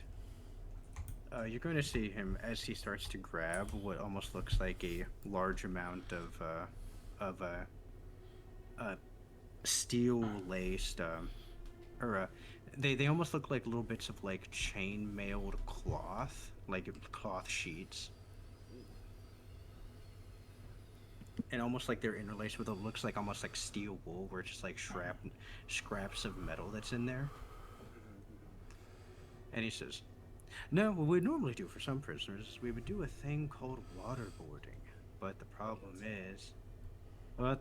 is you fishermen are very obnoxious whenever it comes to that portion. Makes it kind of difficult. So Would they just we think I'm a full fishman at this point? They don't know about my half fishman self? yeah, they've just checked you over and they found the gill, so they're presuming you're full fisherman. Okay. He goes, so the thing that's very interesting is we've actually developed a technique called dry boarding. I don't know if you've heard of it. No, never. Okay. You see, he actually pulls out an like almost looks like a ratcheted implement where he goes, no, you do have those pesky teeth, and that mouth of yours is going to be very annoying. I would hate for it to go down on me, you know. You see, you see, he interlinks the cloth with a chain. He says, now, before you ask, of course, sea prism chains, not going to be able to bite through them. Same with the part of the clothing on there. Sea prism, part sea prism as well. No fun with this. No fun, that's right. Alright then. So he's gonna grab these cranks. He's gonna attach them to the sides of your mouth, where they're going to just slowly ratchet open and force your mouth open uncomfortably. When he get... Should I try doing this now? I'll let him continue. All right. You also see he uses a metal device to insert the cloths into your mouth. Doesn't put his hands in there. He's not that dumb. And he basically fills your mouth with them where you cannot fit anything else into your mouth. And if you attempt to swallow them, the chain will reel it back out. Oh, interesting. So he puts it in there. And then he uses these cranks and he flips them around where he's able to dig them, and they cut into your face where they now start to force them close from the jaw. Okay. And he gets this hot, wet tar, and then he mixes it up, and then he puts 2 of them up your nose, almost like you're getting like a Brazilian wax. And he goes, restricting the airways is always so interesting. And then you see he puts a thick smearing of it over your lips too. So you are now beginning to suffocate. What about his gills? Wait, gills only breathe water, right? Can you breathe in air through your gills on land? I don't think that's how gills work, right? I'm gonna say no. Damn. But when he does this, I want to try to use my skinwalker fruit, and in a different part of my body, I'm gonna be a little weird. There's a little body horror-ish going on. I want to grow another nose. Would the sea prism stone stop that? I think Makes he's gonna it- have to roll a check. Yeah, that's what. Yeah, I'm roll a wisdom check. So, regardless of what the canon says in our version, it just makes it a lot harder, not impossible. So, 47. Yeah, if you're not regularly in direct contact with it, it normally would stop your ability to do it. But if you're in a long enough contact with it, you can kind of just force your way through it. Roll a 47 to grow a new nose. If it's successful, I'd like to then do a deception check to fake being under the torture. Yeah, go ahead and roll your deception check. Nice. That is plus 26, which is 34. 33? Okay.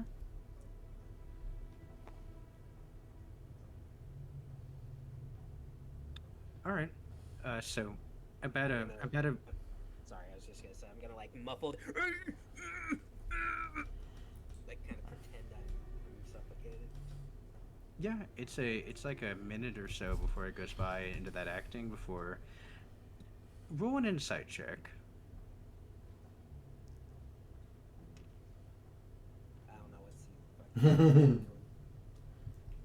Can't read him. As he just stares at you, and you're doing your acting, you presume he's letting you go longer than what like would kill somebody.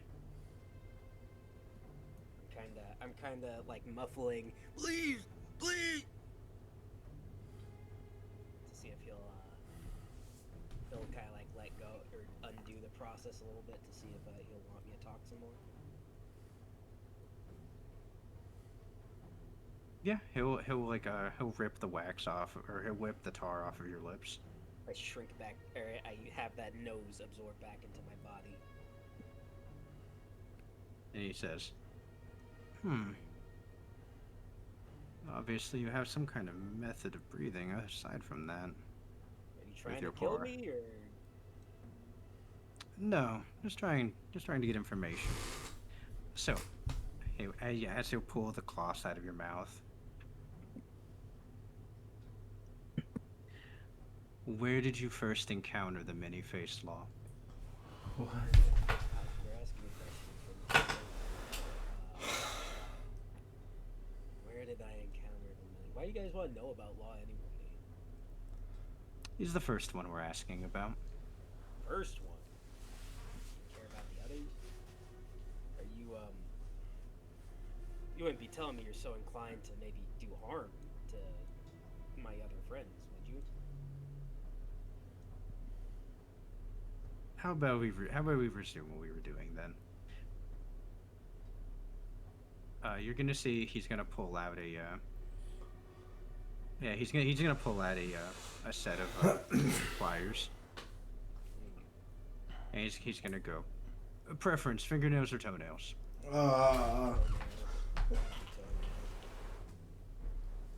Okay. Yeah. Actually, he'll no, reach. fingernails. Definitely prefer fingernails. Fingernails, Okay. fingernails. These are way too long nowadays. All right, fingernails it is. Then he'll unkneel as he like goes to grab your hand. He starts with your left hand. He grabs onto the index finger as he goes. Now, we're gonna start with one as he. I'm gonna make a check.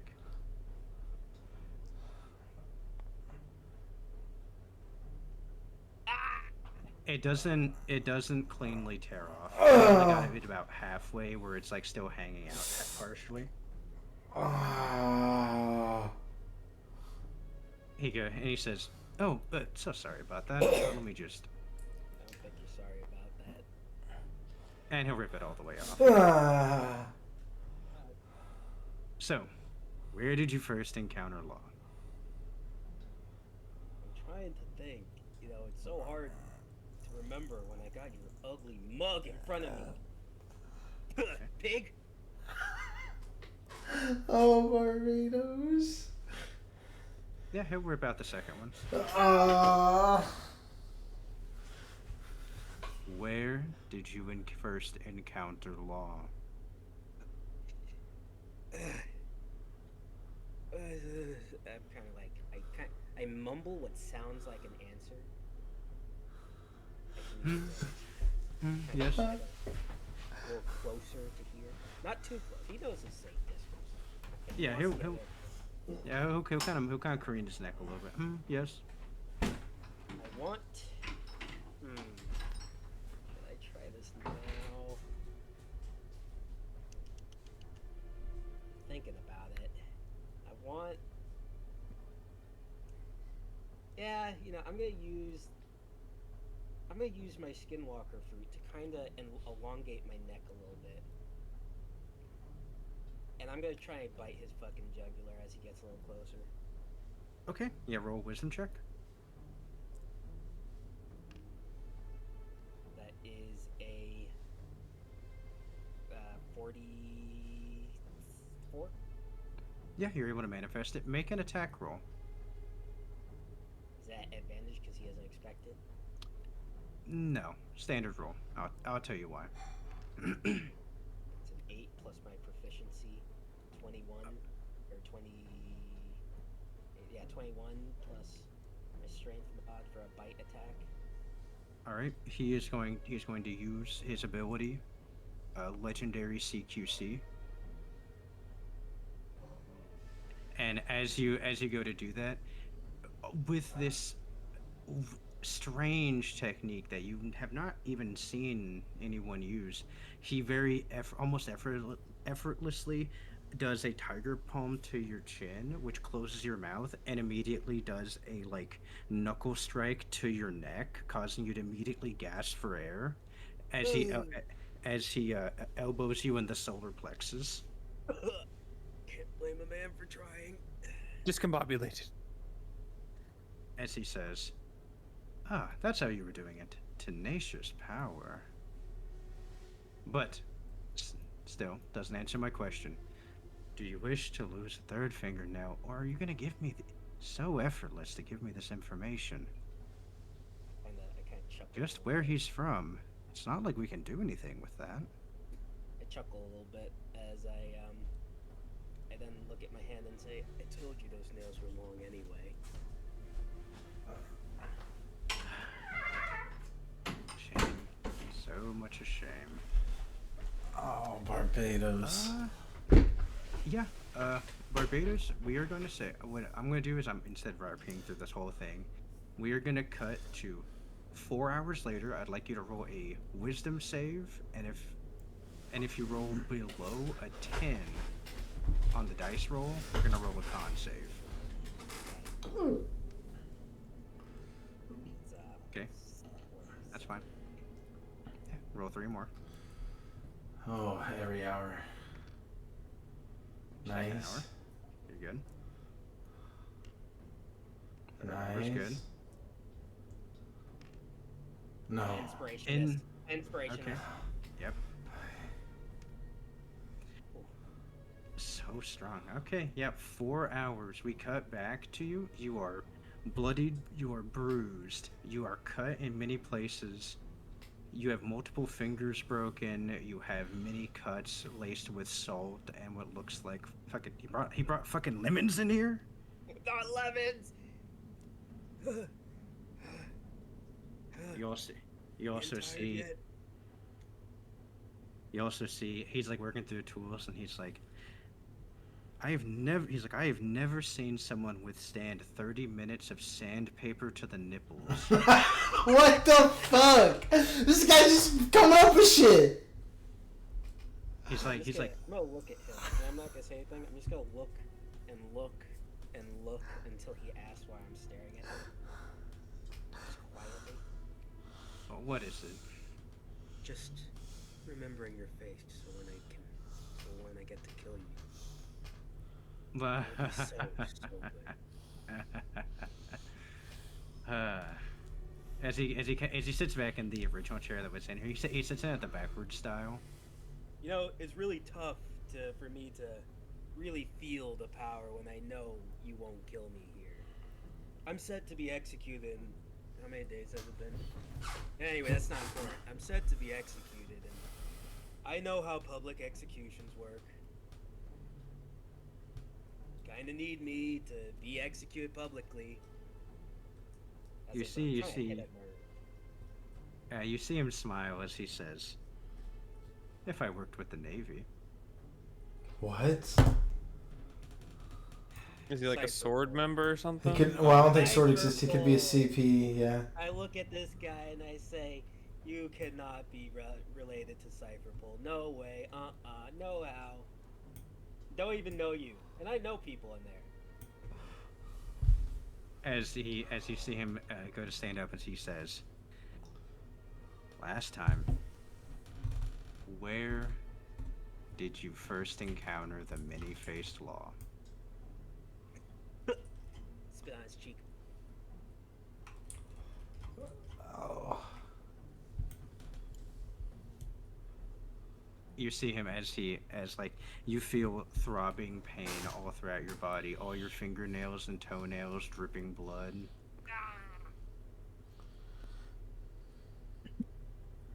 He says, "Okay, fine. We'll do my last thing." You see, he goes to pull he pulls an ice pick out and he says, "Which eye?" Oh my god. You're gonna take one of my eyes. Which one? Could your devil fruit make it again? Shut up.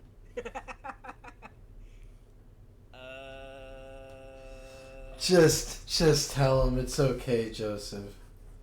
I mean, It's okay. I guess I'm thinking about lefty, righty.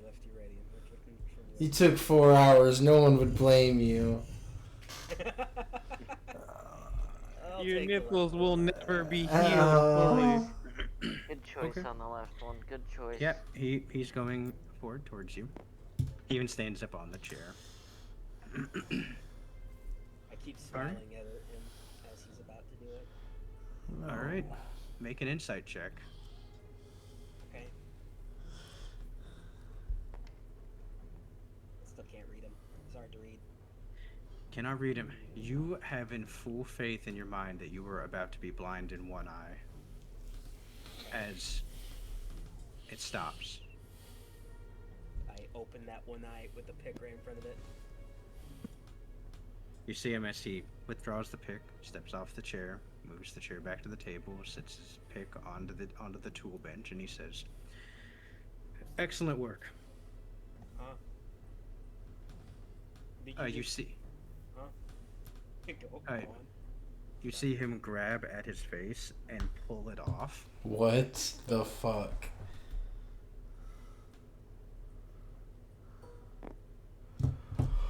What the fuck? What? What are you doing here? Not the same one that you're used to. Oh, um, hey, look, I know you're about to tell me like why you did it. Was the sandpaper part like necessary? Not particularly. I was mainly doing that to see if it was an effective form of torture, but you're not you're not an effective patient. Oh, who are you and why do you look like Law? The name I is say, not important. coughing up blood a little bit. Sorry, excuse me. The name the name is not important. Oh, okay, And don't presume my name is not important. okay. So why'd you bring me here to talk? I guess. I assume we can't leave like now. I don't know if you know that I'm gonna be executed. No, I'm well aware of that topic. Oh, No, I've come here for a couple of reasons. many people know about that. Yeah, go on. Like broadcasting to the world. Number one, your friend Law is currently undergoing a very dangerous mission. He should be arriving back at Baltigo. I look seriously. I locked it. Like the jokey demeanor's gone as I look at him seriously. Did you put him in danger? No, he underwent this against my own wishes. Oh, okay. You're a good man, whoever you are. He just tortured you for 4 hours. That's water under the bridge. As he says. He should be returning to Baltigo soon enough. I'm currently working with the revolutionaries. Just so you're aware. Oh, that's cool. That's cool. You know, I used to work for Cypherpol. I'm aware. It was one heck of a time.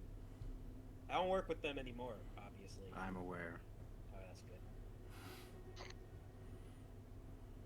So, I sent a message out that I was hoping he and the rest of you guys could, like, read it.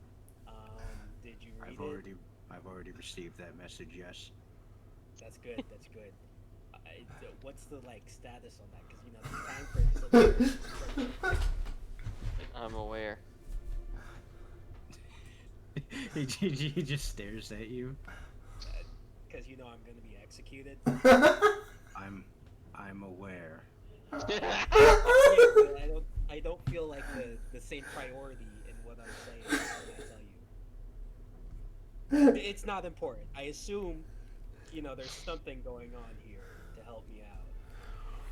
Or else I talked a really big game to everyone else, and I'll look real, you know, egg on my face and everything if I die. He's going to reach down to his notes, and he's going to reread them and go, okay, yeah, right, I didn't misspeak. So there is a multitude of things that I'm telling you. I got through one point, you interrupted me. Yeah, sorry about that. It's hard not to interrupt when you're scheduled to die in a few days. Go on. I'm aware. I know. Go on. No more interruptions for me. Yeah, first actual decent interaction I've had in years. Everybody else has wanted to kill me. Go on! He's just patiently waiting for you to finish. It's been a while since Barbados has, like, talked to someone who isn't beating the shit out of him. He just beat the shit out of you and tortured you for 4 hours. Huh? Yeah, so he speaks up and says, I came here for a few reasons. Those first ones was I was making sure that you weren't going to leak any information, which, if I had the time frame better, I would have came here earlier, but I've been busy. Okay, there's no rush, really. But presuming you're going to level 6 and seeing the misidentified paperwork of your, previous beneficiary, I presumed they weren't going to interrogate you. You think they would have already? Like, you stopped it before they were about to? Is that what you're telling me? Alright, He looks at you and says, "No, as far as I'm aware, your schedule is merely to be executed. I they don't think interjected with this." they don't think I hold anything important to say. That's kind of hurtful, but... I think rather what they're trying to do is they're trying to expedite what they were already going to do. They're trying to move their timetable up as quickly as possible, if I were to guess. That makes sense. It's really annoying. Is it like a big spectacle kind of thing? I mean, I haven't heard any news like that. All I've heard is you're going to be brought to Marineford and swiftly executed. Jesus Christ. We're just gonna do that? No audience or anything? Not that I've heard of, no. Do they do know who I am, right? That's not important. Don't answer that. Anyway. You see he's thinking about you actually see him pull his notes out and flips back a couple pages and goes, "Oh, yeah, right. No, there was going to be a huge crowd there, and they were going to broadcast it all over the world because that would be smart, apparently." Huh. I guess secretly doing it makes more sense, yeah. Don't want anybody to know I'm dead. Whatever. It's captured already. See, he flips back. He goes, "What I was trying to get at before was, congratulations. You have a stronger will than I would have presumed." Sandpaper really wasn't necessary, I say to him flatly. I'd imagine my body's like slowly kind of regenerating a little bit, like the wounds, or are they just they're still looking pretty juicy? No, they're still looking pretty gnarly. A thing you would notice is that he was using a lot of the cutting implements with a sea prism stone knife that he has. So fucking boring, you guys. It's an effective weapon. It's an effective weapon. I didn't actually mock him. I just... He just stares at you. I kind of rolled my eyes a little bit at that because I say, okay. Anyway, you see the plan to get me out of here. I bribed the guard with a lot of money. I looked down. You bribed the former vice warden who no longer houses that position is going to be incapable of following through on his plan. No. So, I guess that's fucking fine. Whatever. New plan, I guess. New plan is, and he actually walks over and he's going to undo your chains. When he undoes one of my chains, I want to, or when he undoes all my chains, I kind of want to like regen my body a little bit. Yeah, you're able to like expend a bit of darkness to kind of like reconvert the wounds. Then I want to look at any of the sharp materials he has. This is gonna look real weird. I'd say I probably try to grab like a butcher knife-ish.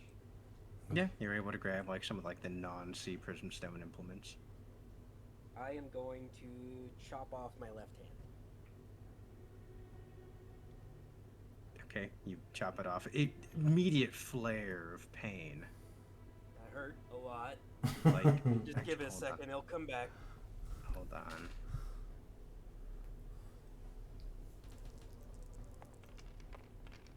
Yeah, pretty gnarly weapon in here. You take 130 points of unmitigated damage. Jesus. Double to 260. Put me at like 240 or something.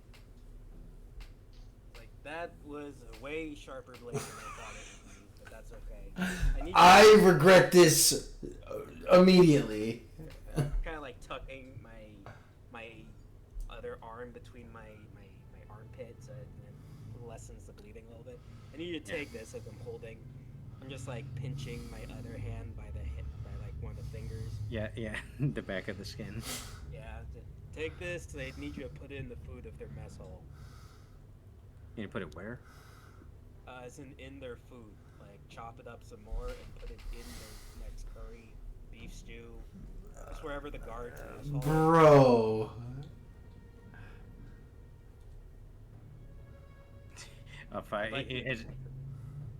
Five goes, yeah, I can do that. I mean, I had a different plan I was considering. No, yeah, this is like an extra thing. Why wouldn't you hear out my plan first before cutting your hand off? Oh no, this will grow back. As it's like slowly, like baby hand growing. It's like Deadpool. This is their little starfish power. Yeah. Just don't worry about that. This is just an extra little thing we can do for fun. Okay. For fun. Op 5 getting to encounter some of my crew for the first time is so fucking peak. Yeah, Op 5 as he goes. Okay. That's all. I will assist you with this. Now I will listen to what you have to say. Right, and now you'll do that. Yes. Yes. He's going to walk over to you where like a C prism neck cuff that's there, as he undoes it. Oh, thank you. My hand grows back a little faster than that. And he goes and puts around you a steel version of that, and he tries to reclamp it on you. Oh, I see what you're doing. That is a good idea. Way less painful than what I did to my hand, but I still like the hand idea. I hope you follow through with that, by the way. If it will assist you in doing this, sure. It might. I haven't really tested this part out. I'm mostly stealing from a acquaintance person I knew. What do you call a person who tried to kill you? Enemy. An enemy. I would call him that. Yeah, he's probably a friend of me. Either way, two other things I would like to give you. Oh, cool. He tosses you. He says, "These are standardized keys for the inmates that are on level 6. These will be able to free you or any allies and compatriots you want from there. Freeing them will cause enough noise that should be able to help us and disrupt the world government." I agree. I like that plan too. Didn't have to chop my hand off for this. You're the one that did that. I know, but you sandpapered my nips, so. Again, unsure if that's a useful torture method. I'll have to try it. We'll say it probably is. Noted. A second point of order. Huh. You see him pull out a small little glass capsule. Oh, cool. What's this? You are to give that to Law whenever you two meet up. You got it. I have to know what it is or nah? It is me. You got it. Okay.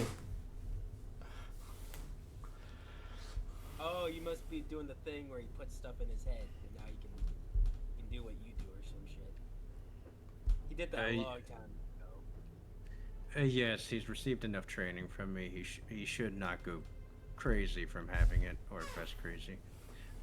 Either way, yes, please give that to him. I told him I would give it to him when his training was complete, but ideally he doesn't see me again after this for a while. That's a little sad. May I ask you a couple questions of my own that don't involve my hand? Sure. What's the status of one Alwyn Gray? Currently working for CP9. He's risen through the ranks, though. It's fairly certain he's currently lead operative. Oh, that's cool. No problem. That's good. Secondly, I flipped through my notes. My mental notes. There's no book in my hand, just my mental notes.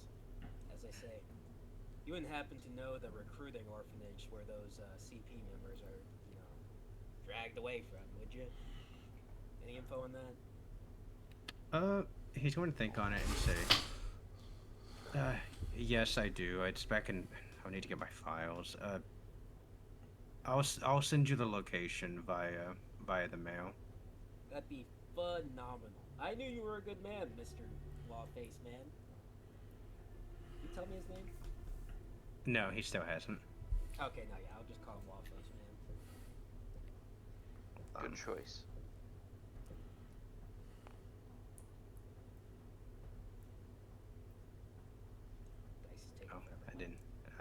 print on. My fault. Yeah, he'll stop and he'll go. If you're fine with law, then I can give you my name. I'm known as Op 5. Oh, nice to meet you. I guess never again after this. I guess Op 5. I appreciate what you've done. It's a little painful, a little rude, and I didn't like the face you were wearing while you did it. But Oh, is that guy? Who is that guy, by the way? Yeah, Op 5 will actually go. Op 5 will actually go.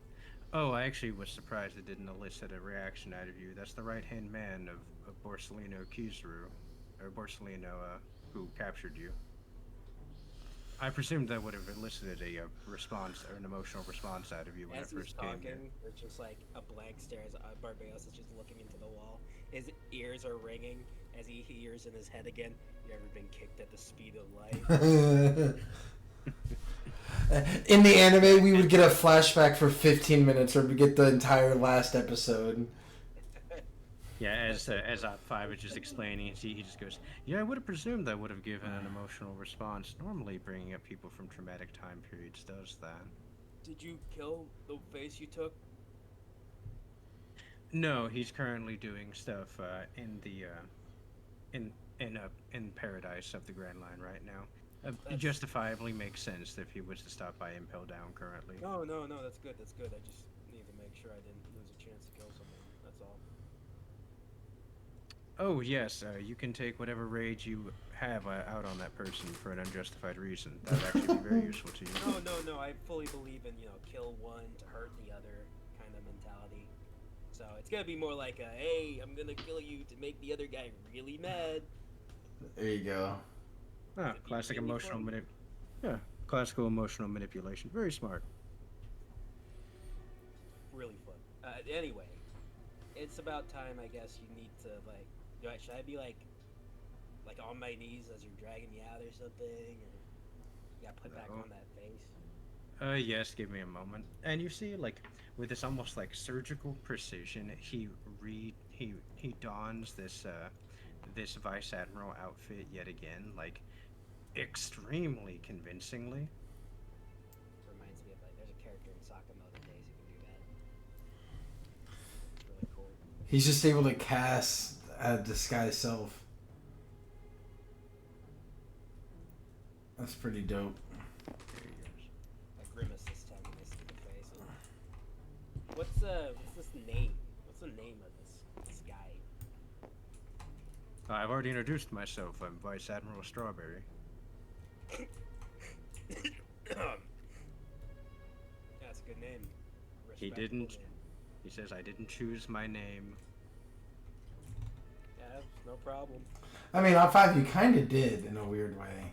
You Yeah, chose get this back to guy. my cell and I'll pick and choose who's ready to get out of here. There's some dangerous psychopaths down there, so hopefully they die in the riot. Yeah, he will walk you down. Or before he leaves to actually turn to you and go. Ooh, that actually does remind me. And he's going to pull out a transponder snail and say, if you would like to speak with him. What does a transponder snail look like? It looks like Op 5 and Law, but Op 5. Actually, the one he pulls out is a vanilla transponder snail. There are no modifications to it. Oh, I say, who's this to? Whomever you would like to talk to, I presume Law. Oh, yeah, I'll use that for talking to whoever. It'll be a good signal kind of thing going on before the whole shebang happens. All right, I want to cut away from this. Don't forget my mess hall thing. I will not. Thank you. Okay, we're going to pivot back over for now. Law, and all the rest of y'all have made it back home to Baltigo. Yay! I'm guessing Ginny would want to come out. Yeah, well, is Kuma here? Is Dragon here? And Actually, yeah. Can I get like some happy OST music right now? yeah, happy reunion music. Yeah, I got you.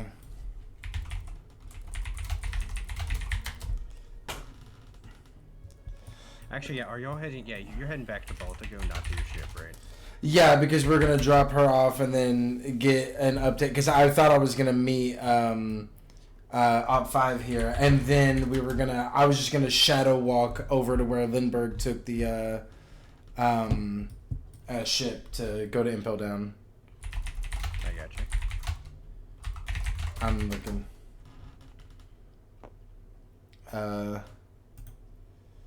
Yeah, this should work. So we're kind of like coming in from the sky, and I become visible, and I make eye contact with Dragon and Kuma, and at first I have like a stern, serious face, but they'll see I'm uninjured. And I want to like kind of look and gauge their reaction first. Nothing all the fuck out of them, unironically. Okay, first we go for Dragon. Very neutral look. Kuma also seems neutral, but you can see he is visibly clasping at his Bible. In the 2 years that they've known me, they've seen a stressed and anxious Law when they first met him, into a very determined and almost self-destructive in his desire to get stronger so he can save Ginny and save Barbados.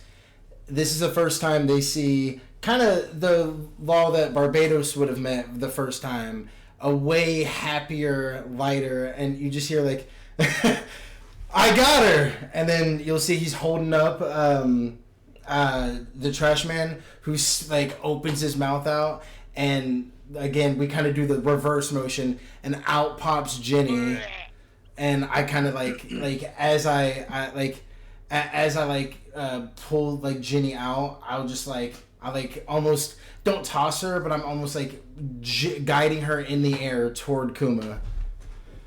Yeah, Kuma, he will run forward, and you'll see he will catch her as she lands there, and you almost see this like fully apathetic, like no spark in her eyes as she looks up.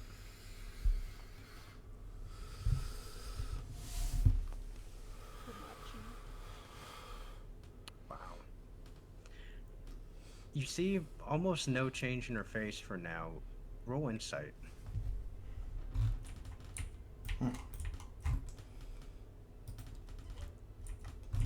Izzy, you can roll insight too. This is And same with you, Trash Man. Anyone that's here. Yeah, is a 71. Is he muted? Can't hear him. I got a 14 and 8. Okay. So Trash Man, you rolling or no? Yeah, I'll toss it. 19. I got a 19. Yeah. Yeah, that's it.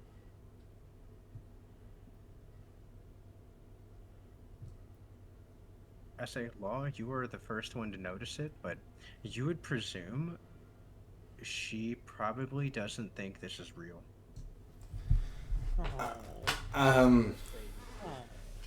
Law's gonna smile and he's gonna go, there's one last thing I have to save. And then I'm gonna pull Bloodhound out, and then I'm gonna go, this is gonna work. I'm gonna touch the blade to Ginny's shoulder, and I'm gonna minus the last 2 years that her body's experienced from her. Isn't that gonna come back to her later? Would it be better? No, you'll see. Okay. Make a wisdom check from Bloodhound. And I would have done this before with Kinzo. I do have advantage on this. Nat 20. Easily able to do that. This puts him basically almost at max capacity for minusing. Yeah, and then I'm gonna go, Bloodhound, use my reserves if you have to, but we just have to do one more thing. And then I'm gonna do the same thing I did to the Trash Man and to Philo, and I'm gonna do her outline with Bloodhound and minus her away. Okay, she is not in a position to resist the check, so it auto succeeds. Then I'm gonna release the time which returns to nothing because she doesn't exist anymore.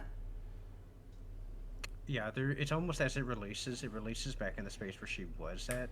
So you can almost feel this like pool and dissipation of this just negative energy that's there.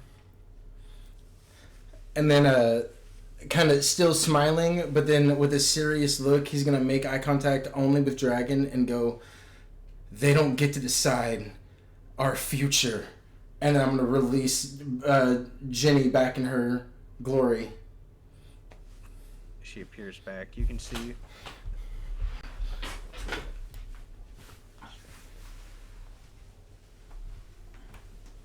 Yeah, you can see this put a decent amount of stress on her, so whenever she appears back, she looks fine, almost like she even has like that less, like, there's this last like aura about her of just despair and like all that stuff. She appears but more calm. She's passed out though. She doesn't appear to be strong enough right now to be able to, maintain back, but she's asleep in Kuma's arms right now as Kuma's just kind of gently moving hair out of her face as he says, "Oh, Philon, TM, thank you.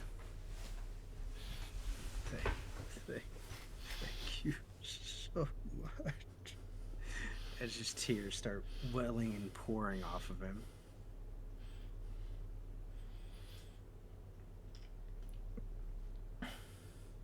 As you see, Dragon walks over and he places his hand on Kuma's back as he says, "Very good job. Very good job, Law. You've done it."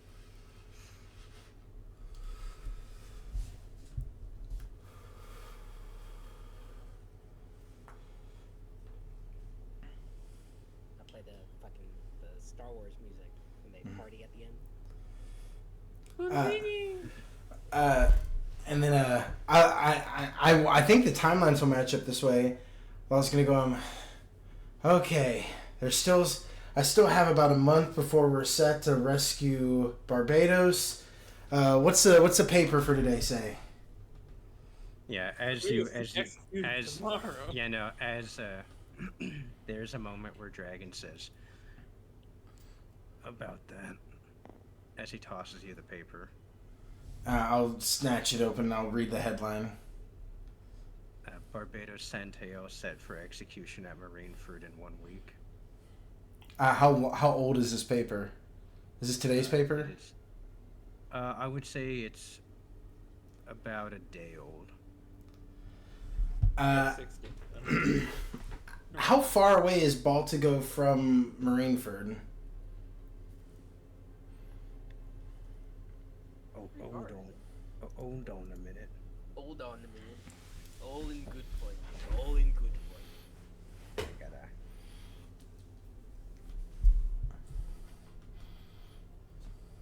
Oh, God damn it! Of course, I fucking do the fucking other fucking words. Hold on. I'll be right back. I'm getting some water. Just getting some water. Oh, good fun. All in good fun, chum.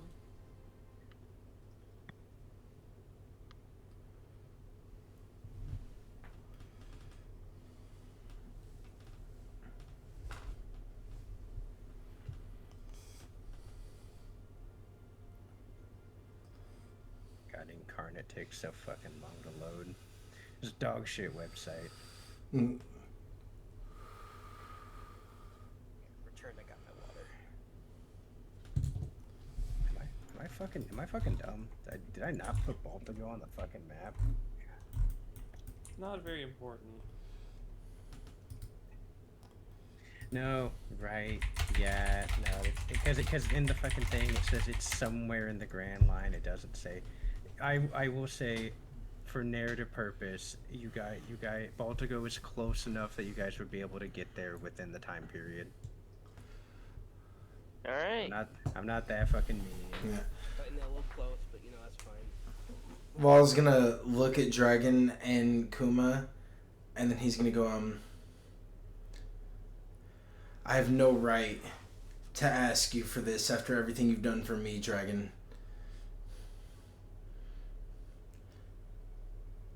And the kind of the happiness completely drains, and Law's gonna like stab the ground with Bloodhound and actually exude Conqueror's hockey. I refuse to let Barbados die.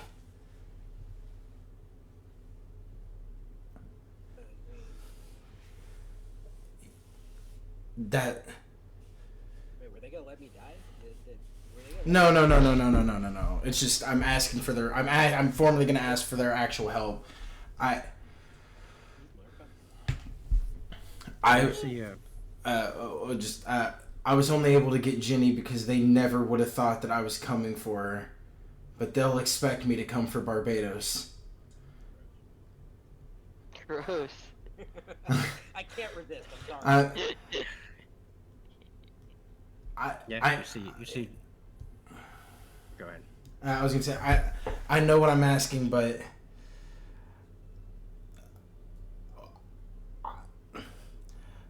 can you call your forces, everyone that we can get, any allies, to come to Marineford and save Barbados?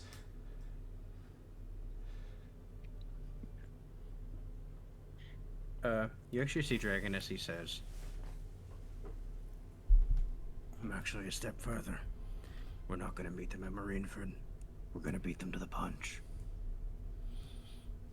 That's more like it. As you see Dragon, he calls out to like some other revolutionaries random as he says, we're going to mobilize our forces. Move for Impel Down. They have one of our own there, and we're going to get him out. I work with a lot of people, but I haven't worked with Well, you're my family, which makes you one of theirs. As Kuma says, Dragon, we might not need to mobilize everyone and make a full assault. I should be able to get us in there with my status. As Dragon says, we can always unmobilize them. I would rather have them as an option.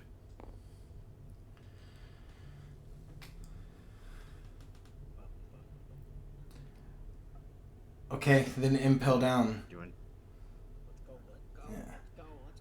And then I'm gonna turn to Dragon and go, give me all of Op 5's files on Impel Down. Yeah, he will get them to you.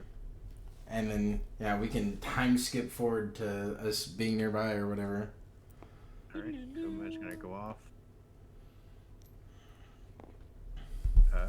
Trashman, Philo, anything you guys would like to do? I mean, Philo would mainly just immediately get changed out of the fucking garb she's currently wearing. Then definitely store that for possible future use.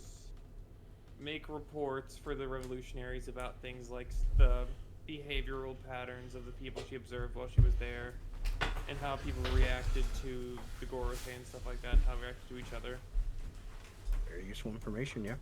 Oh, of course, we would have told Dragon a full account, including the fact that we ran into Saturn and directly took Ginny from him. You gotta write your report. Come on. Yeah, it's like, I gotta go do paperwork, guys. I don't know about you. I gotta do, like, paperwork. I will say, whenever you tell that to Dragon, he doesn't normally elicit a reaction. You would see him laugh and actually, like... The fun thing is, once you get back, Dragon would actually... yeah, I'll actually RP this up. Whenever you go to give me a report, Dragon would actually say, before we talk about this, give me a moment. And you would see him just kind of disappear. Yeah? And it would be about a minute or so later, he comes back with 2 full tankards of alcohol. Law kind of cocks his eye. I didn't know you drank. Only on good occasions, and we rarely have those. So, let's make the most of it. Yeah, I kind of look at Philo and Trashman, and I let Trashman take a sip of the tankard first. Just a sip. You gotta pour sake cups, motherfucker. And then I'll give Philo some of the ale, and then I'll basically tell her like drink as much as you want. I'll drink the rest, kind of thing. Fuck, man. Yeah, as you guys start to drink and talk about this story, you actually see Dragon gets very involved with it, and it's like very rare you get to see past the mask of the schemer, the person who has to be in charge of all this, and very rarely do you get to see the man that's there. And as you're sitting there and you're telling this story, you get to see him react wildly, and it's almost like a different person. Like you feel kind of sad that you didn't get to even have this person be a friend, a crewmate. You know what I mean? Like Yeah. it's almost a shame that this guy has to play the role of the villain. You know? Kind of like I might have seen him like when he was younger, act more like this, maybe. Yeah, a little bit, especially back before things were so bleak and so dire. But you get to points where Dragon says, as you're telling the story, and you're like, and I was at the throne, and then I heard the door open. Now you even see him like kind of visibly jump back as he goes, and who was there? Two God Knights I've never recognized, but something was familiar about them. And they mentioned that they looked like twins, and there was a third brother, but they recently got a sister back. I don't know anything about that. I don't know if you have any intel on them finding a sister. They did say their names. No, they said their first names, not their last names. And I didn't get mine's name either. Yeah. I don't know if I actually remember their names. Raynor and Sedge. Oh. You heard the names you heard were Raynor and Conrad. One of the brothers he was talking to never got his name said. Yeah. So I say, Raynor and Conrad. Did they have a sigil, a family sigil, or anything like that? No, they just wore a world government sigil. Yeah. I go on. What I can tell you is, even sheathed, one of them had a really impressive sword. I could tell. Whoa. Excuse me? Jesus Christ. Come on, dude. Yeah, Dragon kind of chuckles at that as he goes, Raynor and Conrad. I'll check into that. I'm curious if we'll be able to pull anything up on those ones. Something too, and before you say it, I know it's dumb. I got kind of caught up in the symbolic nature of it, but I tried to destroy the throne when I was in the throne room. Something I've never seen before happened. I was using Bloodhound's minus ability because something about this throne looked unnatural, unnaturally durable, not sea prism and not normal, not anything I've ever seen before. And when Bloodhound made contact with it, not the sword, when the devil fruit ability made contact with it, Bloodhound got hurt. I could feel his soul get damaged. We'll make sure to put that in the reports. Strange, though. Also, Does Bloodhound have to write his own? No. Also, I'm glad I got away in time. To think the Gorosei have such terrifying transformations. He destroyed half of his estate just transforming. You would actually see Dragon as he would go. I know. Veritable demons.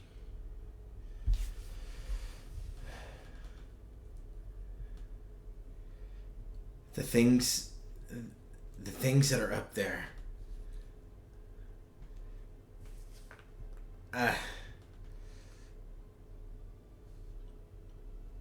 You see him kind of swap to a smile as he says, let's not dwell on that.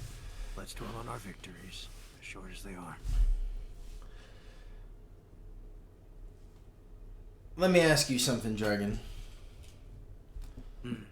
When this is all said and done and we win, when we win, what's next for you?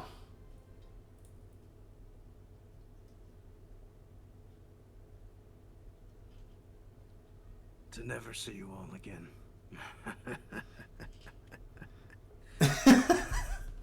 Law actually like fully relaxes and just laughs, and then like raises the tankard that's been refilled, and he goes, "To never seeing you again." Yeah, he'll go here. And then we'll drain it, and then fast forward to Impel Day, or I know we're getting close to ending, so we're trying to find a good leaving off point, but I got stuff to do. yeah, Yeah, don't worry.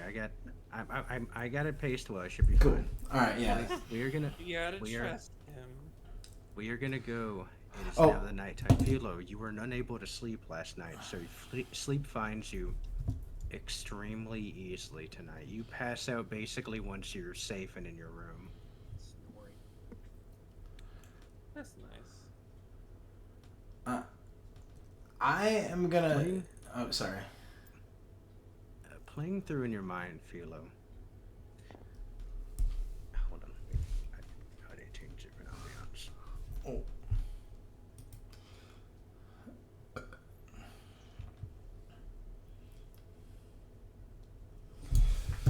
I don't know what ambiance you want. I'm sorry, Chief. No, I know. I'm changing it. Don't worry. As you've been asleep for a while, your mind starts to wander a little bit, and you think of the day that you had, and you think of the adventure, you think of the adrenaline, you think of all that. But as time goes in the stream and it spreads away, it almost turns to this darkness. There's just a full pitch of blackness as you see from what almost feels like you looking at a bright day from behind closed eyes, as you hear a voice call out, and it says, Philo, dear girl, you shouldn't be running off. Would I recognize the voice? Oh, yeah, so very easily you recall this is the voice of your grandmother. You're dead, I think. You hear ocean waves go by as you remember being on the beach. This is many years ago, back whenever you were a very young child. You felt happy right now. Like you have these thoughts and you have these memories that she's not supposed to be here, but they almost are feeling overwhelmed by this childlike giddiness of you doing something you're not supposed to. Mm-hmm.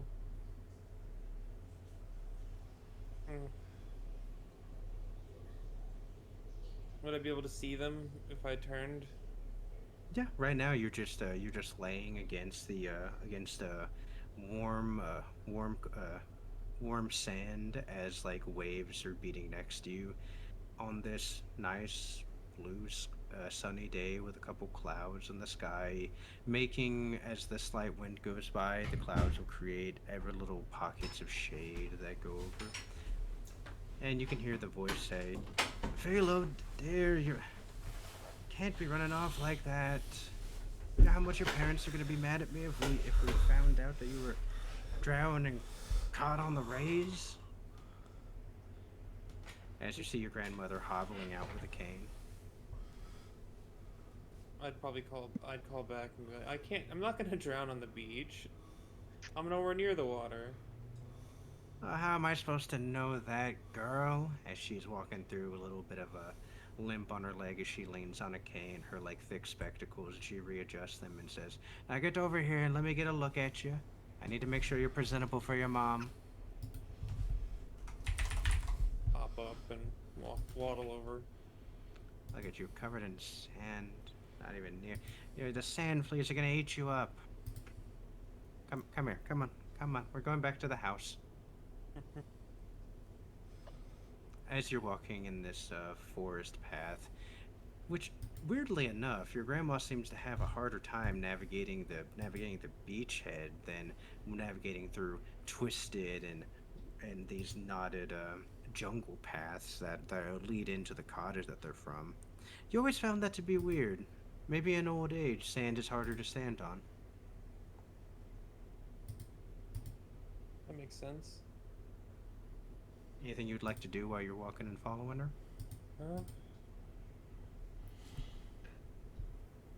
I'd look around to see like what I can remember about like where I am and where we're going. I presume this is my home island. That I remember. Make an intelligence check. With half of your modifier since you're young. Okay. Let's see, 12, half of my intelligence, 27 divided by 2, round down. Oh, round up, okay. Yeah. So that would be 14, I think, right? Just half your modifier, not your actual score. Yeah. So I think it's 14 because it's 27 divided by divided by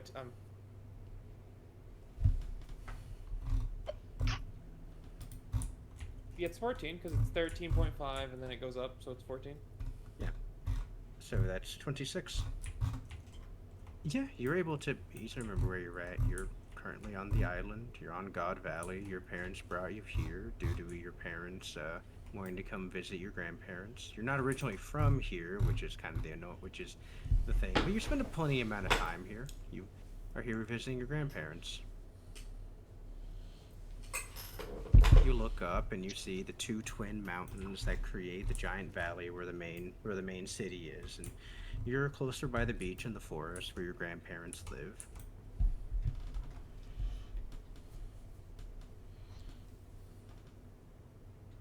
There's a deep part of my brain that's like, ask your grandma how old you are today, so we can try to remember if this is one of the a bit too close. Season 4 Stranger Things. Yeah, do you ask your grandma that? Yeah. Grandma, how old am I? Philo, how old is your character? Currently, I believe we said she was like 27, 28 or something, I think? Or was it 20? Between 28 and 23, I think we said. Yeah, so it should be... yeah, so you're about, I think, 3 or 4 years old. As she says that, you feel a pit in your stomach. This is not a happy dream. Ooh. Roll a wisdom save. Oh, this is about to get really fucked up. You want to fail this. I have really bad wisdom. I have really bad wisdom. I have really bad wisdom. That's a 19. No, I knew it. The dream continues. It's a nice time. I mean, as you're going with your grandparent or your grandma, you eventually open up to like a main way. As your grandma finds her way to the rocking chair, she goes, This is why you shouldn't leave your kids with the old. They always run off, making me get out of my chair. I feel like I'm gonna break my hip every time I get up. That's not your fault, sweet Philo. You know your grandma still loves you, but if she breaks her hip, she might change that. I just give her just like the biggest hug I possibly can at this point, probably. Oh, sweet girl. Now then, I got something I need you to do.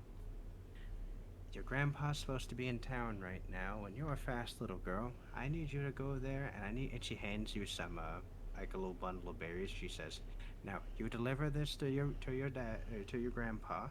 I promise you he'll buy you probably some ice cream or something. So run along now."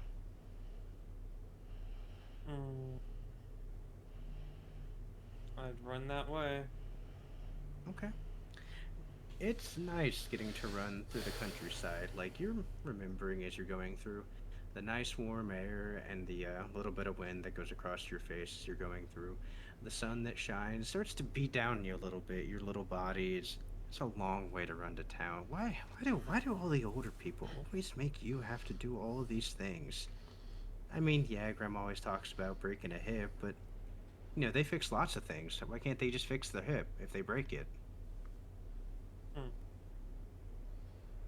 You're not really sure what the deal is. Maybe they're expensive. Maybe they're probably as expensive as like 10 ice creams, maybe. I'll But make soon her a enough. new hip when I'll make her a new hip when I'm older. Yeah, you'll make her a new hip. Exactly, easy enough. But soon as you're walking, you get distracted away from those ideas, and eventually you see an interesting beetle that flies by, or a cool butterfly, and you really hope Grandpa takes you out again. It was cool the other night whenever he took you out to go visit the fireflies. You wonder where they go during the day. Maybe they only come out at night. Hmm, you're not sure. Soon enough, after you're done getting into those trains of thought as you go through, and you think about the Firefly Kingdom that goes during the daytime, they must build it up, and they must be like little soldiers that come out during the night to shine the lights on everybody. But who knows? Maybe that'll be your adventure tomorrow, as you're gonna find the Firefly Kingdom. But Oh, but those thoughts eventually find their way out of your head. Roll another wisdom saving throw. 15 Still in the dream. plus 8. You make your way into town. It's busy here. There's a lot of people going on right now. It's kind of hard to find Grandpa. Where? Roll an intelligence check. Where did Grandma say he was at again?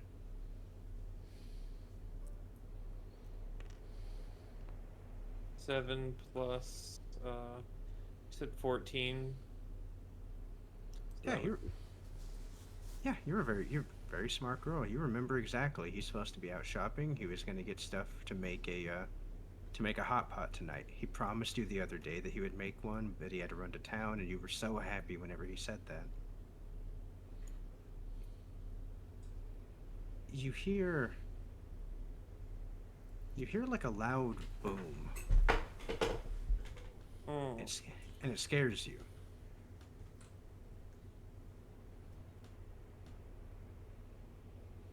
Make a perception check.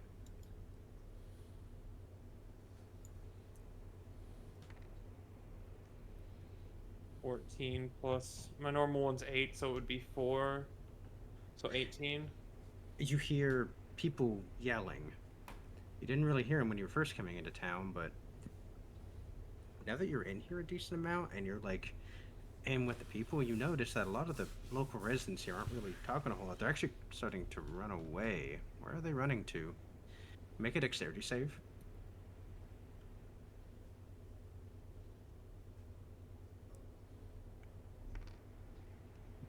17, and I have a -1 normally. Very hard for you to be able to get out of the way, but you're able to nimbly kind of like a dive bomb out of the way as well as a child can out of a stampeding crowd of people.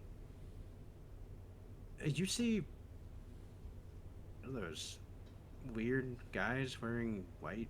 They're wearing white, bunch of white shirts and blue blue like bandanas. That's weird. They're carrying some guns too. You remember when Grandpa showed you a gun? It was kind of scary whenever he first used it because it made like a really loud noise and like it kind of freaked you out a little bit. But he said that they're not scary. That the main thing about him is that it's who uses them. These are probably good guys. Make a perception check.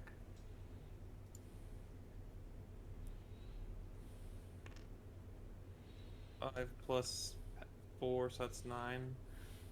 A loud noise makes you close your eyes. It's probably for the best. And most things that are loud you don't really want to look at, you know. Cicadas are gross and weird. And Grandpa tells you that they're fine to be around, but you always think they're weird with how loud they are. Make another wisdom save. Come on. That's Still, 12. still in the dream. Wake up. Wake up. Yeah, you close your eyes and eventually you open them. Make a perception check. It's gonna be my dead fucking grandpa. There's some shit laying in front of me. It's a 9 plus 4, so it's a 13. A 13. There's some people laying in the ground on the street. That's weird. Are they playing a game?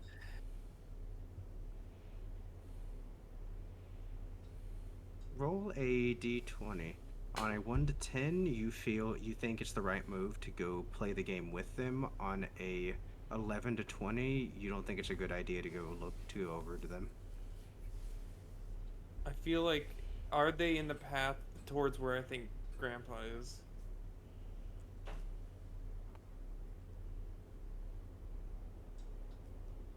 You're not sure.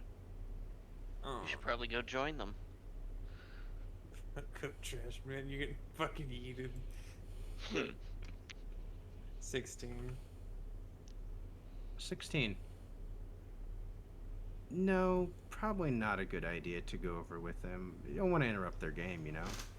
And besides, you're over here by a shop. That's probably where Grandpa's buying all this stuff for a hot pot. Yeah, you're pretty sure you know what goes in it. You know, meat, mushrooms, vegetables. There's a store here. It's probably where he bought the stuff. I'd head inside.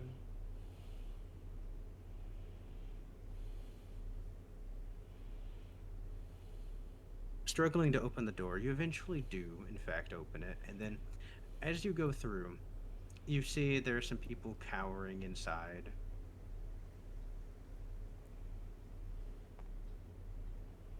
Do any of them look familiar to me?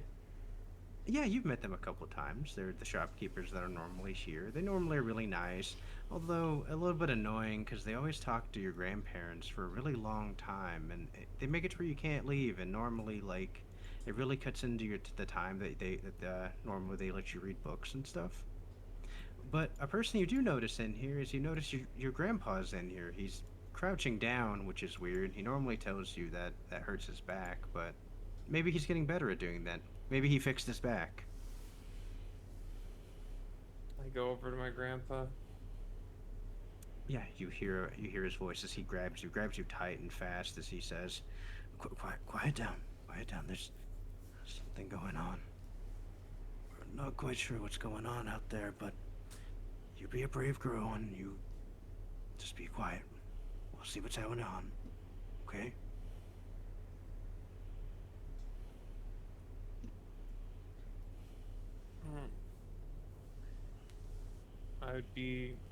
I would listen.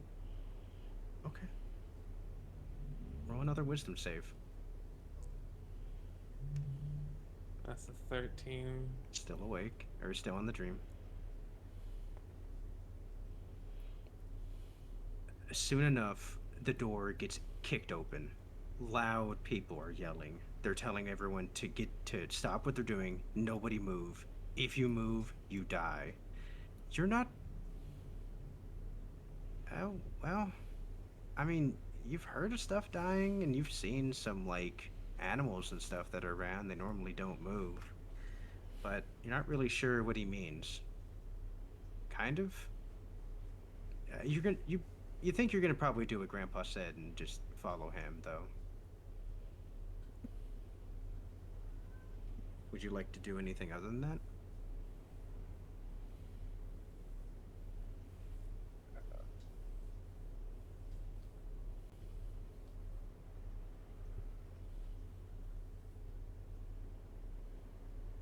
I would like to wake up, but that's not happening right now.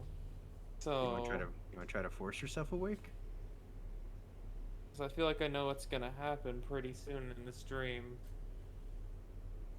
and I'd rather not go through that again.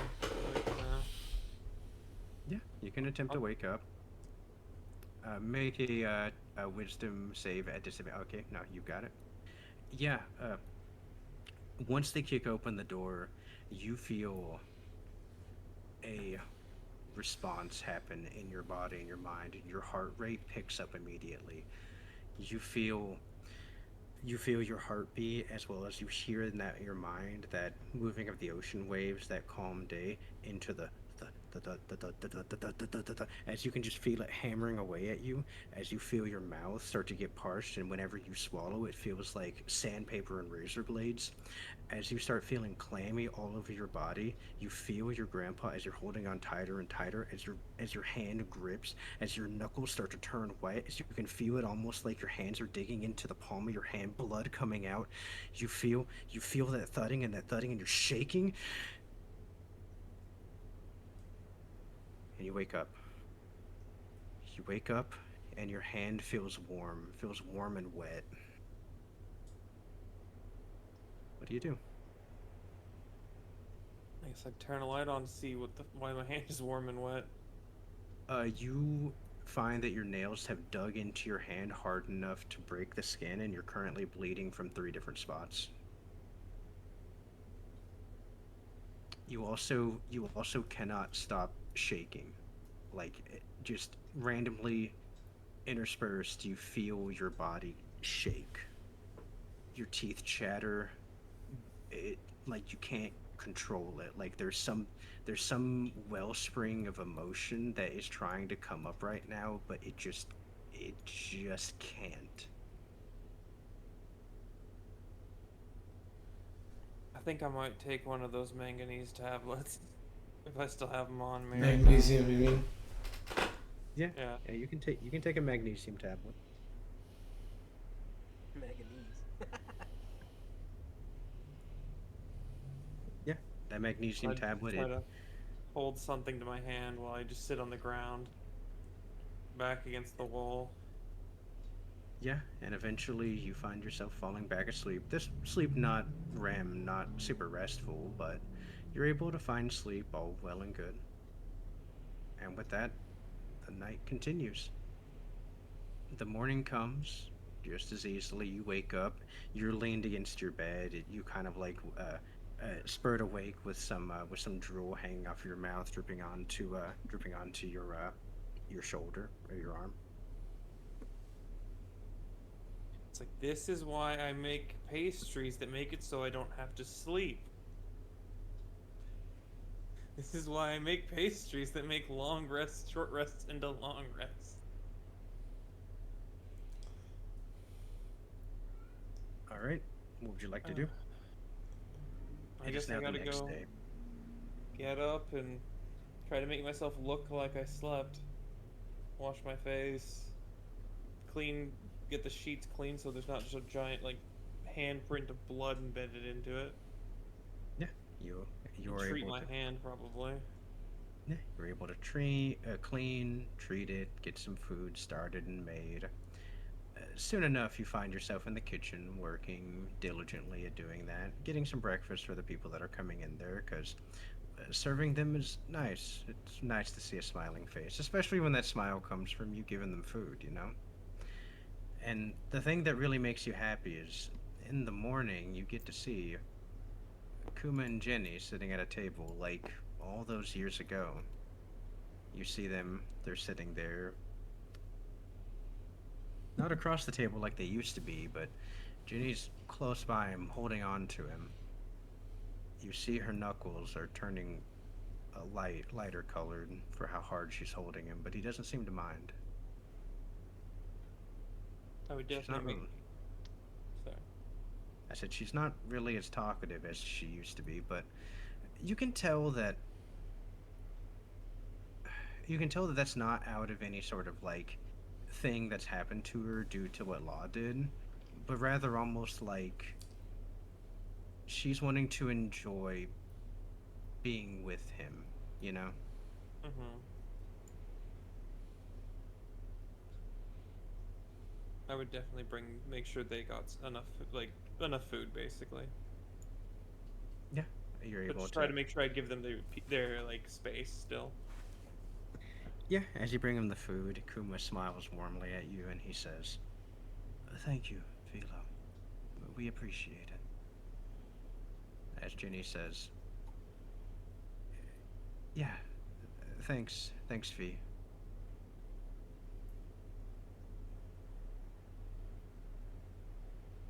I'd give them both a wave and keep on going.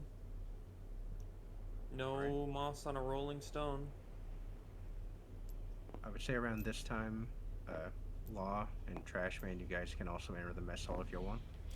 Before I would have left my room, the one thing I would like to do is out of my room, I would have pulled out like a fake panel in my drawer and pulled out that plain box covered in tied with twine that I am supposed to open when my training's complete. Yes. I'm gonna open it. Okay. You open the simple twine and simple brown paper that's around it for it to reveal a plain wooden box. I'll open the box. Okay. As you open the box, there are two things in there. One is a letter, and the second is a metal pressed ring. I'll open the letter up and read it first. In plain text, with no discerning marks, it says you are hereby invited to the Devil's Court. I already have one of these. And I look at the ring, does the mark on it match the mysterious metal signet that I have? The symbol that's on that? I'm no closer to figuring out what that is other than just going to the Florian Triangle or asking outside myself. And then, yeah, I will go to the mess hall.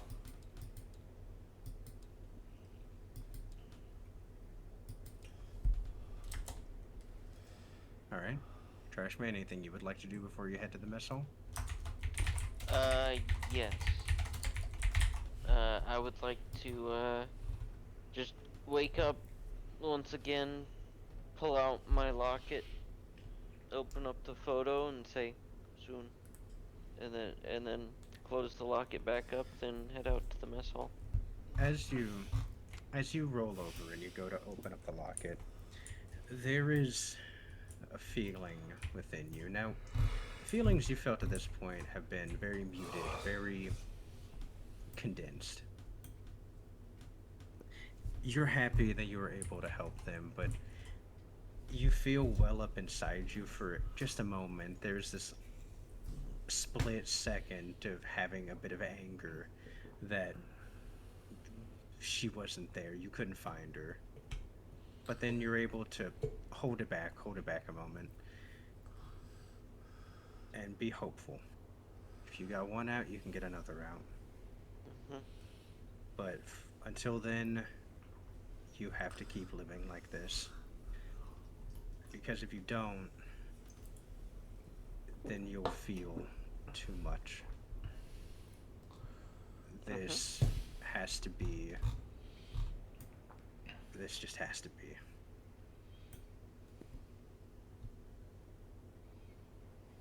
Yep. And then I'll head out to the kitchen. Yeah, you zip and zoom your way. Law, as you're going towards the mess hall, you end up encountering the trash man just on his way there as well. Kind of just to spare him the walking, because it's a lot further for him and his little legs. And I haven't done this before, but I'll just kind of gently scoop him up in my hand and just toss him on my shoulder. Oh, thanks. And then I'll just kind of keep walking to the mess hall. Yeah, eventually you two arrive there. You see Philo has already been hard at work. She looks like she's already been cooking for a while. But you see Ginny and Kumar are eating there, just enjoying each other's company. And if it matters, you guys would get the benefits of Hero's Feast from this, I think. Nice. If you end up eating the food. Yeah, it'll probably matter for next session, so just remind us next session. I will mark it down though. I'm just gonna mark it down somewhere in my notes because I'm gonna do a whole bunch of session 1 notes. Heroes. Oh right, it's locked. Feast. Yeah, Heroes Feast. Alright. Again, I'm just gonna give them their space. I'll just give a smile, kind of a big, just full smile at Kuma and Ginny, and then I'll take a big plate, and then I guess Philo would have already seen this, and so the trash man. But yeah, we'll see. He'll take a plate and then grab kind of a hilt on his sword, and then close his eyes, and then Bloodhound is now in control of the body and can sit down and start eating the food. Yeah, you see as he holds the sword, the eyes open up. and you can almost feel the difference in the faces, like the stoic look and like the stance that was there, that was like primed and ready, turns to a relaxed one as the face almost has like this perpetual smirk as it goes. All right, Philo, do her up. Give me 12 flapjacks and chocolate chips and okay, fine, whatever. And whatever fruit. Sound good as he kicks up his One fruit. Yeah, I like that you heard my mental, like, dude, he's ruining. Fuck up my card balance, Yeah. man. So I love that you, without me even having to say anything, you were responding to Law mentally with, all right, fine, one fruit. That's really funny. All right. As he's gonna look over and he's gonna go, I shouldn't say that. Fucking no, he's gotta censor myself. Actually, that reminds me. He's gonna reach over his shoulder. He's gonna sit Trashman on the table and go, "You got a free ride from him, not from me."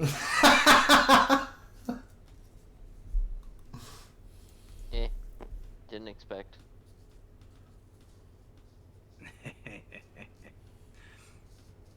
But Philo will go, yep, anything for my number 1 and number 2 customers over here. Because I feel like these two would probably eat the most out of anyone in this place, probably. Yeah. For That now. makes law number 0. Of course I am. Because I eat the same amount of food, but I don't eat any food. I am 0. That's so fucking clever. You're the enigma. Yeah, though. As the ritual Bloodhound and Trashman start to do a small eating competition, that Bloodhound is going to lose. 100%. 100%. But he still tries. Bless his heart. Do we want to give me like a con save at disadvantage because it's Bloodhound controlling the body? Yeah. Okay. Got it. Oh yeah, you can do it.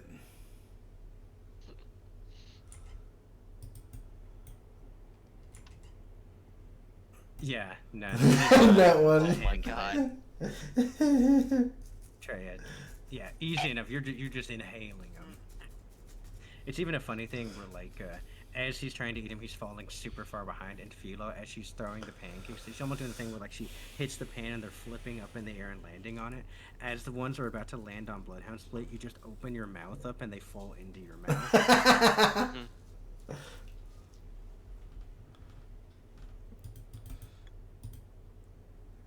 Delicious. But around this time, pedo. Oh. Pedo. Is that me? Is that mine Yours or now? mine? Is that your? It's like Yeah, I'll answer if it's everyone mine. checking their phone because we all have the same fucking ringtone in this Everyone parallel has the same universe. one, Yeah. Yeah, Law, it is yours going off right now. Yeah, I'll answer it. You know the one that this is coming from because the signal, because the user ID on it says blocked. Nice.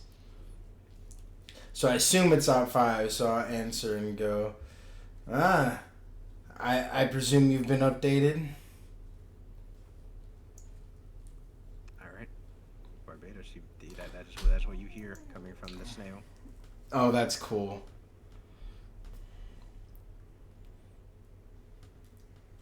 You might be muted, Barbados. Yeah, I had to. There it is. I knew Yeah. I had to find my fucking thing by alt tapping everywhere. Hello.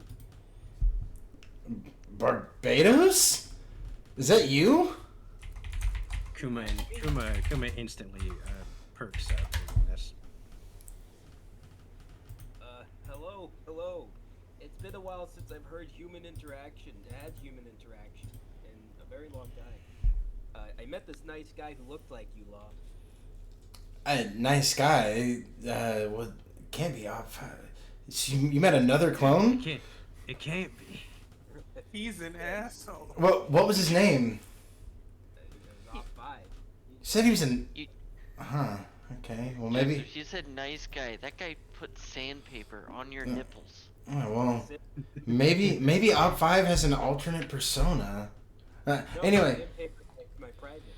No, that for sure. Yeah, he. How was that? Did that work out? Was that a good torture tactic, or what do you think? I don't think I'm the best to ask for that. Yeah, you hear from the mic. He's an abnormality when it comes to torturing. He's not a fair person. Wow, we didn't think of that. It is really like putting your thumb on the scale. It hurt. There's that. And I look at him like, yeah, you did a good job. I mean, that hurt. Most of it hurt, at least. Anyway, so it seems I'm gonna be killed in a few days. That's something. No way. Not on my call. Not on my watch. Oh yeah, no. I mean, they can kill me over my dead body, really. That's the whole idea. That is their plan. Yes. I won't let them. So I did a few things, and you know, the Op 5 here helped me out with a few things. And when you arrive, we'll probably be meeting somewhere. Okay. Can you tell me what level you're on? Just not level 6. Or I don't know about level 6. Just not level 5. Okay. Well, you're gonna be happy it's not level 5. It's not level 5, but it is level 6. Oh, okay. Good. What? Oh no. All right, hold on. You're confused. Op 5. What level is he on? He think there's not a 6th level, so he's obviously confused. He's on the 6th level. It's information that wasn't pertinent to you at the time. I was used as a fighting slave. That reminds me. Well, I guess that would explain. I heard about your execution, but I was told there was some intel that you were dead, but I knew that wasn't true. Nope. Not I. Still alive and kicking. Still missing my hand. It's still kind of. Op 5, you cut off his hand? He did. No, he did. No, he cut. He is the one who did this to me. He cut his own hand off, What thinking. sense does that make? So, He did hold that on. before I even told him what my plans were. My plan still is. So, just to fully understand, you tortured him. Then, this moment you freed him, he decided you didn't torture him enough and permanently maimed himself. See how fucking ridiculous that sounds? It wouldn't be permanent, but see how ridiculous that sounds? I mean, the strange thing about it is he seems to have some kind of regenerative ability, so it is healing what appears to be naturally. I got a little baby. If I would have known that was a factor, my torture methods could have been more thorough. I tried touching him with my baby hand. I don't remember him having regeneration, although he did change a whole lot after Nakai. But I don't... he would have told me if something like that happened. Anyway, I'm really just testing things that work. I thought it would work, so I did it. okay, So that's where you get it from. are you in... okay.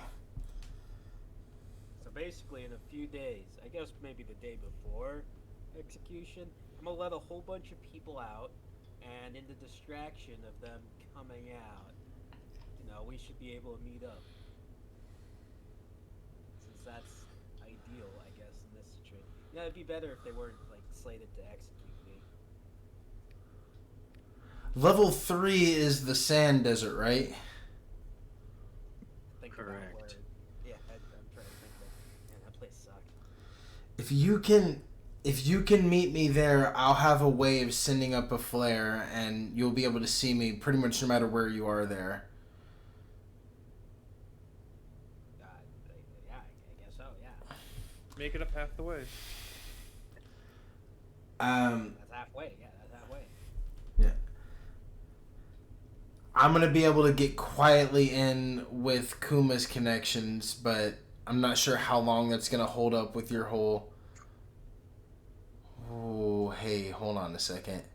I'm almost gonna like put a hand over the receiver and go, hey, Dragon. Is Dragon in MSL or no? He is not, but as you say his name, he appears. Jesus. Okay. Joe Hendry? Okay. Fuck. Hey, where's Ivankov? I heard they were going into Impel Down, but I never got an update on that.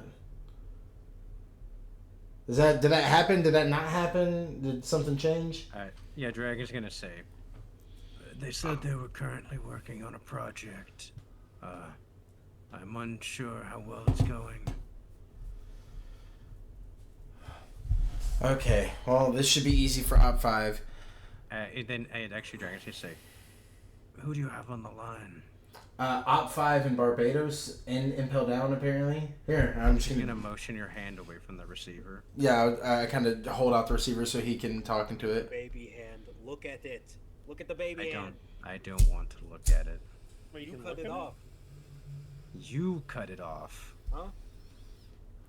Op 5. As he turns and says, yes. Have you made contact with Ivankov? No, I have not yet. I was preoccupied with a personal mission. I'm set to look for them now. How many hours did he spend torturing that guy in his personal mission? Was that the personal mission? He might have had a different personal mission. Okay. Is that business or pleasure for him? Yeah, that's what A little bit of both, a little bit of science. A little bit of test in Barbados, make sure he doesn't betray us. As Op 5 goes, once I return him to his cell, I will begin looking for Ivankov, and I will get in contact with you. Do not contact me. Obviously. Yeah, we got a whole thing to don't forget my mess hall idea. Roll a insight check. Alright.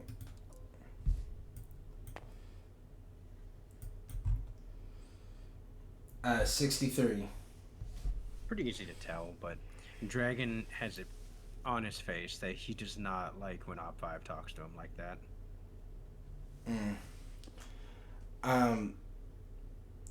I'll kind of see that, but not really want to navigate into that too much. And then he's gonna go, all right, well, we're on our way.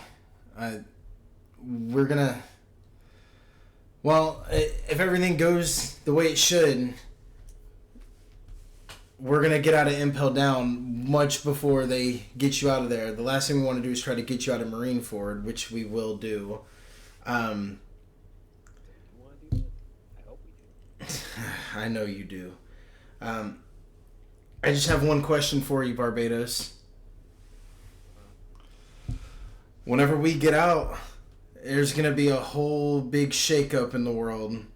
I'll fill you in on it, but I've been up to my own kind of adventures in these 2 years. So when we get out of Impel Down, well, I just hope you haven't gotten lazy or soft in that nice padded cell of yours. Oh, it's very soft and padded and comfy, and my grippy socks make me feel very warm. And Hope you didn't eat me, buddy. Just like in it, like out, like raw. Totally not missing my nipples. You look like those anime characters that don't have nipples. Just scrubbed off. All right, and then yeah, I'll pot check. As you close up on, as you disconnect on that call, I think that's what we're gonna call it for tonight. Oh my God! What a way to open it up. What a season 2, episode 1, dude. I was gonna ask about choosing the prisoners that was gonna release, but I can do that next time. Honestly. Yeah, we can just do that whenever you get that back to your cell. That way we don't have to remember which ones you picked. Yeah. Do we need to take all our Well, stuff you off can the board? you can take a week to think about it too. You can really consider who you wanna free. I'll think about it. Oh, fair enough. You just gonna free everybody? You have your ride or dies locked in. You should just free everybody. Fuck it. Yeah, Just bullet shoot. Chaos. Chaos junkie. Okay. Alright. Because Trevor, you kind of stepped away. In no universe did I think we were going to make it out of that after fucking seeing Ginny was chained to Saturn's waist. or whatever the fuck. Oh my god. I think you stepped away during the bio break and Joseph and I were talking about it. I was like, this is literally the worst case or the best case scenario. I can't tell. Because I guess this I'll ask, and I'm going to end call now. Sorry, future us.